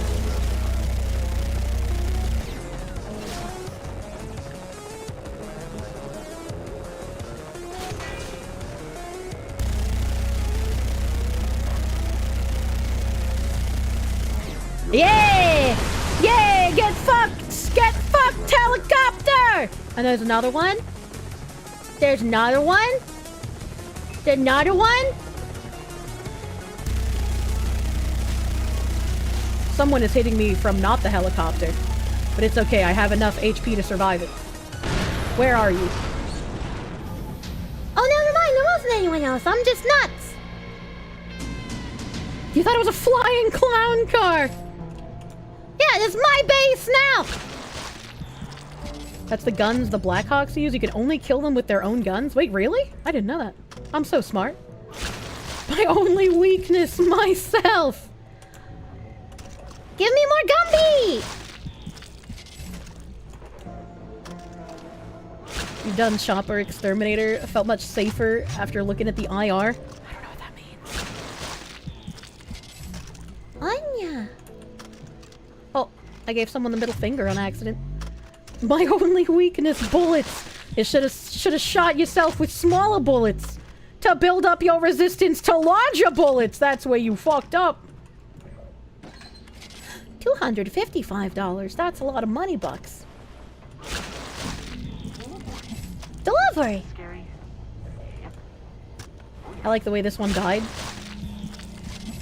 This one died in a funky this is like how I sleep at night. This is like the position I sleep in. Like, this arm is over a pillow, my head is on the pillow, and I'm just like contorted the fuck up like a weirdo. That's $300 worth of bullets right there. Well, it's a good thing I'm looting money alongside the gumbies. I have max gumbies, but it makes me feel happy to rip out their hearts anyway. Pip and Jen, thank you for the 4-month resub! You love me and my streams. I'm smart and awesome sometimes. Other times I'm really fucking dumb. Look forward to my streams when they're scheduled. I'm a wise friend and make you feel happy. I'm glad you get enjoyment out of my streams, my dude. Thank you for hanging out. Thank you for being here. No wonder your back hurts. Thank you. Delivery. Gimme. Gimme! I love organ harvesting. Kirsche hogs the bed. Look. Alright, if I can just throw my leg over you, we both win. Why can't I go in here? The hell? A free armor? Free armor? You love to see it? No. There's gotta be, like, more loot around here somewhere, right? Right? Caution.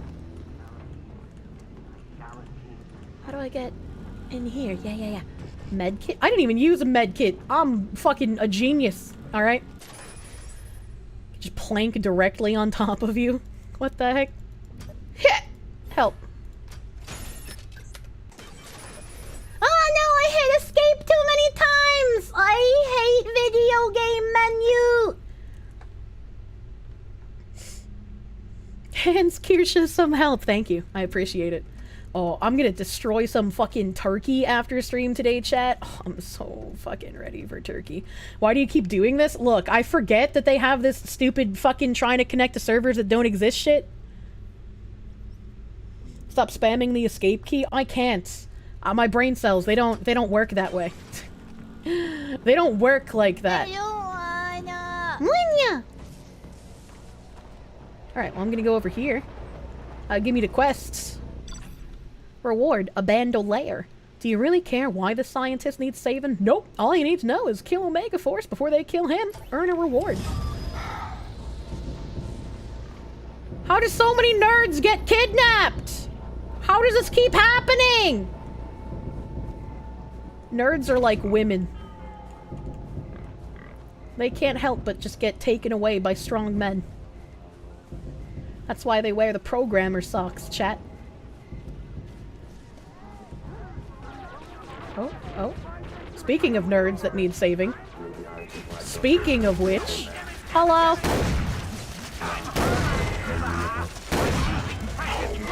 Oh, I hit him so hard his helmet came off, dude. I'm nuts. Get deaded. Get deaded, idiot.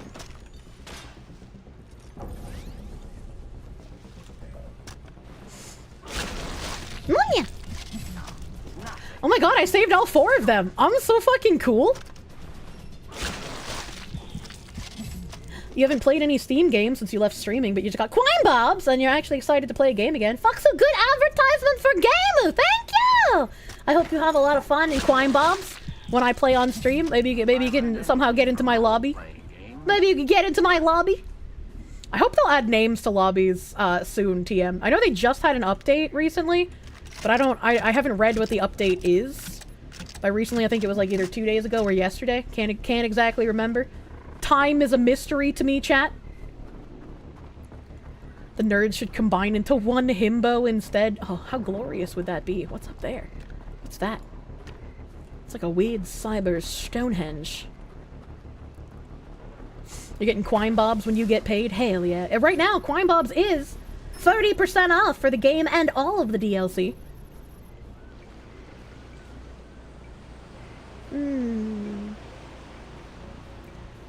Where is the nerd? Oh, there's a guy up top. I don't wanna fuck with that. Oh no. Oh no, get up there. Get up. There's enough room! Get up! Oh my god.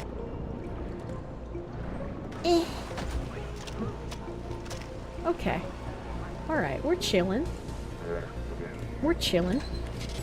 Oh, that box was pretty cheap, actually. Oh, fuck.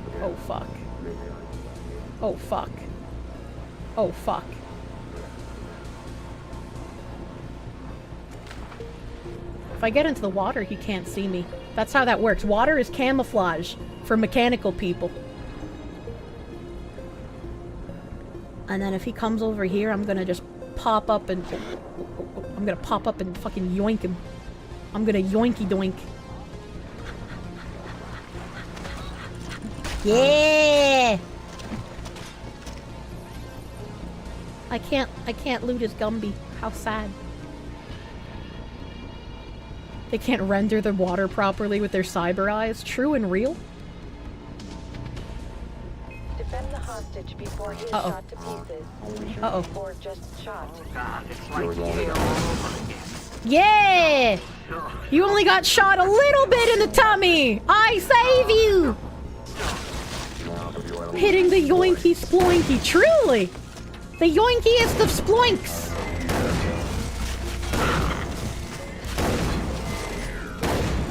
I like it when I shoot his helmet off. I think that's pretty cool. I think that's pretty neat. Please, there must be others better suited for killing. Hello, I'd like to talk to you. Hello. Come here a moment, will you? Hello. You saved me. Thank you. Huzzah! I have saved Nerd. What does this do? I killed it. Urgent mission? Satellite uplink lost? What? What the hell was even that? They killed my nerd! What just happened? Daddy, chill. I don't understand what just happened.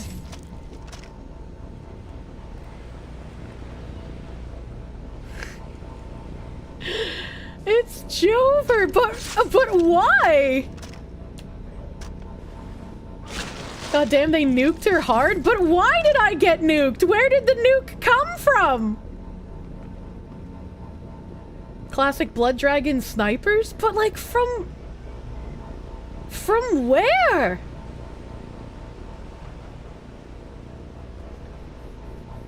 He was too nerdy? Is that normal? Did I get like...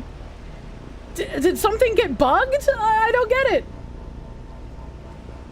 DJ, thank you for the 50. How does this game look better than any shit coming out in present day? It was mostly a joke at the time. Also, if you heard, a bridge hasn't tested well. Dr. Evil in Geneva has to come up with a new acronym for garbage. Bridge isn't an acronym change. Bridge is like the new initiative that all companies are basically following in lockstep. Like, even if they aren't saying bridge, or even if they aren't a bridge partner, the language that they're using and the way that they're pushing DEI currently is what Bridge is advocating for. So knowing what Bridge is and reading what Bridge is putting out, you can understand what companies are going to be doing as far as DEI is going. I'm really upset that they killed my fucking nerd, dude. I don't know how that happened. God took the shot. Oh, alright. And that looks like that was the only quest at this location. So I don't even need to go back there. I can take the car and go all the way up to that occupied garrison, though. No, I keep hitting D for dick instead of F for get in the fucking truck.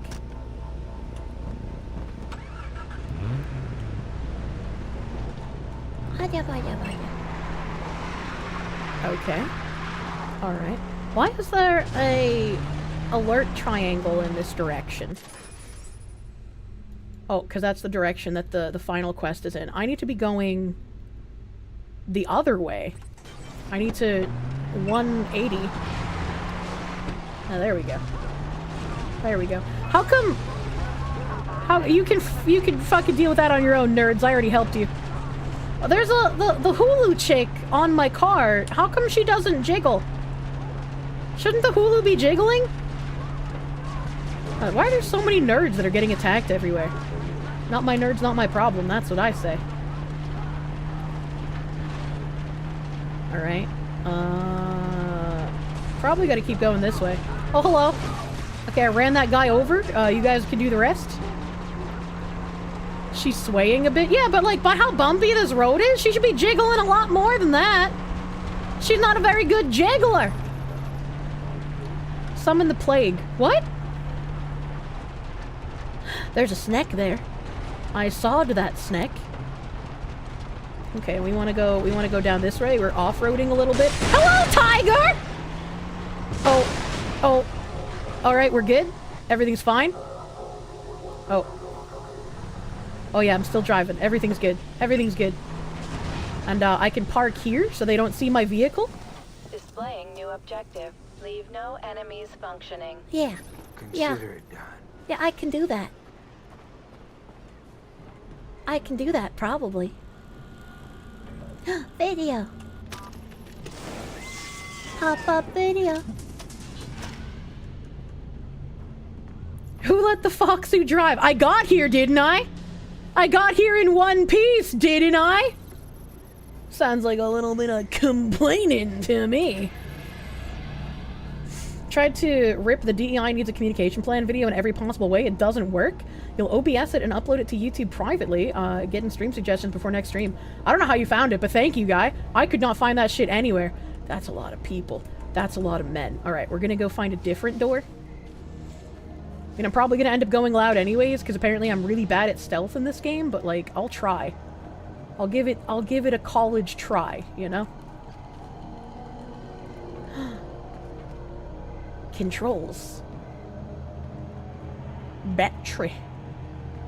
You haven't thought about pop-up video in a hot minute. I just gave so many people existential crises in the chat. Okay, there's people over that way.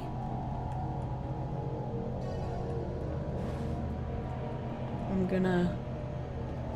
Oh, there's a snooper. Where's the snooper? He's that way. Sniper this way. So ideally, I can kill the snooper first. How do I get up into the snooper tower? Nom nom nom.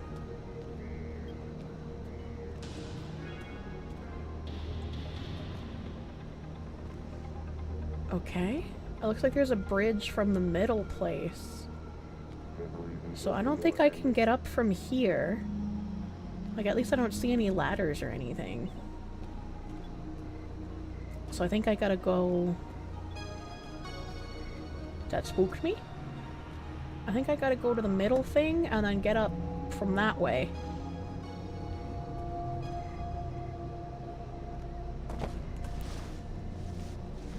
Okay. Don't notice me. Don't notice me.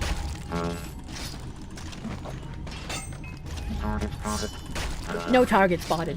I don't know how he didn't spot me sooner. Oh no. Oh no. Oh no. Oh no. Oh no. Oh no. Alright, well, you know, I tried. An attempt was made! Oh hey, it's one of you guys!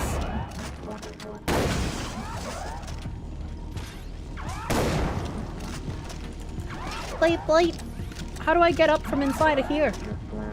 How do I get up? Doop, doop, doop, doop, doop, doop. I don't know how to get up, chat. I found it, maybe? Doop, doop, doop. Oh, oh, oh!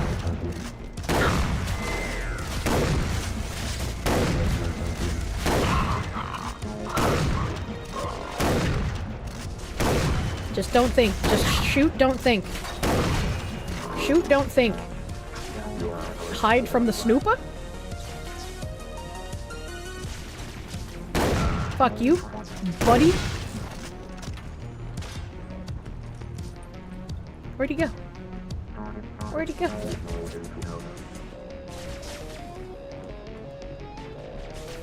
Oh, oh, oh, beep, beep, beep, beep, beep, beep!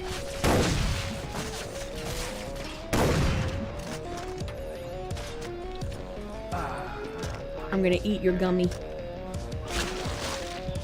Oh! Who are you shooting at? Why are you looking that way? What the fuck? I'm running out of shoot gun shell.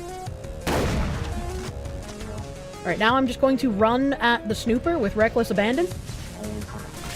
Boing! Get fucked. Okay, now I only have 3 shotgun shells. She beeping! I beep! Good old running man with the crazy announcer. Oh, I saw him. You can't hit me from down. Wait, that's a grenade! You bitch.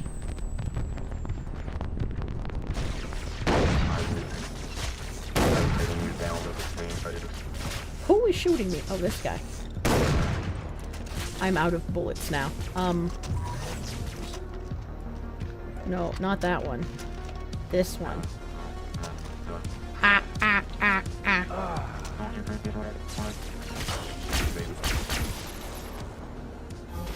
Oh, I did it! That was the last guy! You lose momentum with a slide? Yeah, that caught me off guard too. I was expecting it to be like the Rock A slide where like you don't lose momentum. But fuck me, I guess. I can disable alarms while I sneak. Shooting an alarm disables that alarm. But what does the alarm look like? I don't know what to shoot. AI probably didn't see you take cover, so it aimed for the only direction you were last at. I mean, maybe. That was kind of goofy, though. Should be a box on a wall. Gumbie. It looks alarming, this fucking guy. No money on the boxes.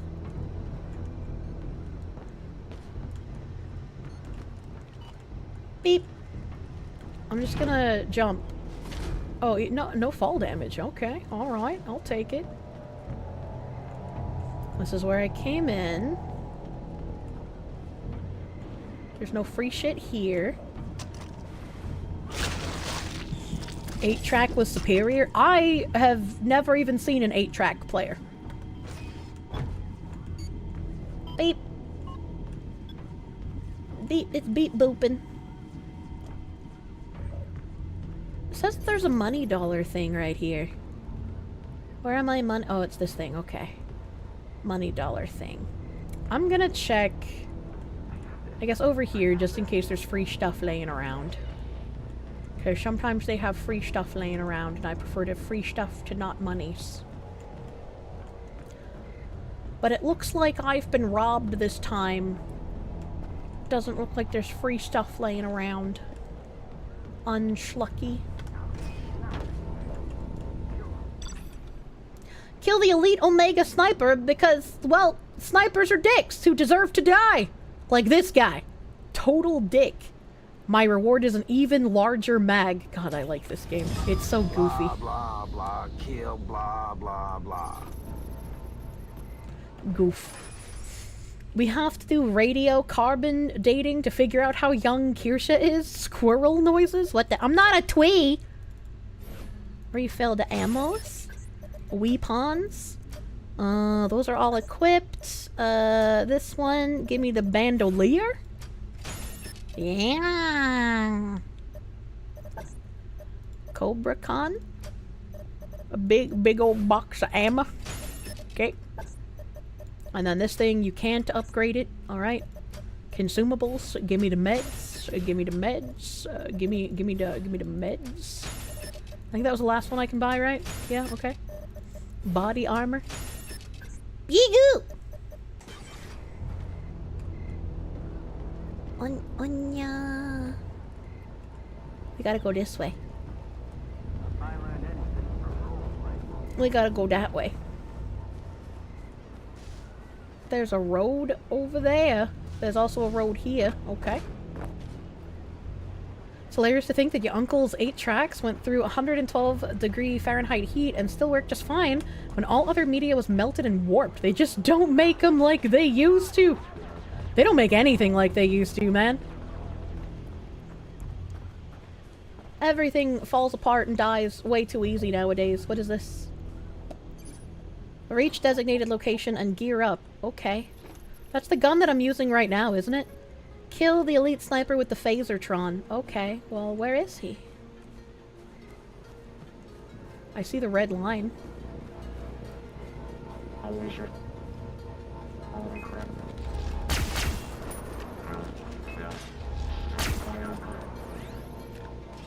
Oh.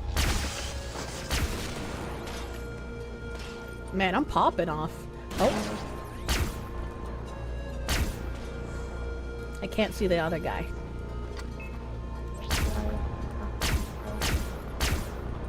Pew pew! Pew pew! Oh, it's a secretary! Oh. Oh man, that was kind of easy actually.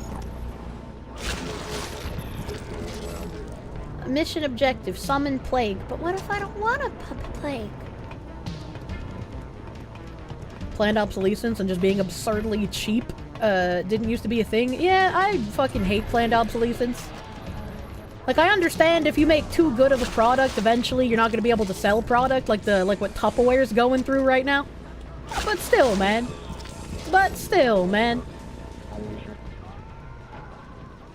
Why is there, like, crazy fucking people yelling right now?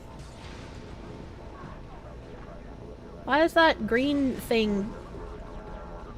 What is going on? Oh.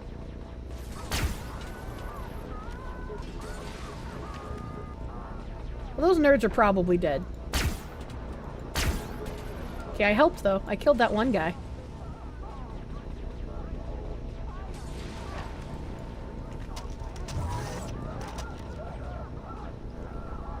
I can't see shit through this fire.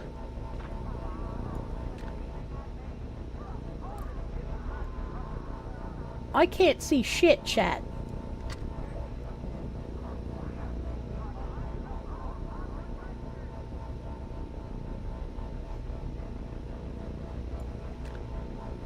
Yeah, those nerds are probably dead. They're probably dead.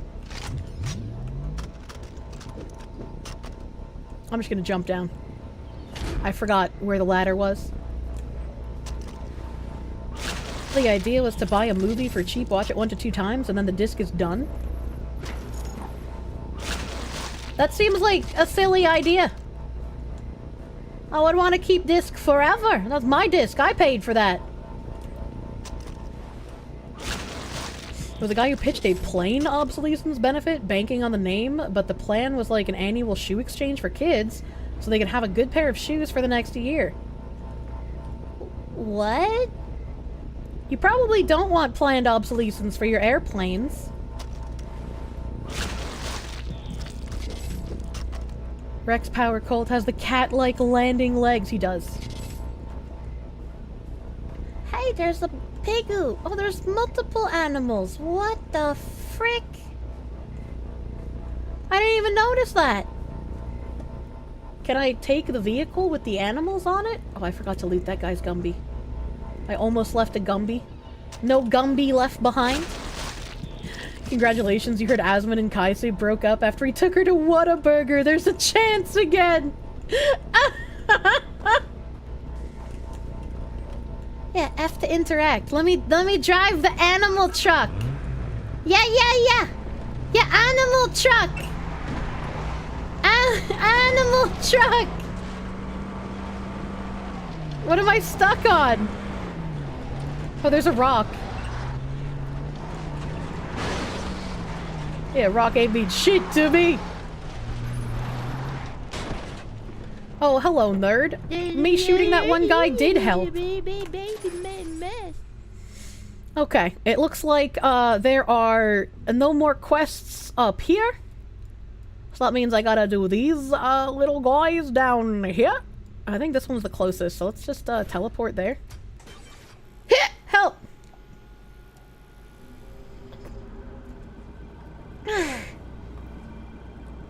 Flashbacks to the Woodbury retreat driving, not gonna lie. Please don't ever let me drive a car in real life. I will put us both in danger. Not on purpose. Just because I can't drive. Where's the... Oh, it's supposed to be in here? I didn't even see it. Where the fuck is the...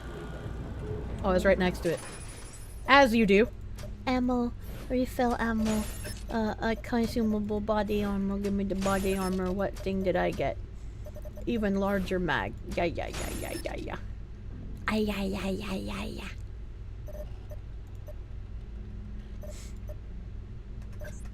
I'm assuming all of these are upgrades. I don't know what I'm doing. I'm just putting things on my guns. And I need to go north. I guess I can kill these guys on my way.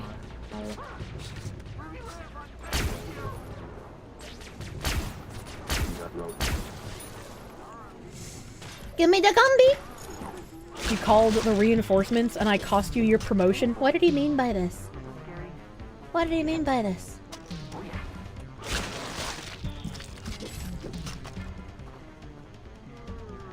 Who's that nerd running from? Who's that nerd running from? What's happening? I gotta go... Am I going the right way still? No, I gotta go that way. I guess to that red thing? That's the only red thing left, so... Oh wait, hold on, it's time. I get to sniper.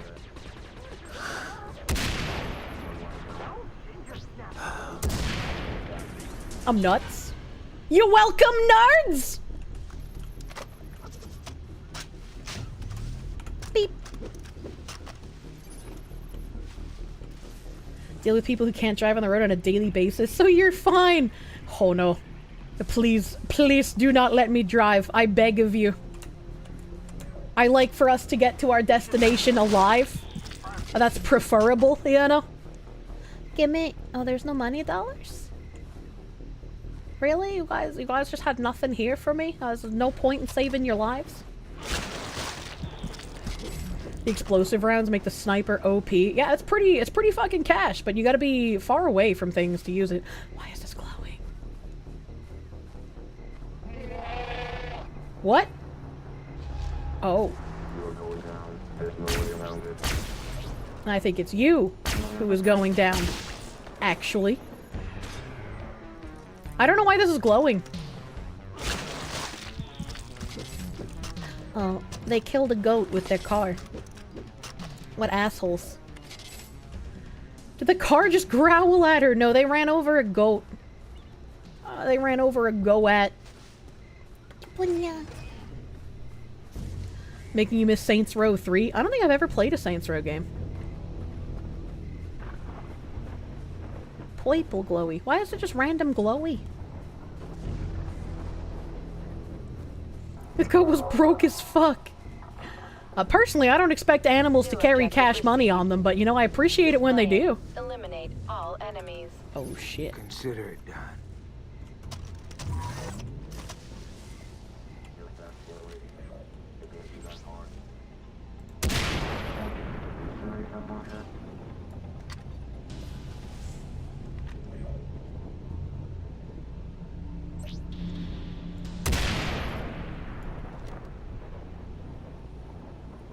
Surely that doesn't alert them, right? Oh, someone's being alerted. But whoopst. Oh.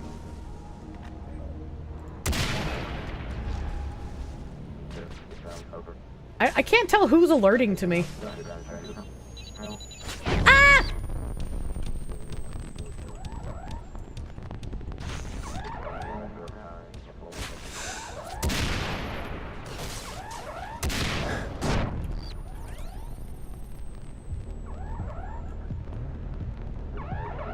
Where are they? Where?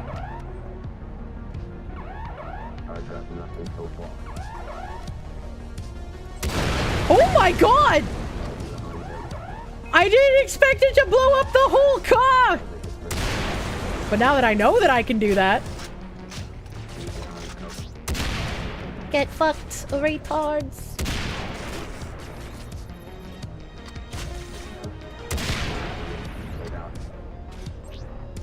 Oh, I don't have enough mouse pad space to do this.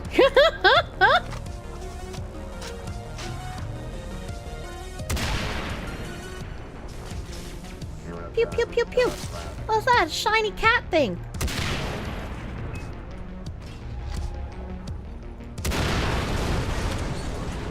I just love exploding vehicle.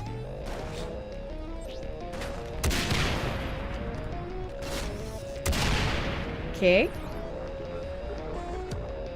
I still hear men. Oh, what the fuck? What the fuck?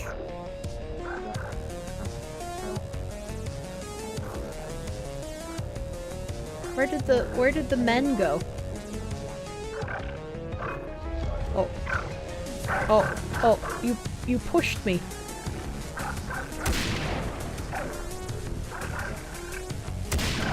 Okay, well... He pushed me!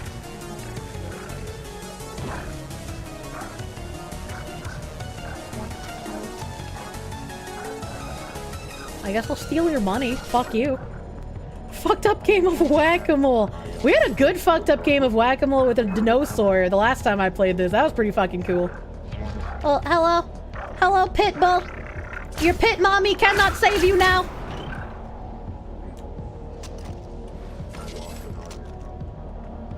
Where's the fucking robot guy? I hear him. Oh. Explode. Oh, you bitch! Fucking asshole. We are still not secured. There's a red guy this way. Hello. Hello. Where are you hiding? Where are you hiding? They're hiding cyborgs in the floorboards chat. He's definitely gotta be in there, right? I don't see him out here. I guess I'm gonna loot things? Maybe he'll come out of hiding? I don't know. Kirsche is actually a boomer when it comes to gaming. Wait, what do you mean?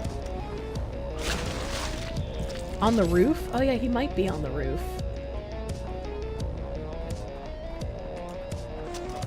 They're in the walls! Beep, beep, beep, beep, beep. Oh, hello. No throwing bottles. What? That was so far away! Okay, thank you. Oh, I got a little bit of lag there. That was weird. Yeah! Help! I think there was a guy that I killed over here that I can loot a gumbie from.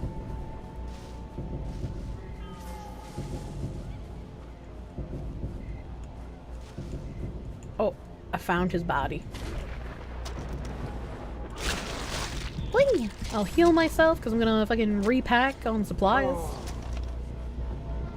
Yeah. Yay! Oh, it's not in here. What the frick? No, not inside. We want to go to the other side of the fucking area. Over here? Oh, more Gumby. Do you realize you're maxed out on Gumbies? The max is 99? Yeah, but you also get money! You get money when you loot their Gumbies, and I need money for upgrading weapons! Do I play with my trackpad? No, I play with my mouse, but I don't have enough room on my mouse pad to, like... To do, really long shots, as it were. She's a gummy digger? I am. I am a huge gummy digger. Refill. Gimme. Consumer beer beeble. Give me this again. And I only need 1 meds. Alright. Give me the quest. Oh, I could have gotten a free meds. God damn it. Omega Force is searching nearby ruins and littering! Kill them and save the scientists with them. Littering is for losers. True! Oh, come on. Where are they? Where are they? They're that way. A game like this would make a good Terminator game. A story during the war with the machines. The synth and the neon and laser weapons with hunter-killer drones would be fun. I just want more games that feel fun to play, as it were. What's this? Money. How did I see money dollars from so far away? I got those special eyes. I can see coins on the ground, no matter how far away and dirty they are. What's that? What's this? Television.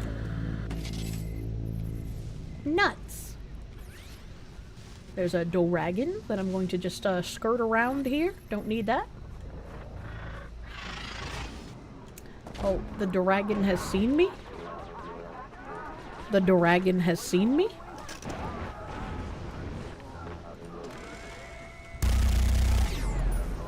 I can't hit it from this far away?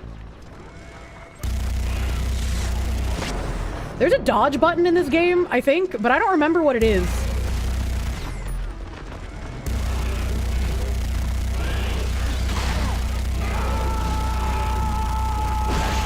Oh, this one kind of tanky. This one kind of tanky. It's okay. I still turned him into grape soda. The fuck is going on over there? What the fuck is happening over here?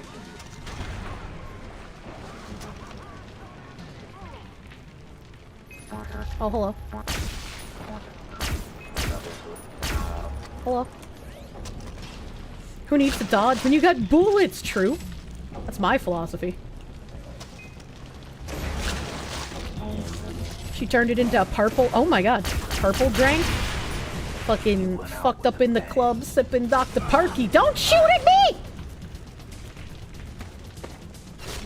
Owie. Owie.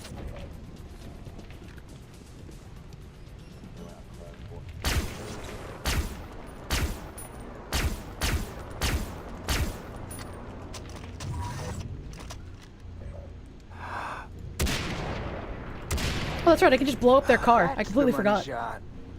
I completely forgot. I don't have to aim for them, I can just fucking blow up their car. Fuck them. Oh, that nice, relaxing music now. With all the death and rotting corpses around us. The smell of burning trees and burning flesh. How relaxing.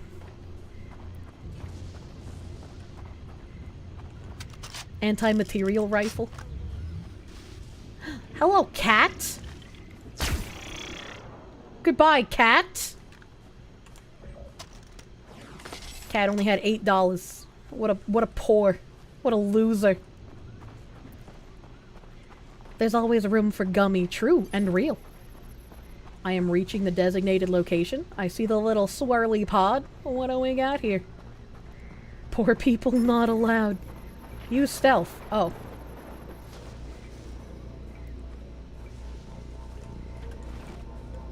I almost fucked that up real quick, eh? The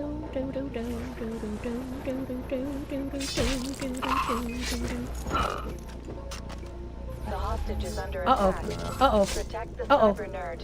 Cyber nerd. Cyber nerd. Cyber nerd. Cyber nerd. Cyber nerd.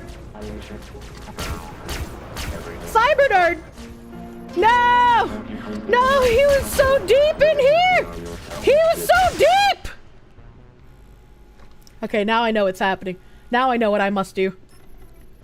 I will do you better this time, cyber nerd. Believe you me.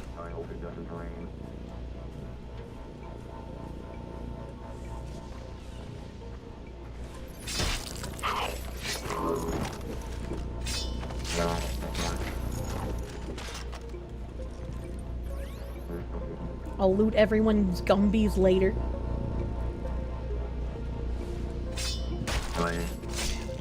Oh, he gave me $43 for stabbing him.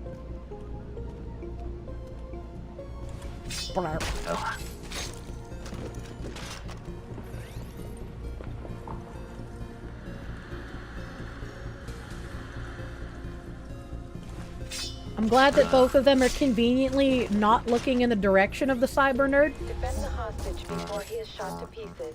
Nope. Or just shot. No need. I killed everyone. Come here a moment, will you? Hello, cyber nerd. Thank heavens you saved me. Yo, whoop, whoop. You're welcome. Cyber nerd was looking at a corpse. I feel like cyber nerd was in his natural elemente, as it were, and I kind of ruined it for him, you know? Give me the TV. Oh boy. Oh Another boy. one down. Another one bite the dust. Another one bite the dust. Cha cha cha. There's a lot of corpses in here. There's a hell of a lot of corpses. What was that? What was that noise? Dwagon doggos! What are those noises? Chat, this game has dwagon dogs too. Oh my god! No, no, no, no, no!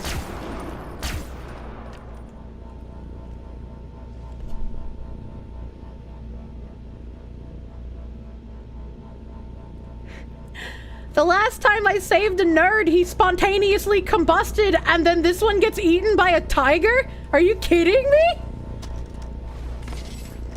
How come my pet nerds are so easily destructible? I don't understand. How does this keep happening? The wildlife hates nerds confirmed. Jesus. Where the fuck am I? I'm here. And I need to go this way. So I can get in the car. Being saved by Kirsche is a death sentence. I mean, I guess so, dude. Jesus. I know we gotta go in this direction. That's the red thing. I can get there. I believe in myself. I can't really see very well when I'm going uphill, so I hope nothing bad will happen. Sorry, nerds, you're on your own this time. Oh, shit. They'll be fine. You know? Those nerds will be fine. Oh, there's a cage. Oh, there's a cage. I crushed him? I crushed him?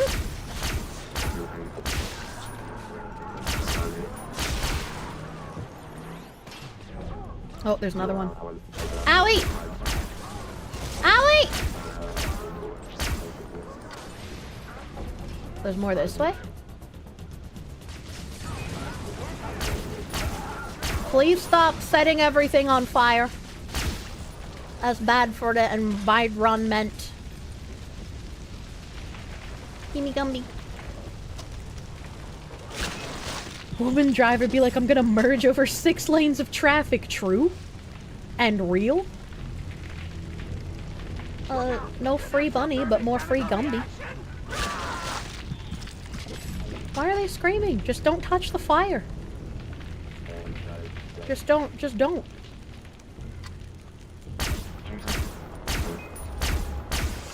Jesus Christ, the closer I get, the worse I am at aiming. There are 1, 2, 3, 4, 5 cars right here? What the hell? Man, Bear, Pig might still be out there. True. The cyber nerds are baby. They are. They very much are. Okay! Kill me! Kill me! Gumbie! Why is he still screaming? Oh. Oh.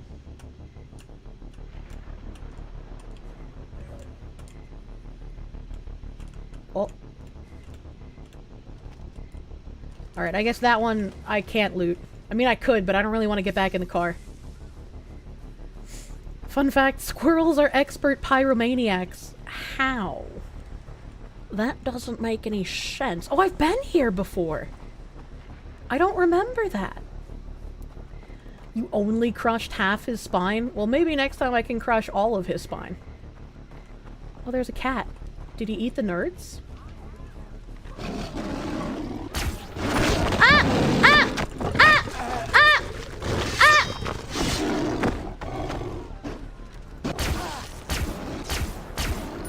I killed the tiger in one shot before. I don't know why I didn't kill it in one shot this time. I hear nerds struggling again.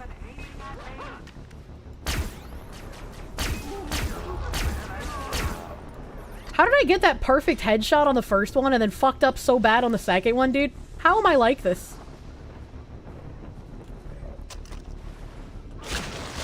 They have the ability to set stuff on fire by messing with electricity? Yeah, I hate it. You can't pet the cat? I mean, you can. If shooting it is petting it. Alright, good job, nerds. You stay there. Okay, no, those are fine. Wait, the red thing is like in the middle of the ocean. Are you kidding me? Are you kidding me? There's like a shark out there? Can I kill the sharks?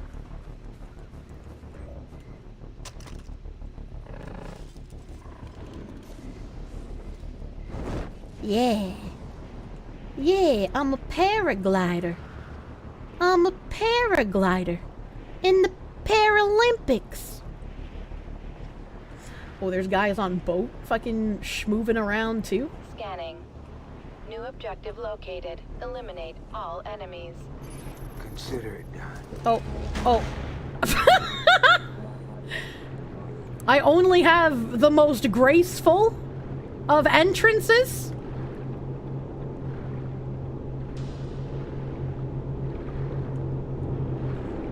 Alright, okay. I'm going to... Okay, there's a guy on the dock over there. I can probably get that guy. Or maybe not. He's running kind of fast.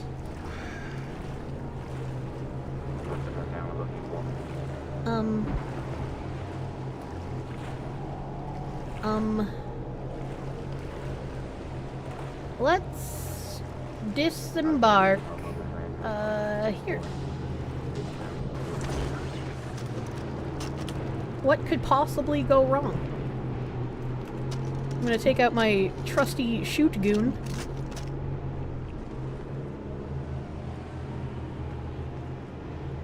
Okay. There's Guy here. There's Guy. Hello, Guy. Hello, Guy.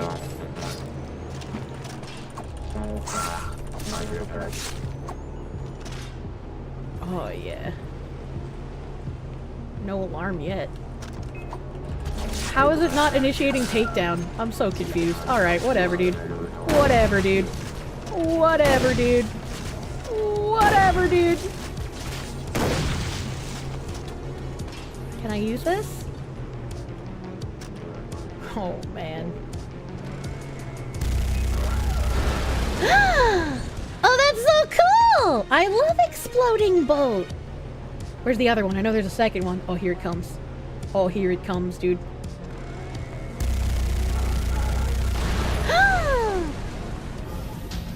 Oh, that was it! That was all of them! I was hoping I get to kill more people.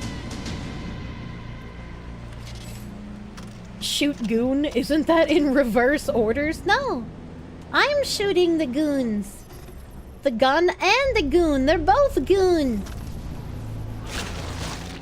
And then I rip out their gumbies to take to Grandma so she can make delicious preserves out of them.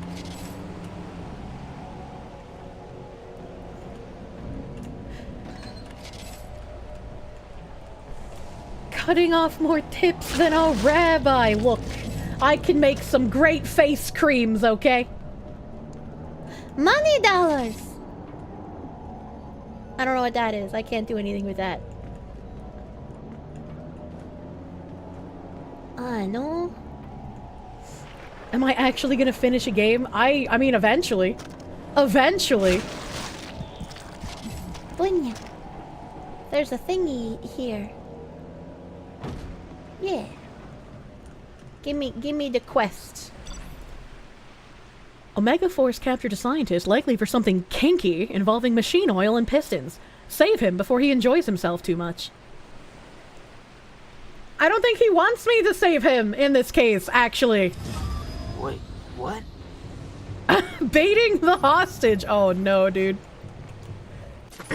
You let him be. Let the nerd enjoy himself for once, okay? Alright? Full auto. Confirm poiches. So mag pouch is all I'm really missing here. Double barrel. Yeah, sure. A semi-auto upgrade.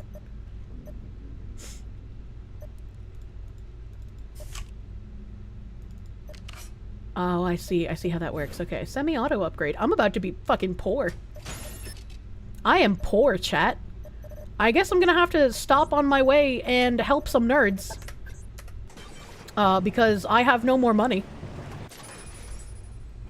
The nerds that need help are there.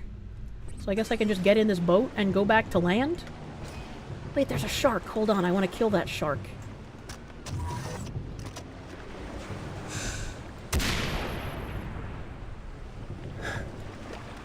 Oh, there's another one.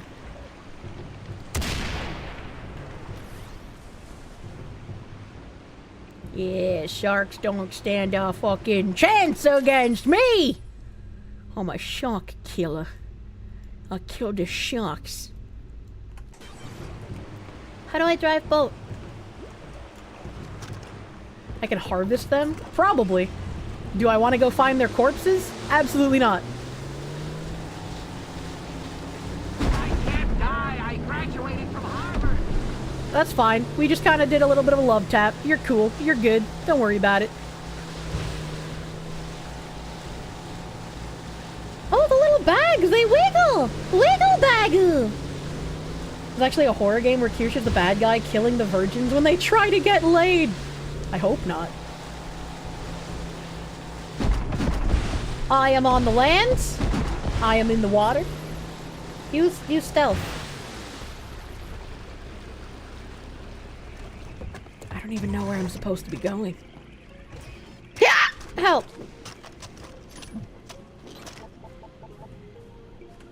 Hostage. Where is the hostage? Oh. Oh.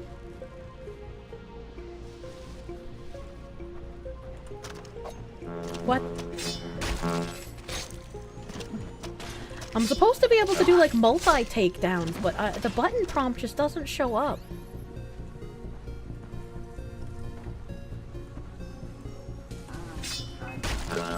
Defend the hostage before he is shot to pieces. Or just shot. Where is he? Oh, he's in here. Yeah, he looks like he's having a good time. Oh, Jesus Christ. Oh god, oh god, oh god, oh god, oh god.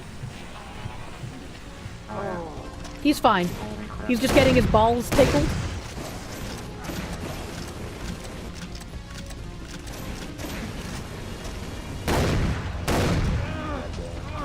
EBDB!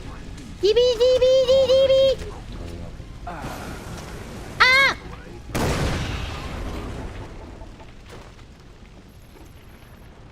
I'll talk to the hostage when I gather all my gumbies. No, shh. You can take a little bit more time in the pleasure chair while I collect my gumbies.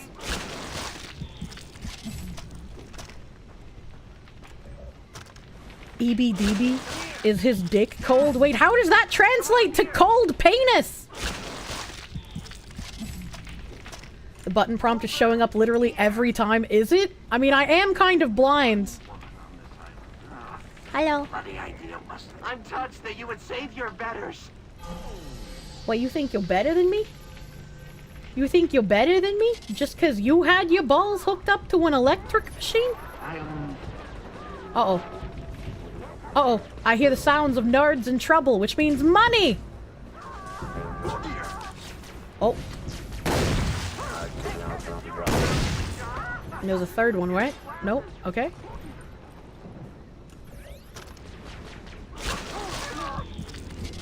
Huh? I am invincible. I just don't believe you. Okay. Oh. Who are you shooting at now? Who are you shooting at now? Oh, this is cool. Can I drive this? Can I drive this? No. The answer is no. Alright, nerds.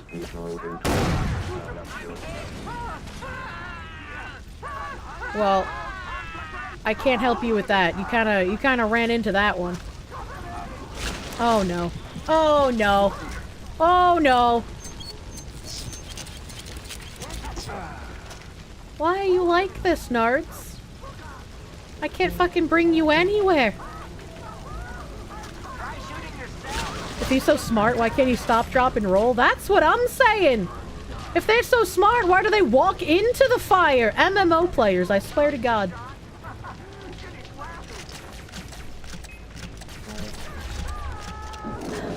Kitty!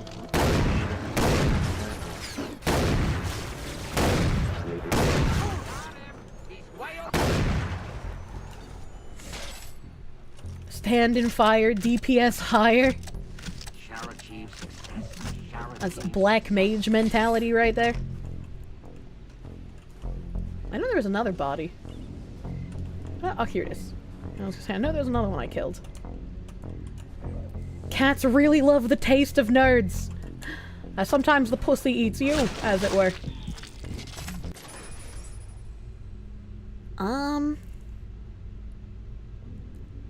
Okay, we're done here. And then I have those two places. Wow, there is... What is this? Right? Because, like, why are there two garrisons here, but there's no garrison here? But this place looks like it's filled with tons of shit. That's a little confusing to me, chat.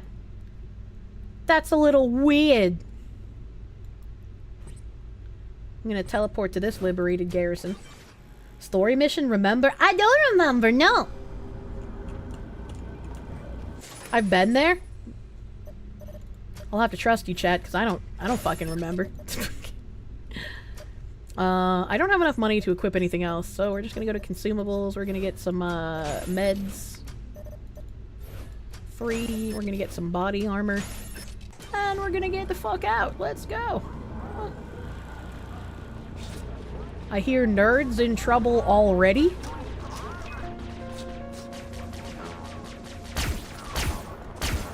Holy shit.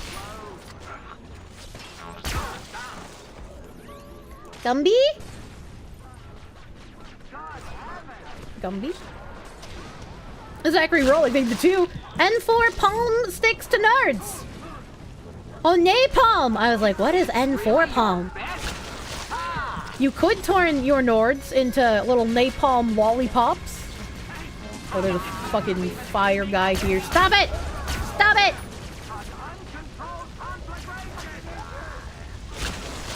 A little bit of fire in her hand, buddy. Only a little bit. Oh, I always accidentally inject myself after I put out the fire.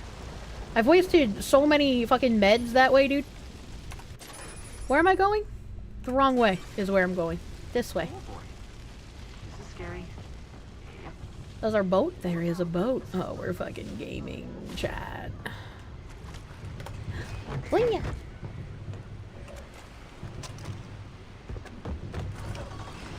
Let's fucking go. Oh, there was a jet ski. Jet ski would have been pretty fucking cool too. Barbecue. I love barbecue. Oh, no, no, no, no. Alright, we're good. We're good. I've adjusted. I've adjusted. Oh, my God. My VTuber avatar should have been a goldfish. No, I'm Foxu! Foxu fit me very well. But I am friends with a goldfish.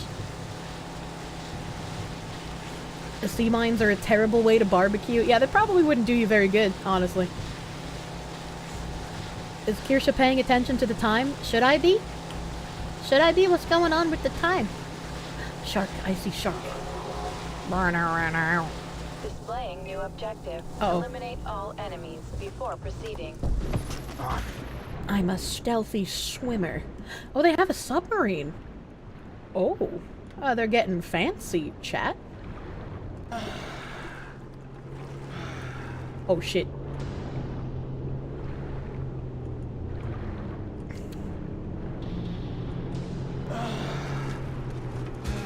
Alright. Let's figure out where the bad guy is.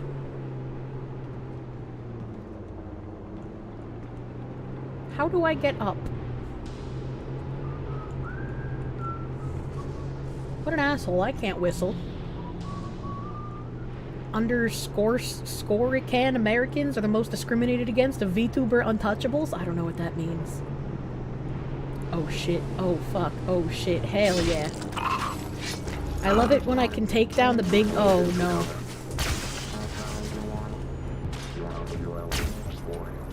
Fuck. Fuck, shit.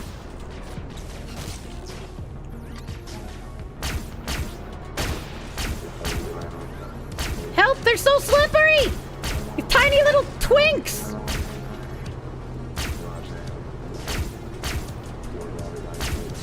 God damn it. God damn it. Oh, there's a big guy.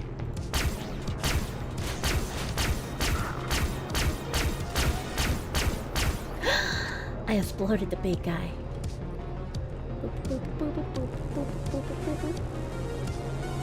Where are the guys?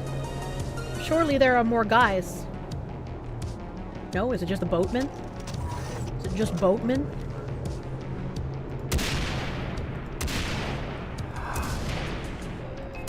Why isn't the boat blowing up? There we go. It's like, what the fuck?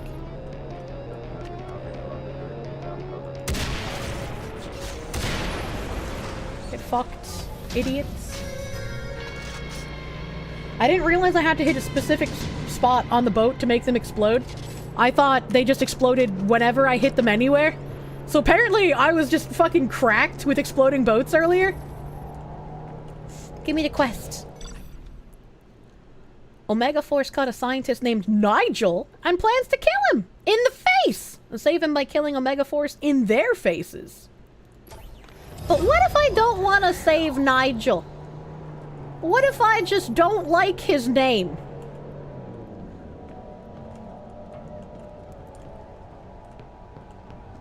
Where are... Okay, all the people I killed are down here. Oops. Sucks for Nigel. Nigel's the new tulip. Oh. Free ammo? I will take that.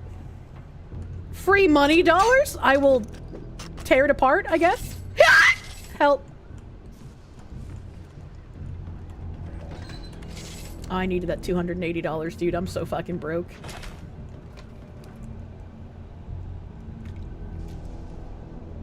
So fucking broke. Okay. Get Omega Force. They made too many Dynasty Warrior games. What the hell? What's this? Steal credits. There's money dollars here. I don't know what that shit is, but I can't pick that shit up. This place had a lot of money dollars on it. Money. Oh, I already looted that guy's gumbie. Those aren't money dollars. You know... Oh, there's a shark. Oh, there's a shark. Fucking... Get killed, idiot.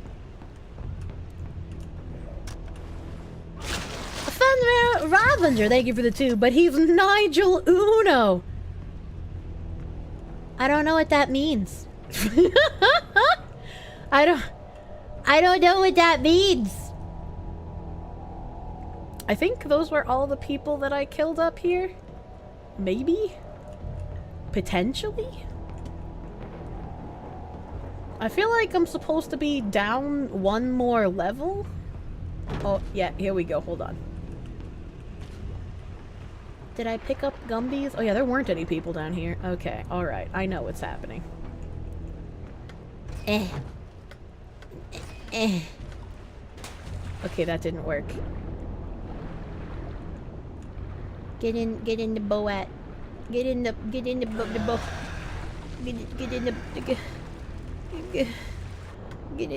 boat. Get in.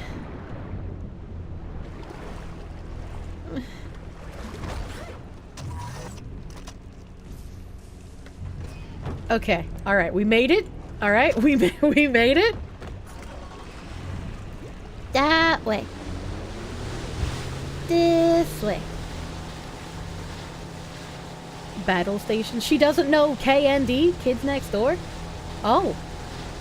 I don't remember their fucking names. That's for goddamn sure. I remember the black chick with the baseball cap and the blue shirt. She couldn't see. She had no eyes. Oh, there's a little Skippy Dingle here. Their names are numbers? How do you forget this? Well, he said Nigel! He said Nigel! That's a name that's not a number! Can I snipe these things?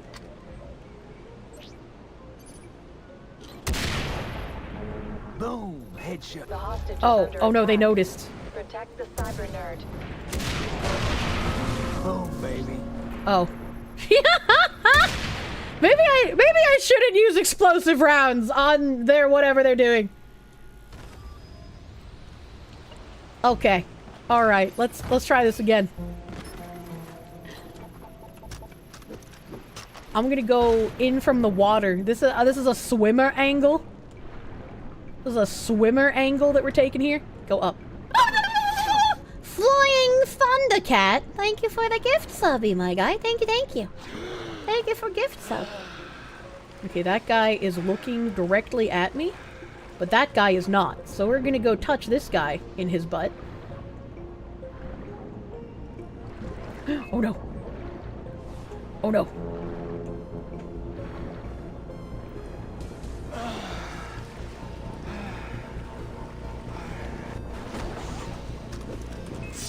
Defend the hostage No! before he is shot to pieces. Or just shot. Hostage is over here.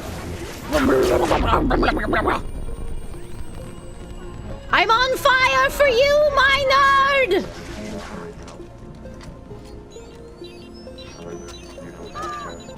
Ah! Ah! How could they grenade him? That's cheating!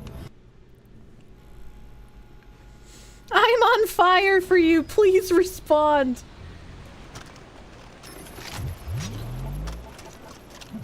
Okay. All right. So let's try this again.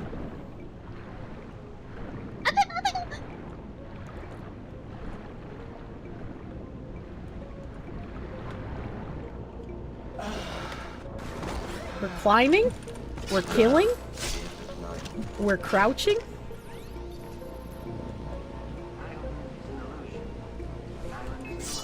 Okay. Oh, there's a guy right in the window. We don't want the window guy to notice that we're here yet. Same as water. Same as water. I'm gonna take down this guy. Nobody notices anything. And then, can I take down this guy from his face? No? Okay. Or just shot.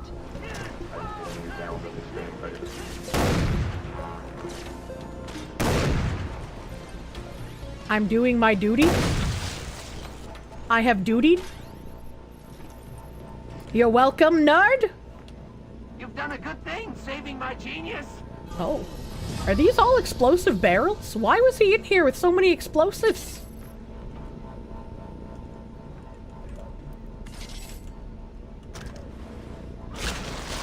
Kirsche's Valentine card. I'm on fire for you, my nerd. True. True and real. Okay, I'm gonna loot this guy over here. No, I'm not, because it won't let me between those things. Hello. I can sniff your butt. I gave him a hole. Why is he so afraid? I shot the guy in the booty.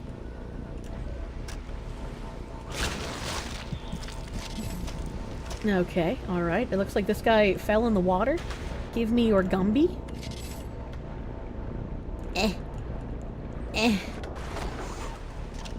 Okay, that should be everything here. Should be everything. Give me meds. Oh, I'm full on meds. Unlucky. Alright, and then there's one last place to go. Wait, there's a television. I'm over here, aren't I? No, I'm over here. Wait, how am I over here? How did I get over here? Oh yeah, there was a quest. I forgot about the quest. I'm gonna take... You probably shouldn't dive into water that's that shallow. I wasn't expecting a diving animation when the water was so shallow. What the fuck? Give me this thing. And we go to that other red light.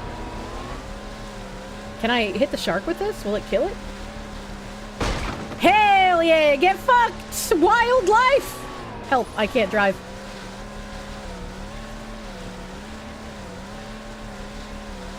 Alright. A cyberneck prevents accidents. True. Riley Odom, thank you for the $4.99. You came back from drum practice, and the first thing you hear is, I can sniff your butt. Never change, Kirsche. I sniffed it real good. I blew a hole in it. Yeah, kill nature. One. I want to go to that city. Because, like, it's on fire and on explosions. And I want to know what's happening. Oh, there's fucking boat guys. I don't want to touch the boat guys. Oh, it's a boat. Oh, it's a boat. Oh, no. Oh, no. Alright, okay. Yeah, there we go. There we go. Now I can have a little sneaky... New objective received. Displaying. Eliminate all enemies before proceeding. Sure thing. Yeah. Yeah, I can see. There's a guy up here. And I'm gonna sneak up behind him. And I'm gonna touch his butt. Yeah. No forest fire. No forest fire. And there's a guy up here. Can I have the cum cream? No. No alerting. Noble heart, thank you. Thank you for the 3 months of prune. Thank you for pruning. Oh god.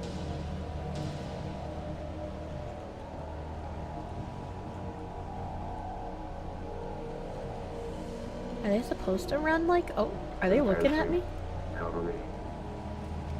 The alarm hasn't gone off, but they're like looking at me. Should I be worried, chat?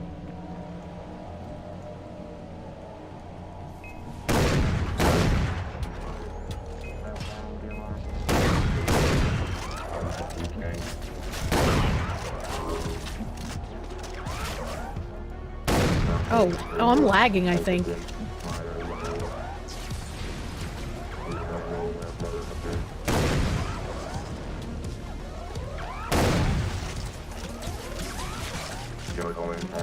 No way around it. Now. Anya! I had a scope and he missed you? I know. It's a little confounding when the aim of the NPCs is the same as my own. What did I blow up this time? I don't know, man. I don't know, man.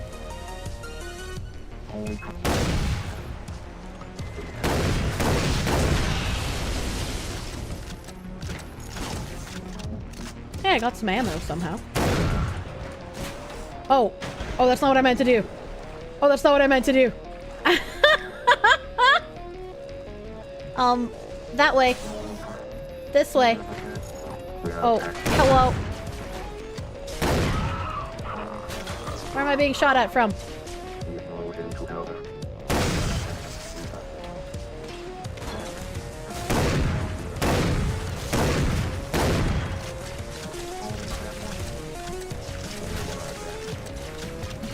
Ugh.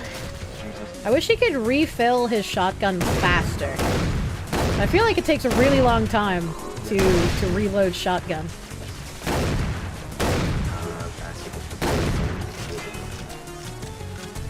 Oh, there's men over here too. Alright, well we're gonna do this.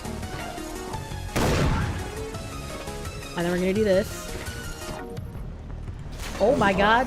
And then there was another guy here, right? Could have sworn there were two people here. But I might be crazy. I could be crazy. That's a possibility. And then we're gonna go up here.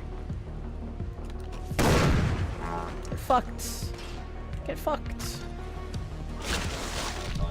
There's still more men somewhere. I hear them. What does this do? Oh, I can shoot it.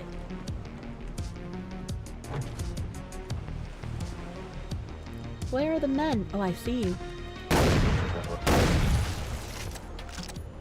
He was the last man! Reloading shotguns one shell at a time isn't slow if you reload as soon as you stop firing. Oh. Oh, wow. You miss when ragdolling enemies was more common in video games? Same. Same. I appreciate the ragdolls. It's always faster to switch to your other weapon. Yeah, but then I'd have to switch to my other weapon. And I just don't want to do that. Game reminds you of Generation Zero? I don't know what that is. Gumbie. Oh, I have an itchy ear. Hold on. Wow, I killed a lot of people in a pile here. The shotgun is cool. I do like the shotgun reload animation. Like, it looks cool as fuck. It just takes a while. Swapping to your pistol is faster than reloading. Yeah, but I don't wanna. I don't wanna!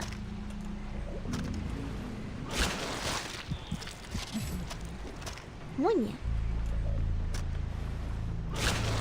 You'd like to see me play Doom 2016? Oh my gosh. Dying is also faster than reloading. You have a point. I think there was a box on this thing over here. Yeah. Yeah. Give me the money dollars.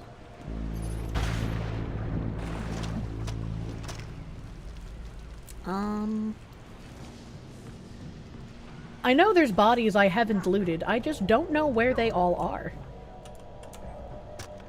Doom 2016 is so short I could beat it in one stream. I don't know. You're talking about me here, okay?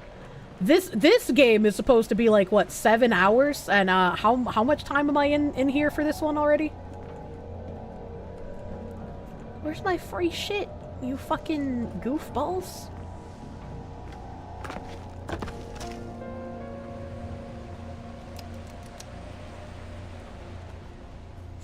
Well, we got our last quest here. Predator's Path mag pouch. How the hell is this a mission? Mind the teeth. I forgot to read what it wanted me to do.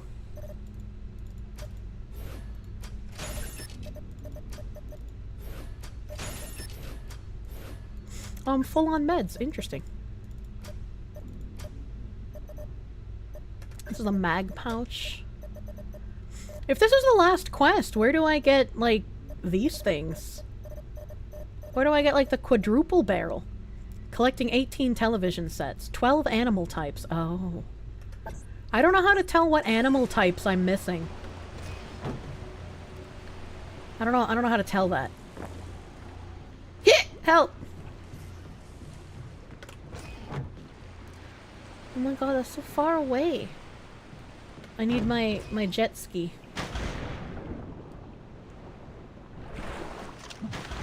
Hello?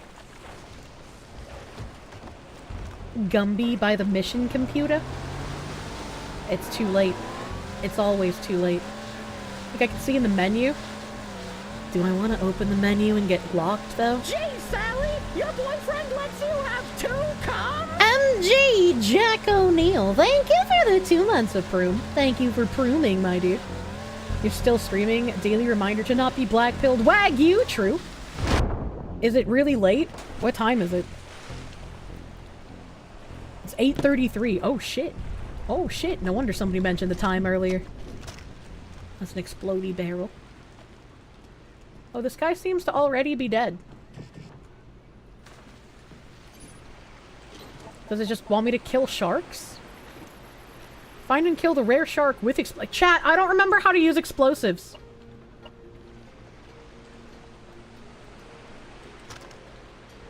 Nope, that's healing.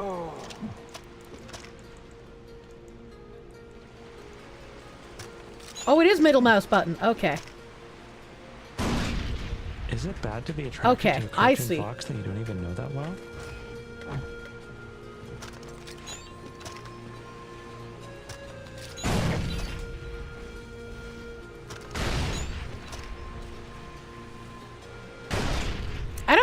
I don't see how this is supposed to work.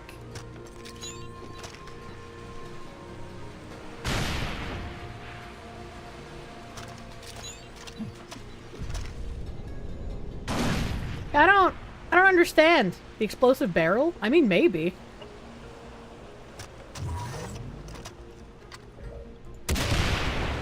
No, that doesn't do damage to them either. Does that count? Because my gun has explosive rounds? Can you cook grenades? I don't know what that means. Oh. Well, that's not what I want. Oh. Oh, you can blow yourself up. Duly noted. Oh-ho! Oh-ho! First try? Actually cracked? I have no idea what I'm doing.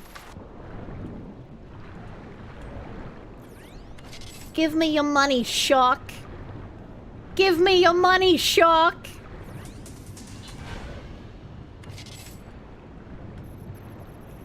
Wasn't there a third one? Oh, they brought the third one's corpse up here. Okay, all right. Pillfoot. That one had $100. That was the boss shark. Get fucked. Get fucked. Must be a lone shark, this fucking guy. Where's my cheeseburger, Dad? Where is it? It's swimming in this game is so janky. It's so fucking jank. Alright. Give me a refill on my grenades, pretty please. Thank you. Thank you. Alright. Okay. Do I really want to run around and get all the TVs? I don't really think I do. I don't really think I want to get all the TVs. I don't think I need to. I have quite a few upgrades on my weapons, and I don't think the shotgun is going to be too super helpful in a boss fight. So let us go to this liberated garrison. Let us go to the garrison. That is so many TVs. Yeah, right? Well, let's interact here. Shmamo. Oh, that was weird. That was weird. It like broke consumables. I still have armor equipped. Meds. Okay. Alright. Alright, it's time. It's time to go into the plague den.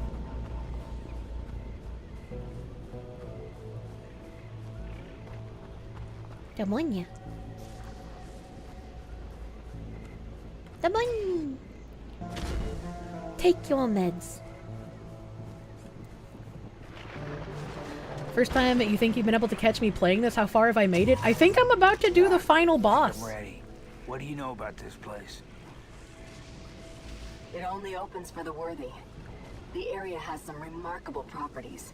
Dragon blood becomes supercharged inside it, leading me to suspect it's a ley line hub, if you believe in Lockyer's theories of solstice alignments, and thus rife with energy output. Be careful, Rex. That place is filled with death. What kind of death? The deadly kind! The dangerous kind, Rex. Have I not played Far Cry 3? I haven't. I have not. I'm coming! Yes.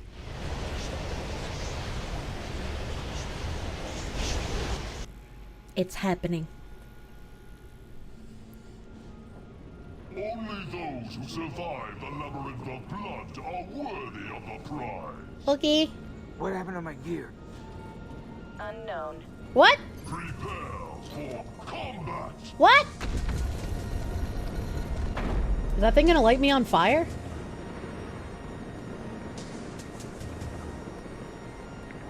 Oh, there's like spikes on the ceiling too. What the hell? What the hell? Whoa. Why am I in some like Aztec ritual sacrifice temple?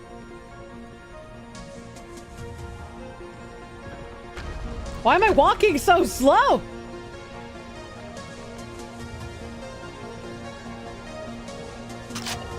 Checkpoint reached. Grab weapon and prove your might. Well, I don't really have much of a choice now, do I? No. Running dead. Outbound. Oh, the nerds are weaponized against me.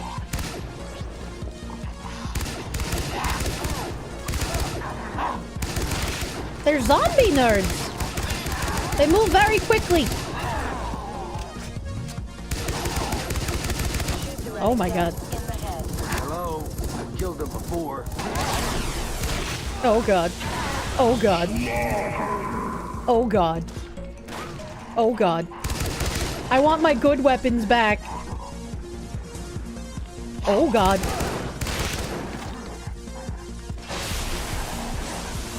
Okay.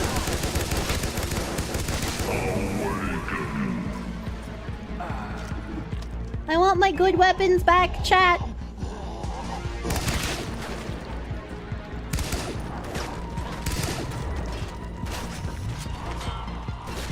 Why are the zombie nerds using guns? Jesus, how many are there?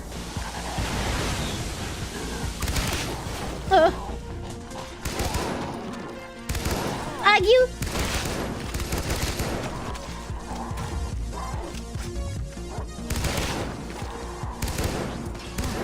Firebomb there!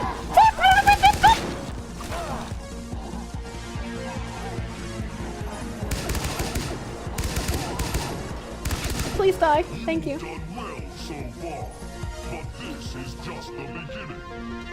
Prepare yourself. Oh. Located an exit. Chat, what is happening? Medkit. They gave me a medkit. What's down here? Okay, I killed the alligator.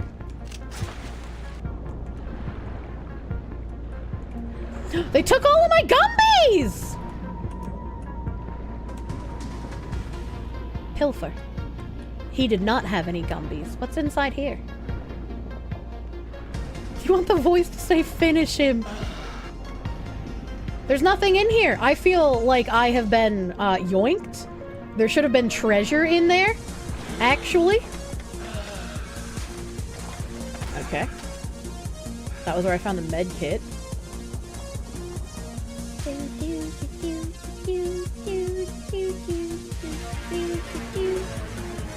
No free loot on this side. Unlucky.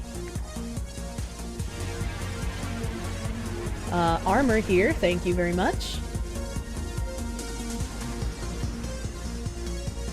My video game senses, they tingle-tongled. and told me to check for resources. Okay, nothing in this one. Oh, music, kind of a fucking jam though, dude. Bing ding!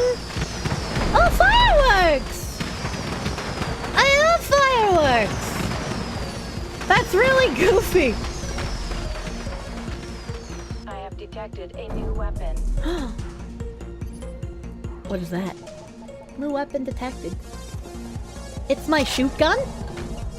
I love shoot gun. Claim your prize. The dead have a voice in this too. I just don't believe you.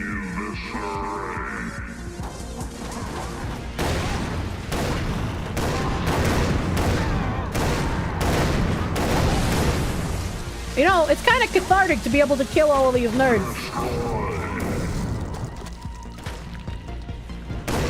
Owie! Uh-oh. I'm trying to reload. I'm trying to— You can't come in my house!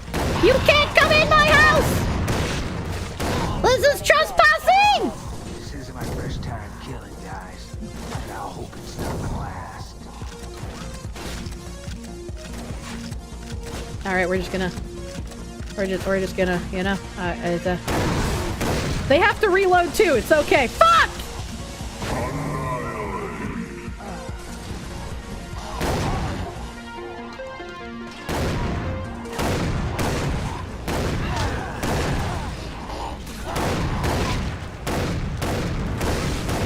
This was not a good area to have the shotgun, dude! Enemies inbound. Is there a sale on dead guys? There is a sale on dead guys. They're 50% off.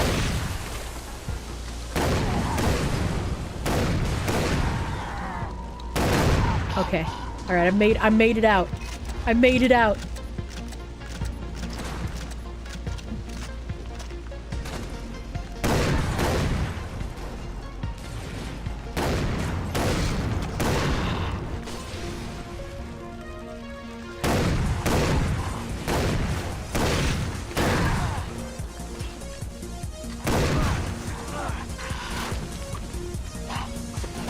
Oh, Jesus. This is a terrible map for the shotgun, dude.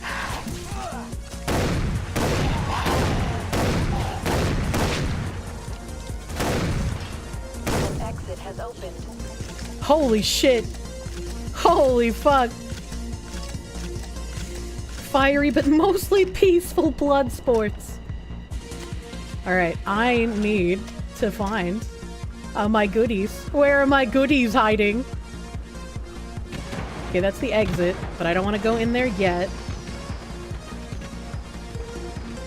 There's stuff in here? No. Dude brought karate to a shotgun fight? Like, actually, what the hell is going on? Alright, those are all the bodies, so we're just kind of chilling here. I guess I could have gone underneath here. I wasn't aware of that. There's this side. Does this area really have no goodies? No loot? A new do? This one's kind of red. Maybe I was supposed to like run around and kite them or some shit, but I didn't think of that. What the hell is this? Like Genghis Khan on top of a dragon doggo. God damn. Oh. Double-headed dragon doggo. It doesn't look like there's any loot in this one. No loot. Unlucky. To the next area. Check a point. Turtle! Turtle! I can't even melee the turtle. He's safe for now. Another turtle. Weapon detected. Hello. Hello. It's my sniper weapon.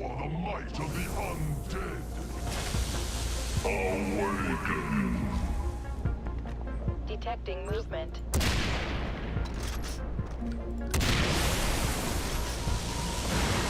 More enemies inbound.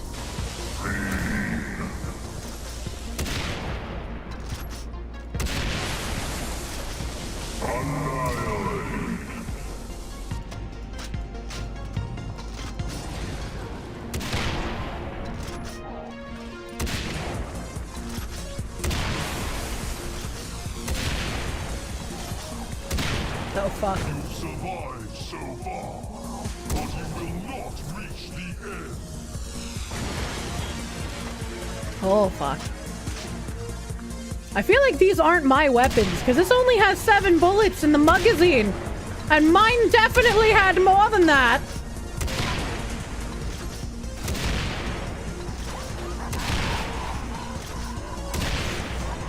Uh-oh.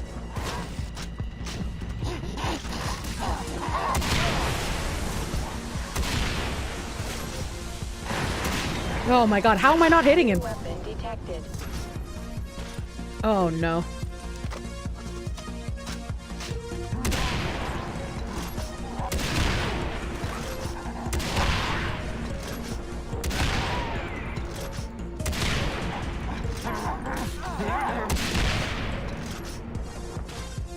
Okay. Okay. Alright. Okay. Okay. Any items for me here? Almagaba!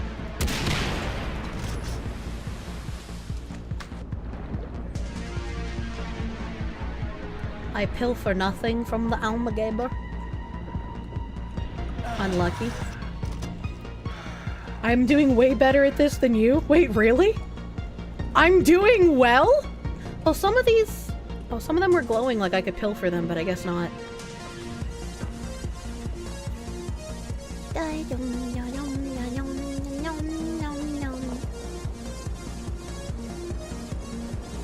Wildlife must shoot, truly. Oh, it's my Giga gun? It's Giga gunning time? Oh. Feed! Get some. Yum, yum, yum, get you some? Oh, how did you break through here? How did you get through?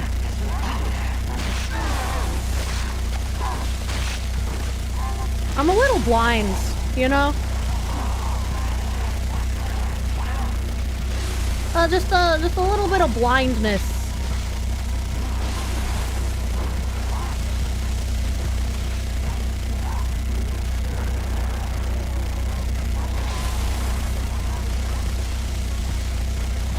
We're gonna have so much Kool-Aid to drink once I'm done killing all of these zombie nerds.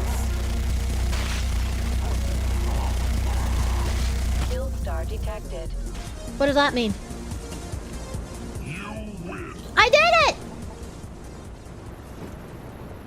The bodies of all the nerds below my feet, where they belong! They know their place now. Bye, bye, bye, bye, bye. Oh my, vampire music. Okay, nothing over here. Alright, I guess we go up and get our prize. Which is more fireworks? Of the kill star.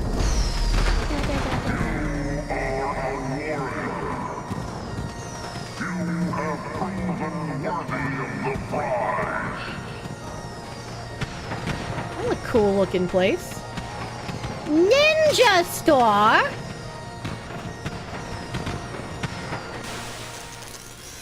What do I do at the ninja store? Got the touch. I got the power? I got the power, yeah!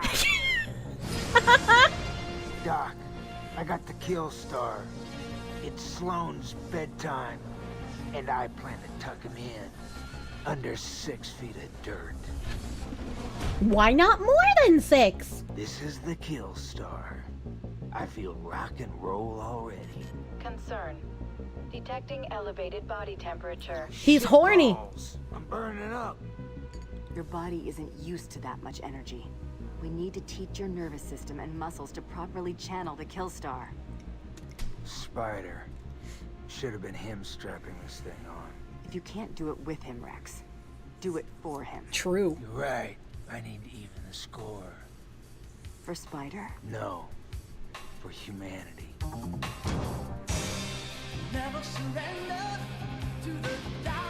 Oh my god, he's training his fingies!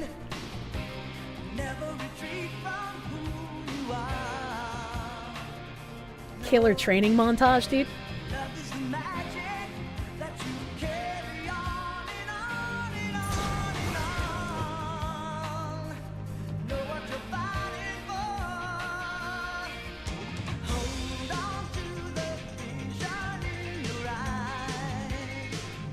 I don't know what he's using to train his fingers, but it looks kind of cool. Behold, the 80s! Is this copyrighted? Fucking probably. The one time I remembered it fucking muted at the beginning when I load up the game, too. Hey, he didn't kill the nerd this time. Rex, you've come so far, but something tells me you're still holding back. Don't worry, Doc. I won't hold back anymore. Now kiss. Oh my god, I was right. I want to be blinded with your cyber love. Oh. Oh.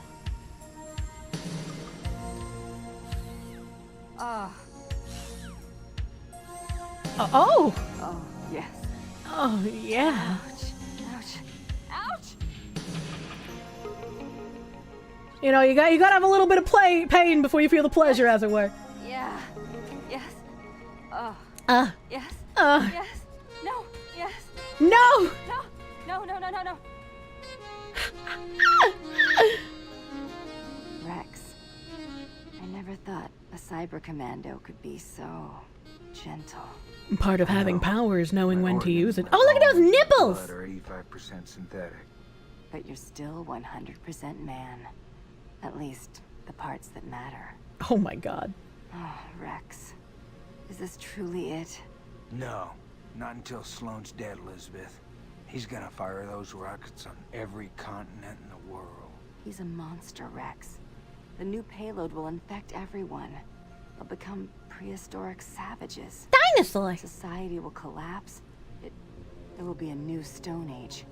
And what emerges will no longer be human. He thinks he's doing everyone a favor, but so am I. By killing him first. Yeah, fuck You him! saved me before, Rex. Now, it's time to save the world.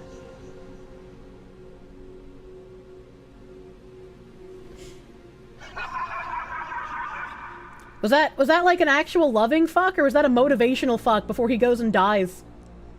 Elizabeth? Oh, she left him a CD. Alert. New parameters enabled. Stand by for updated objectives. What?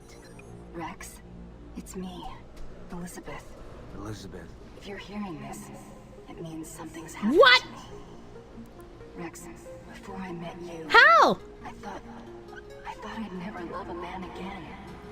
I know you think of yourself as less than human, but you carry something more precious than your $1 billion worth of military spec hardware. That big dick. More powerful than the hydrogen energy cell in your chest. You carry a human soul with Oh. you. Oh, she was going for the sweet one, okay. And you carry my heart.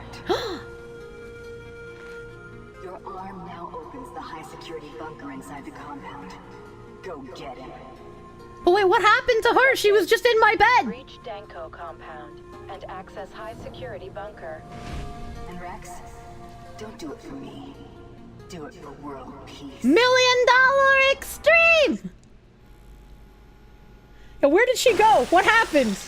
I don't understand. You own the Killstar, a mysterious weapon fueled by your life force. It uses your health to fuel its destructive powers. Oh, that's not a good sign. That's not a good sign.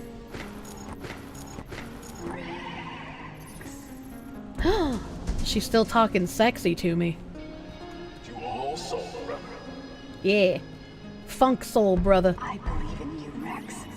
Now just believe in yourself. Believe in you that believes in me. Time to make some noise. Oh boy. Recommendation. Reach the main gate. I've been wanting to kick those assholes in their assholes all day. Let's go.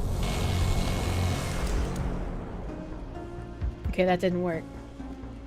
Oh wait, no, it was working. I didn't realize it had an HP bar. Knock, knock. Knock, knock? Kill everything. Everything. Kill. Kill. Kill!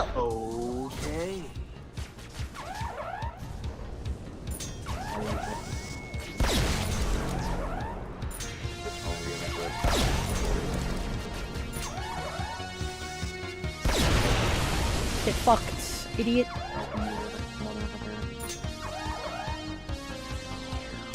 I can't see that tard. Oh, there's a barrel. Never mind.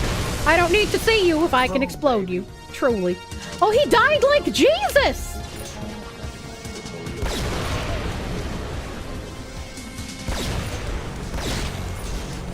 Oh my god. I need to heal, because I don't know what's going on.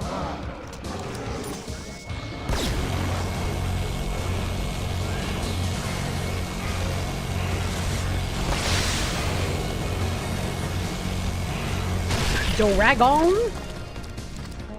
Turn into grape drank Doragon. Pew pew. No! No grenades! Pew! Pew! Pew! It's actually really satisfying.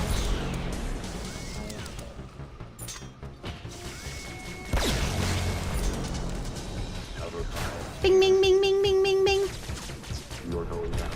Oh, they wanted me to come over here. I knew you'd make it. Oh, it closed the door. There's more of me and you than just programming. We even share the same blue color blood now, son. You and me, baby, ain't nothing but mammal.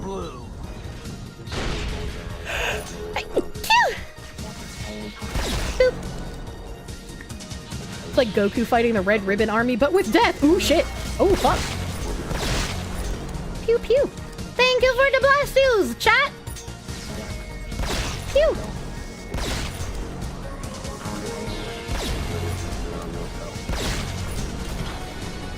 This guy. Did you say that was worth my left hand? Okay, nothing else here, so I'm gonna use this and then pick up this guy. Now we're cooking with olive oil. Some of their bodies just disappear. Interesting. That was with my left hand? True. His right hand is probably extra strong from all the grip in it. Boom. Bing. I wonder if we see him switch to his left hand. Oh. Hell yeah, get fucked. Nice. I really empowered him. Oh, I see a lot of people. Hello.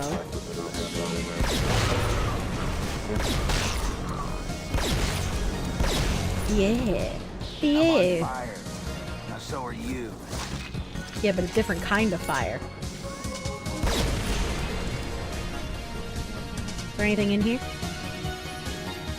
Health kit? I don't need that. Somehow I'm not using as much HP as I thought I would be. I assumed I was gonna be doing way fucking worse with this little gimmicky gadget.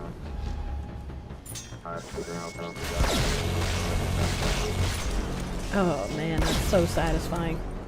Oh man, that feels so good, dude.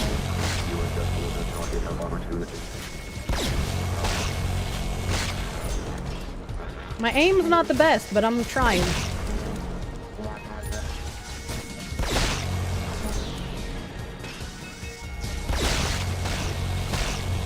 Oh, you can't even see anything, they just fucking pop.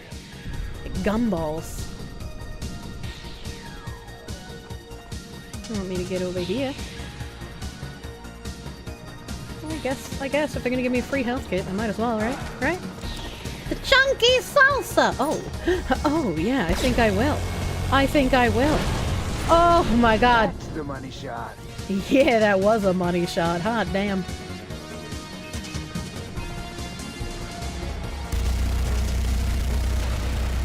Man, that's so cool. Guess I blew my load.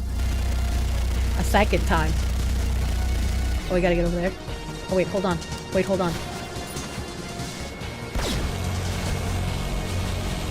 Gonna bring down your helicopters with my life force. Fuck you, buddy. Fuck you, buddy. I didn't need to use that. I thought I was on fire, so I hit the button. A free health kit. I think I will. I think I will. Boing! Oh, there's a dragon? Where's the dragon? I see the HP bar for the dragon, but I don't see the dragon. Oh, now I see it. Okay, hold on. Hold on. We're gonna run up here. Yeah, I'm so fucking smart, chat.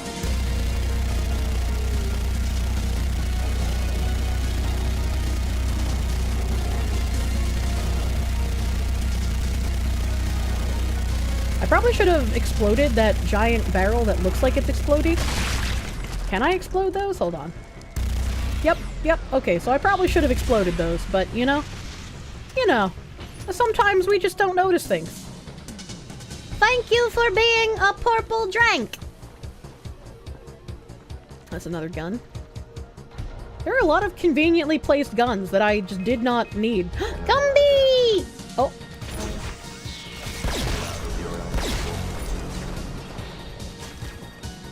Why are there suddenly more men? Why are there suddenly more men? Oh, that one's got a big stick. Big stickman. Oh my god.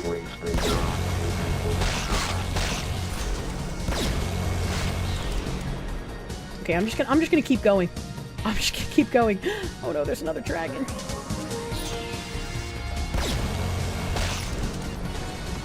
Oh no! Oh no! Oh no! Oh god! Oh man! Oh god! Oh man! Oh god! Serpentine.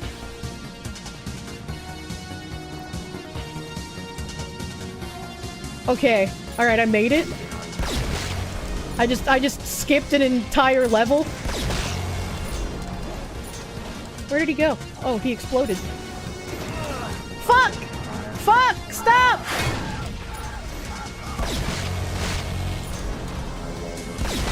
Fuck! Stop! Fuck! Oh no. Heal! Heal! Run! Health kit! What is this place? Detecting high levels of bioradiation. That's me. That's that's fucking egu. There's some fucking egu in here. Man, I just all skill, no luck. What are you doing? What are you doing?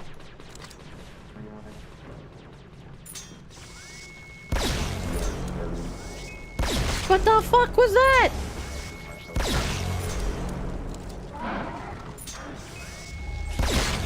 Did I confuse them because I just ran past everything? What is happening? Shot his mouth off. You play action completed. What the fuck does that mean? Health kit. I don't need health kit. Health kit? Man, there's a lot of health kits here. What's going on? What's going on? Damn it, Rex. I'm trying to make the world a better place. No more Islander week. No more politicians and lawyers and goddamn Democrats. Oh, true. Actually, I'm on this guy's side. Hold on. Am I the bad guy? Oh, there's guns here. But why? Poor K. Hold F to interact. Oh. Am I gonna ride a dragon? What the hell is this? A gay dragon? The Battle Armor Dragon Assault Strike System. Your kill star controls my brain cage, instructing me that you are my rider. I am ready to ride the gay disco dragon. Let's fucking go. Powered Terror 4000 cannon and titanium trauma plates. I love Digimon. I think I'll take you out for a spin.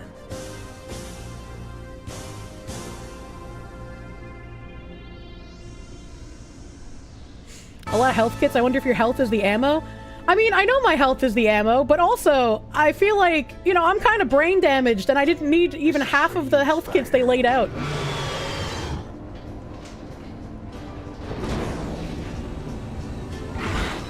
Oh my god. This is ridiculous. Oh, aiming this is kind of hard. Aiming this is a little rough. Oh, okay. Alright, we're over here now. Yeah, I don't have a health bar, so I just assume I can take all the damage. And I shoot lasers out of my fucking eyes. Oh, wow. This is my new best friend. Oh god.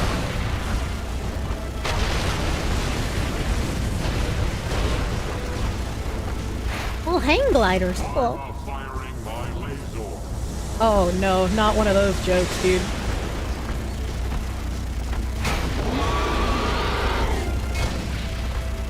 Do you like riding me? I do. I do. You're my favorite ride. I can't go to the left anymore. There we go. Hello. This is fun and sad. Wait, why is it sad? Is it sad because they can't defend themselves against our badassery? Is that why it's sad? They are not a worthy opponent? I am happy. Oh, double? Oh, baby, a double. Oh, baby.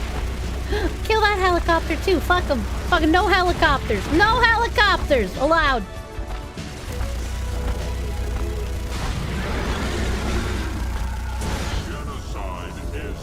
Genocide is fun! I like this dragon.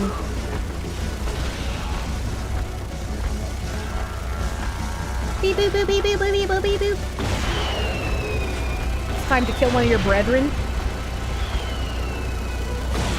Doragon. Doragon, turn to grape drank.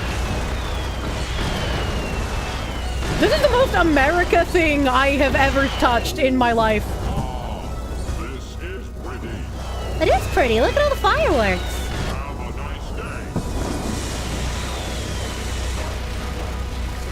Have a nice day. Have a nice day. America! Fuck yeah! What the hell?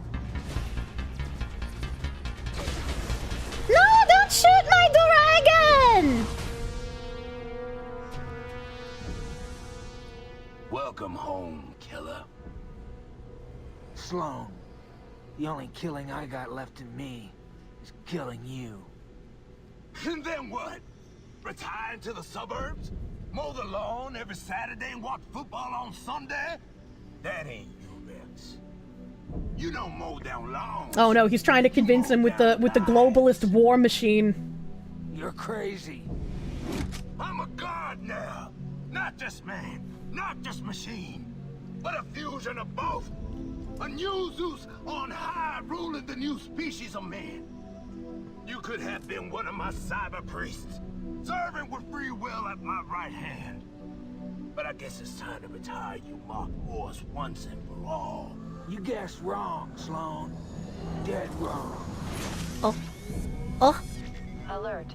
Systems compromised. What? Unable to kill Sloan. I'm so sorry. What? What a waste. You've grown all soft. Like them Washington politicians. Do you know they've been negotiating for peace with the Reds? Peace. You don't negotiate peace with the commies. Wait, hold on. We are the bad guys. Why can't I kill you? You pathetic son of a bitch. You ain't nothing but a bundles of wires and program. There was nothing left of Rex power code when it found you. Just DNA without a soul. No. I gave you my memories, my experiences, my childhood. No! But you fucked the lady and he didn't. I made you. I am your father. Did we just watch Star Wars, chat? Rex, maybe turning you into a machine saved your life, but it never changed what really mattered. Your heart. Is his heart also a Gumby?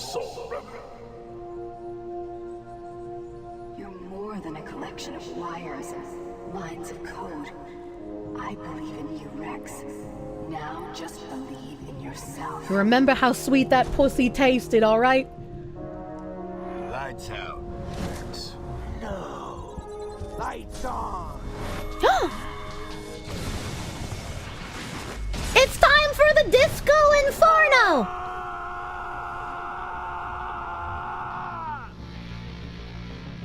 Elizabeth? Rex! You killed Colonel Sloan! What happened to you? All that power just went to his head. So what now, Rex? They're gonna come in here and take everything. Your research, the weapons, the dragon's blood. Is that what you want? An army of monsters? That's what Sloan wanted. but I'm not him. I reactivated all the fail-safe booby traps in the bunkers. Just one push, and everything goes up in flames. And then we can retire to the suburbs. You saved us, Rex. Or just maybe, Doc. This time, you saved me. Hear that, chat? Get laid! We save each other.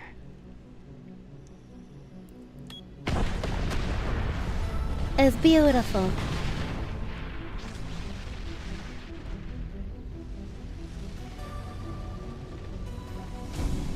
Oh! Oh no! She was a man the whole time!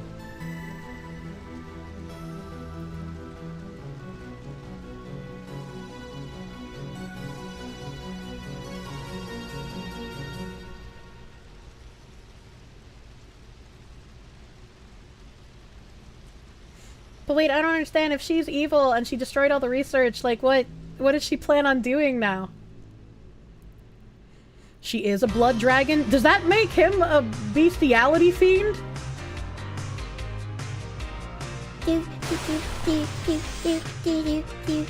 That was fucking nuts, dude. That was a great fucking game. That was a producer Fabrice Cunny? What did they mean by this? What did they mean by this? They'll make dragon babies. Oh man, she's gonna be OV positioning her baby dragons. You were meant to slay the dragon, not lay the dragon. I did slay her with my big cock. See why everyone raves about it despite it being relatively small? I do. That was fan-fucking-tastic, dude. I hope all of the games you put on my backlog are as fun as this one. The big cyborg cock. Actually, the cock was human, apparently.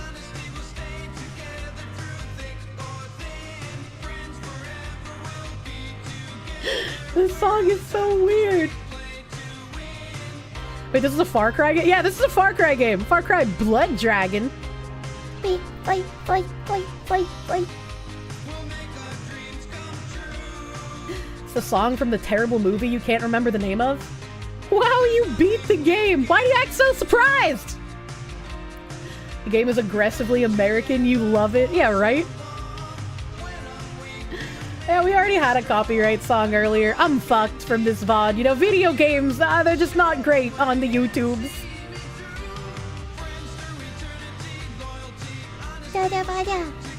Song is from Miami Connection. Oh, I haven't seen that. Haven't seen that.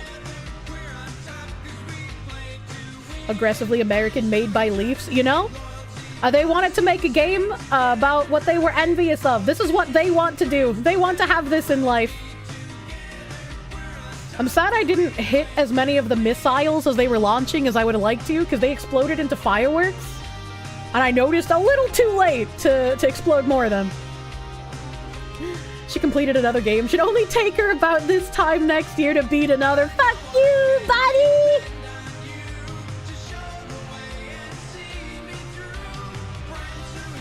Be aggressively American, chat. Be the American the Japanese think you are! That's the only kind of American I want to be, baby.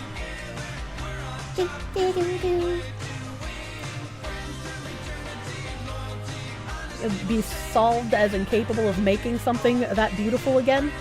Oh, do you mean Ubisoft? Yeah, Ubisoft probably not capable of making something like this again, unfortunately. A game is going to replace this one now that you finished it? Your boyfriend lets you have 2 cars? Not sure. I'm gonna have to look at what the backlog is.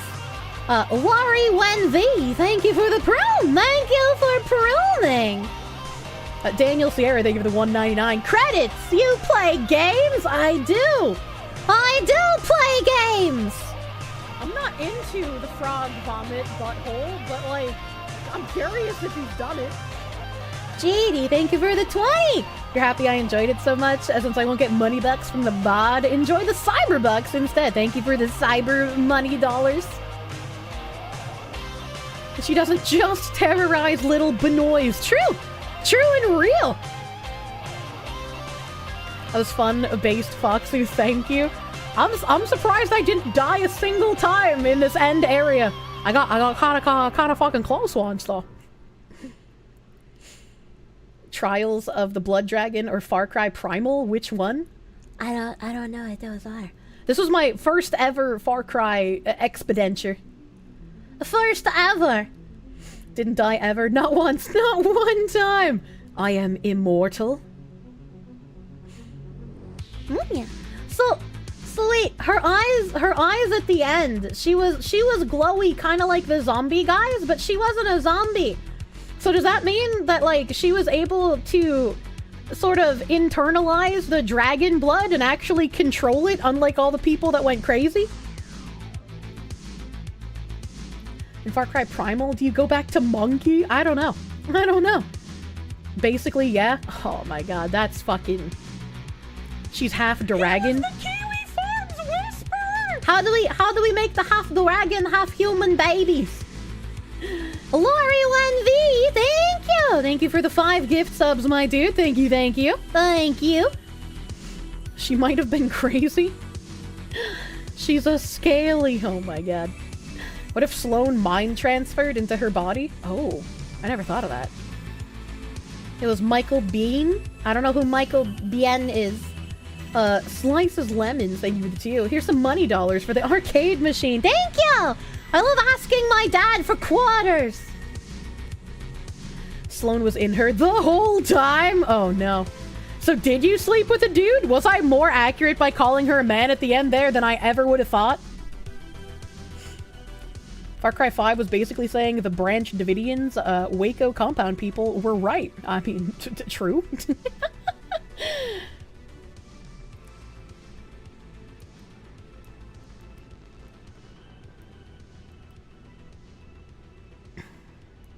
Well, I'm texting my dad. Oh, I can't spell the word work. Yeah. There's another house I wanted my dad to go see, and there's an open house tomorrow for it, so I had to message him.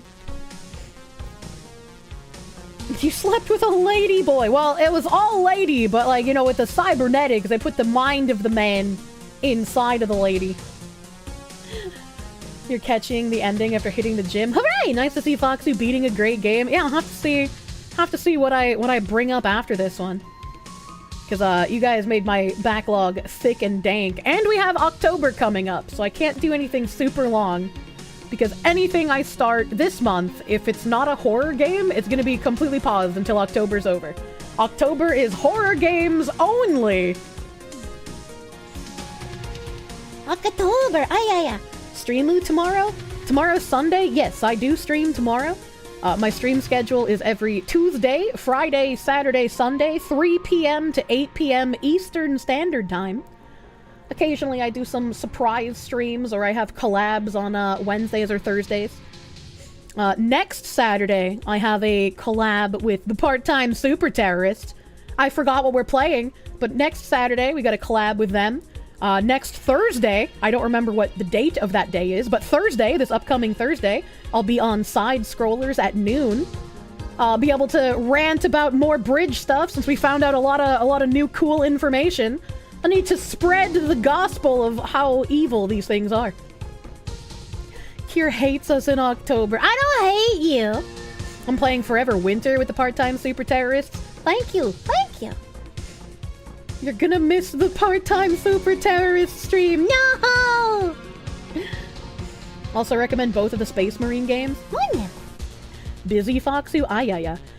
Craig made sure to book me twice, very far in advance, since I never answer my DMs. He was like, I'm gonna get you this far in advance, because I have another Side Scrollers appearance in October. That's the way to do it. When I'm responding to you, be like, look, these days, are you free? Do you have it? Do it that way. Stuttering Craig and Razor Fist. Yeah, I don't know if anyone else is going to be on when I go on, or if it's just going to be me, Blabs, and Craig. We'll find out.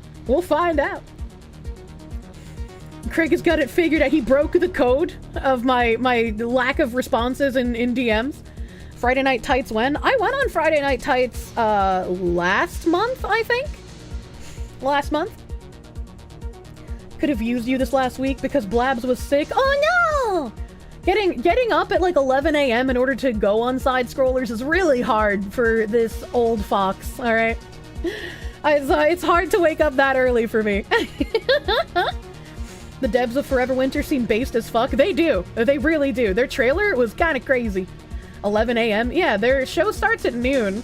And usually when I wake up for collabs, I try to wake up a little earlier than I do for my own stream, right? Because I want to make sure that I don't show up late, right? Because other people are relying on me, you know? I don't want to be that guy. I'm getting up as early as 11 a.m. Couldn't imagine. Me and Razor usually do well despite the anime racism. Look, I'm dismantling FleshTuber's anime racism one brick at a time. That's my job here. As a civil engineer, the game makes you excited. It's so early. Yeah, it is early. These are some long credits, chat. More FNT. Mama Oko's online. We'll have to see. I don't know if there's any like after credit scenes or if it's just gonna go back to the title screen. I tend to just sit through credits. When am I streaming with Dr. Disrespect? Never. Never. Makes you wonder what anime those people watch to be so adverse. True and real. Emperor Creatine, thank you for the 5. Craig had Uwe Boll on, and the man is shockingly based. That's fucking cool as hell. Makes you want to watch his movies again? That's cool as fuck! And Craig always has, like, interesting people on the podcast. Don't let him know about the Kirsches. Foxy's still streaming. We beat a game! We beat game! Did Asmon answer the tweet? Oh, I never checked. Oh, it kills the music when I alt-tab. It kills the music! Unlucky. Hayden75, thank you for the 20. You made your own V-Roid to get started. You're a part-time anime man now. Helping in the fight against anime racism and the ginger side. Your people are oppressed. Truly. Truly. Congratulations, my dude. Uwe is based. His movies are shit because it's free government money from Germany. Oh, no. Uwe Boll hates games? No, why? Why would he hate video game? I don't think Asmon replied. At least I don't see it at the top here, right? I don't see it at the top. I assume if he replied, it would be like somewhere at the top. I assume. But it doesn't seem like it. Uwe Boll made the Postal movie and that was fun as shit. Send a D. I'm not DMing him, chat. I'm not DMing him. That's not for the content. He's still live right now. Might not have seen it yet. True and real. True and real. Shoot your shot, silly. These fucking people in my chat. There's a Postal movie? I didn't know there was a Postal movie either. I don't know. I don't know, man. He sent you a DM, probably. Ain't no way. Ain't no way. What bet did you lose? The one against her thirst? The reply? I'm gonna have to read through the replies. I'm sure some are gonna be really funny. And I'm sure others are gonna be like, ugh. Another clout-chasing e-whore. Only likes Asmongold for his money. I'm a nice guy. It's just harrowing to imagine Asmon getting balls deep in it. Why would you be imagining Asmon getting balls deep in anything? That's your own imagination's fault, alright, guy? Razor for sure isn't anime racist. In fact, he talks about anime he likes all the time during his live streams. His true love lies for classic movies and 80s cinema. I mean, you can't blame him for that, right? You can't blame him for that. Gundam will be jealous. What the fuck? What? He's creating his own NTR. Uwe Boll truly is the only genius in this industry. I'm gonna have to look at that fucking Side Scrollers episode, because that sounds like it'd be cool as fuck to watch. Uwe Boll bought game IP rights to make movies off games he knew nothing about, but a one-page description. They're bad, but some are magical. Postal is legit good. He first retired after getting the Perfect Dark rights, and he would have been perfect for it. Dude loves explosions and tits. What is Gundam doing? There's been a lot of shit going on with, like, Star Wars stuff, and Gundam is an actual, like, huge Star Wars fan. So that's like his expertise over there. I know jack shit about Star Wars. Can Asmund cuck himself with himself? Is it cucking if, like, your girlfriend has a Dakimakura with your picture on it?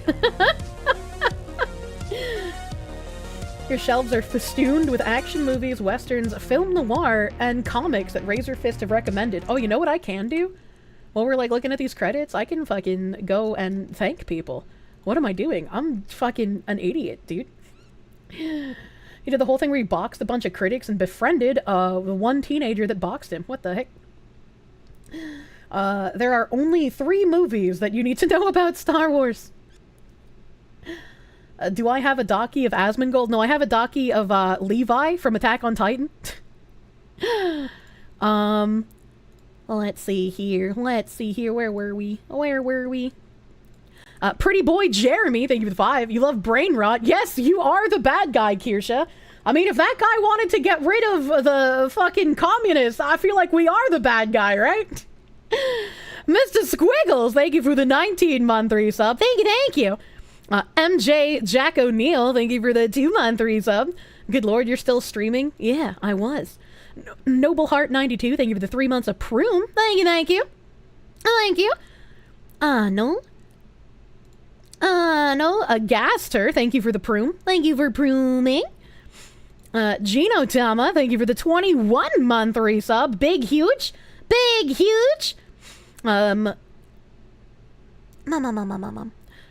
Cunning Druger, thank you for the 5. You've been boar hunting with knives and dogs before. It's pretty fun. Caveman energy. I've never been boar hunting. Jonathan Perry, thank you for the 671. You thought Asians were white adjacent. Malcolm Liang, thank you for the $1. You hope she comes to speak in Australia so you can humiliate her on stage. Jesus. Bo Cure, thank you for the $4.99.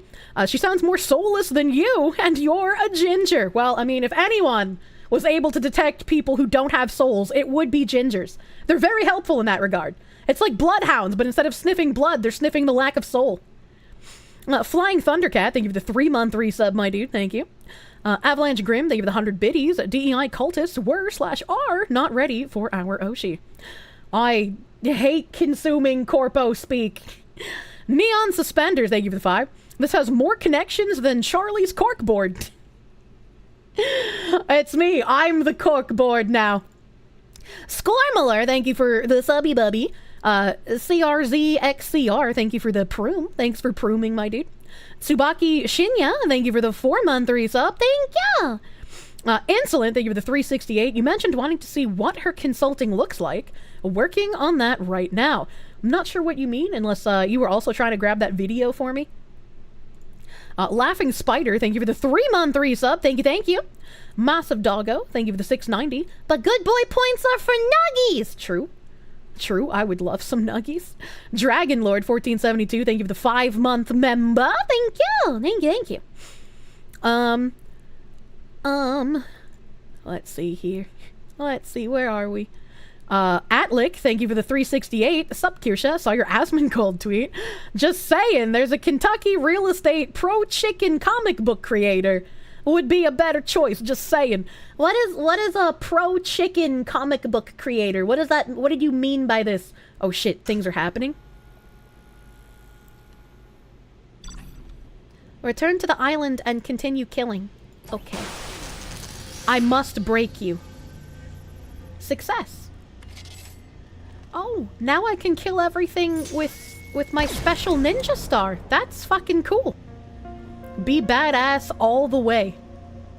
What a fucking time, chat. That's wonderful. Daniel Sierra, thank you for the 199. You keep saying he. Was that a dude all along? I don't remember what the context is.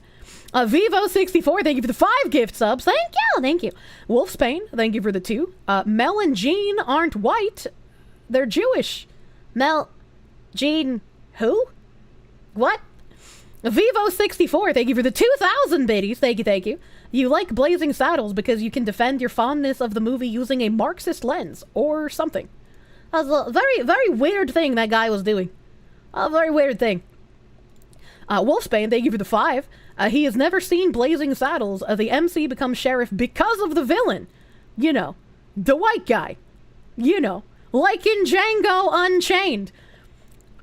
From, like, my limited memory of what I can remember from even seeing Django, I don't know if I've even seen Blazing Saddles. I genuinely can't remember.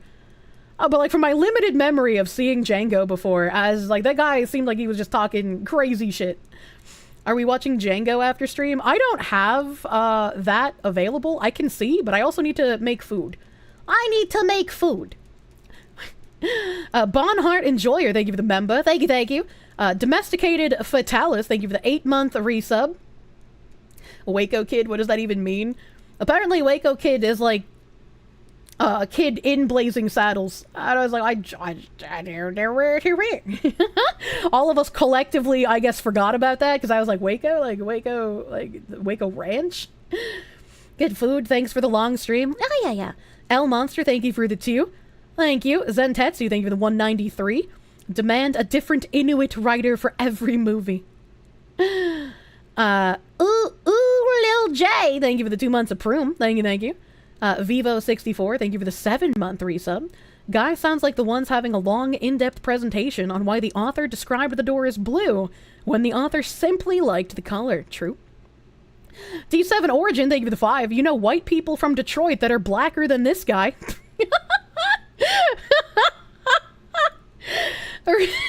Risk Videos, thank you for the 5. Calling them people is high praise they don't deserve. Yeah, the DEI tech priests are definitely not people. Wolf and Wings, thank you for the 10. Bring back insane asylums. Clan, thank you for the 297. What's wrong with his ears? I don't know, I wasn't looking at his ears. Riley Odom, thank you for the 199. Whose farts is this man huffing? Very much his own, honestly. Massive Doggo, thank you for the 690. Reminds you of an episode of the Boondocks where each person told their version of a folk hero named Freeman. I don't remember that. Sergeant Buck, thank you for the 777. I reject your point of the film and substitute my own. The death of the author should never have ended up in uni writing courses. True. Tanya Degurchaff did nothing wrong. I don't know who that is. Thank you for the 554. The vibe you're getting from this guy is an enlightened college loser believing himself to be a genius. And he is here to expose the white devil. I mean, that's pretty much how a lot of these people see them, you know? Jen Trash, thank you for the 5. You think this is his thoughts or learned bullshit in college? Probably a lot of learned bullshit in college with like a sprinkling of narcissism to make him feel like he's better. Massive Doggo, thank you for the 690. This is cringe. Can we watch the first anti-woke dog? We didn't have time for that, but we got an ending to a video game. Hidden, thank you for the 5. These things simply cannot imagine that something isn't about them. You don't need to identify with something to enjoy it. Very true and real. L Monster, thank you for the 5. Only black people and other minorities. Nothing like you. She's black. Can make authentic characters to represent cultures. Black Panther was made by 2 white people. Make that make sense. I don't know, man. A Wolf's Pain, thank you for the 199. Did he say covetous or did he say communist? I mean, he's using communist language, but he definitely said covetous. He didn't say the word communist at any point in his rantings. Arcane Tie, thank you for the 18-month resub, my dude. Thank you. Penn the Mighty, thank you for the 10. The original was Petey Wheatstraw. Rudy Ray Moore made those films on his own dime and hustled to get them released. I have not heard of that. I gotta get learned. Morialis Alex, thank you for the 13 months of Proom. Chat, is this real? What the fuck, Lala, thank you for the 5. I just got done doing a 9-hour motorcycle training course. 1 more day to go, and you can hide an unaliving bike. Can't wait. Or you can ride an unaliving bike. I was like, what? Did I miss anything? Why is there a bike specifically for unaliving? You need to not die on the bike. Synapse, thank you for the 89 cents. Imagine molding at the spaghetti western being spaghetti. These people do not like the spaghetti. Wolf's Pain, thank you for the 199. The lying super chat was directed at the SBI guy. Ah! Yeah, the one that I read. Yeah, the 199. Why the fuck you lying? Why you always lying? Yasmin's nothing like you. She's black. DCR for Griff. Thank you for the 4 months of Proom. Thank you for Prooming.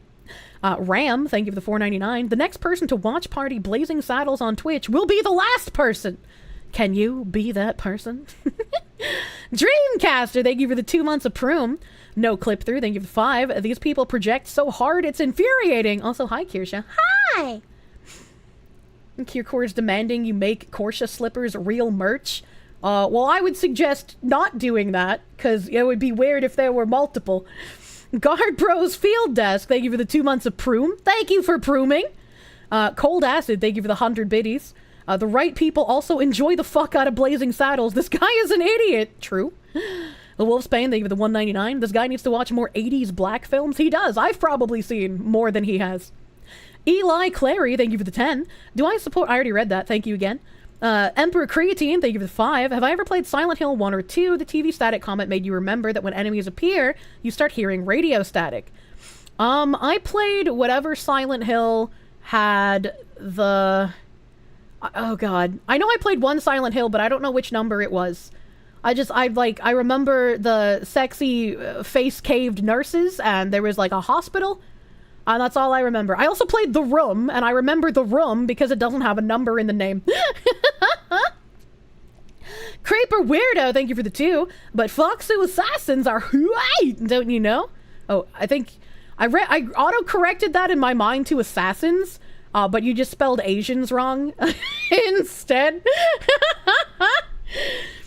I'm sorry. Lord Brownbear, thank you for the 5. What you really hate about this video is that its talking points may unironically help you with your homework. God, I hate school. The fuck are they having you write about? Jesus Christ. Frozen Shark, thank you for the $1. Jesus, put a Kirsche emote over that? What do you mean? What do you mean? Dan the Man, thank you for the 200 biddies. I remember reading that, thank you. Cold Acid, thank you for the 100 biddies. But I was gonna make games for the modernized audience. Keep digging! Taka Tanaka, thank you for the Proom. Evil Emperor Zerg, thank you for the 5-month resub. Kirsche embarrassed for reaching out to her Oshi is adorable. It's scary, chat! It's scary! Craven E, thank you for the 10-month resub, thank you. Del Phaser, thank you for the 5 gift subs, my guy. Painfully Averages, thank you for the 19-month Tier 3 resub. Thank you, it's fucking huge! Thank you. Thank you, thank you. Spider God, thank you again for the $100 doodles. I remember the officially in the top 1% of women comment because I remember responding to that, but I'm sure your mold god will notice the spicy Foxu lady now. Just don't think about it too much. My mold god. I think you might be getting him confused with Pippa. Yukon Hunter, thank you for the 10. Please, I beg, as someone whose choice in women has led me to being stabbed by each and all of my exes, please aim higher. Well, I don't think Asmongold would stab me, right? Alex Panasolo, thank you for the 200 biddies. If you clean Asmon's house, he's probably gonna die. That's not true! Video Gamer 25, thank you for the 225. A foot hurts less today. I guess meds are working. You found the chip you were thinking of in chat yesterday, or the clip you were thinking of in chat yesterday, about Sosig and other meat up the anus. See, stream I can't play videos of people putting sausages in their assholes. This is Twitch. What do you mean? No. Where were we here? I remember this. Alright, okay. I think all of these are ones that I got in the beginning of stream. If there's a couple that I've missed, they have been eaten by my stream elements at this point. Rise, with the W. Thank you for the 5-month resub, my dude. Thank you. Thank you. Everything is well. Everything is wonderful, my guy. Salami isn't meant for that, true? You need the man salami? Your brother-in-law's an EMT. He said he's had to respond to motorcycle accidents. Usually the other party, the car, might be a bit injured, but the motorcycle rider's usually flown really far. Oh, I know. Like, if you get in an accident, it's real bad. It's real bad if you get into an accident on a motorcycle. So it's like, hopefully he drives safe on his motorcycle, and hopefully cars around him also acknowledge his existence. Rigadu Wolf! Oh my god, look at these dicks. Look at these fucking dicks, chat. Look at these fucking dicks! Munya. Oh my god. Do.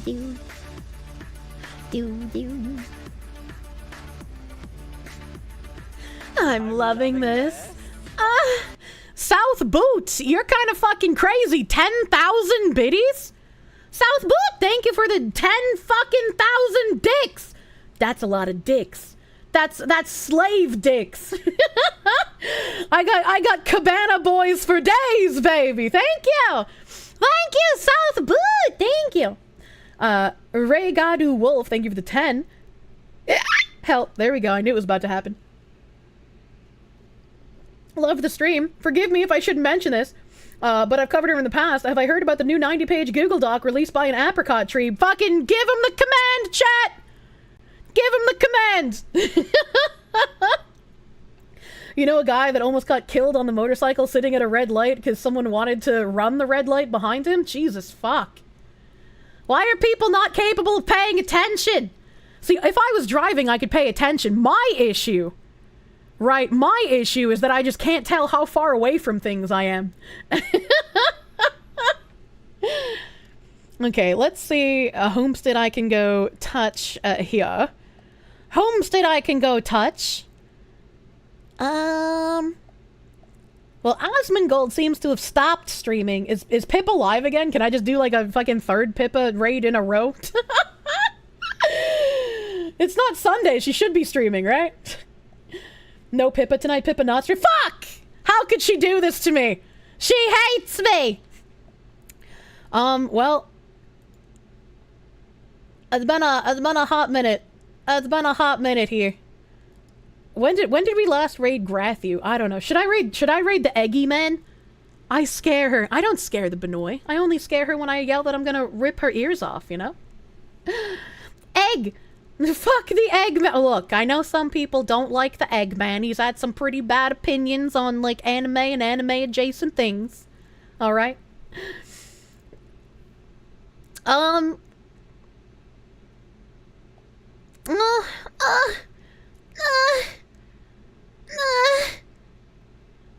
I'll go say hi to Grady. I'll go say hi to Grady. I don't remember. Wasn't he involved in more controversy recently? Tectone? There was like him and his ex-wife having some sort of beef on Twitter, but it's just like not my marriage, not my problem, right? So I didn't really fucking pay that much attention to it. Tectone lives off of controversy? Yeah, pretty true. Pretty true. Ayo, I'm eating?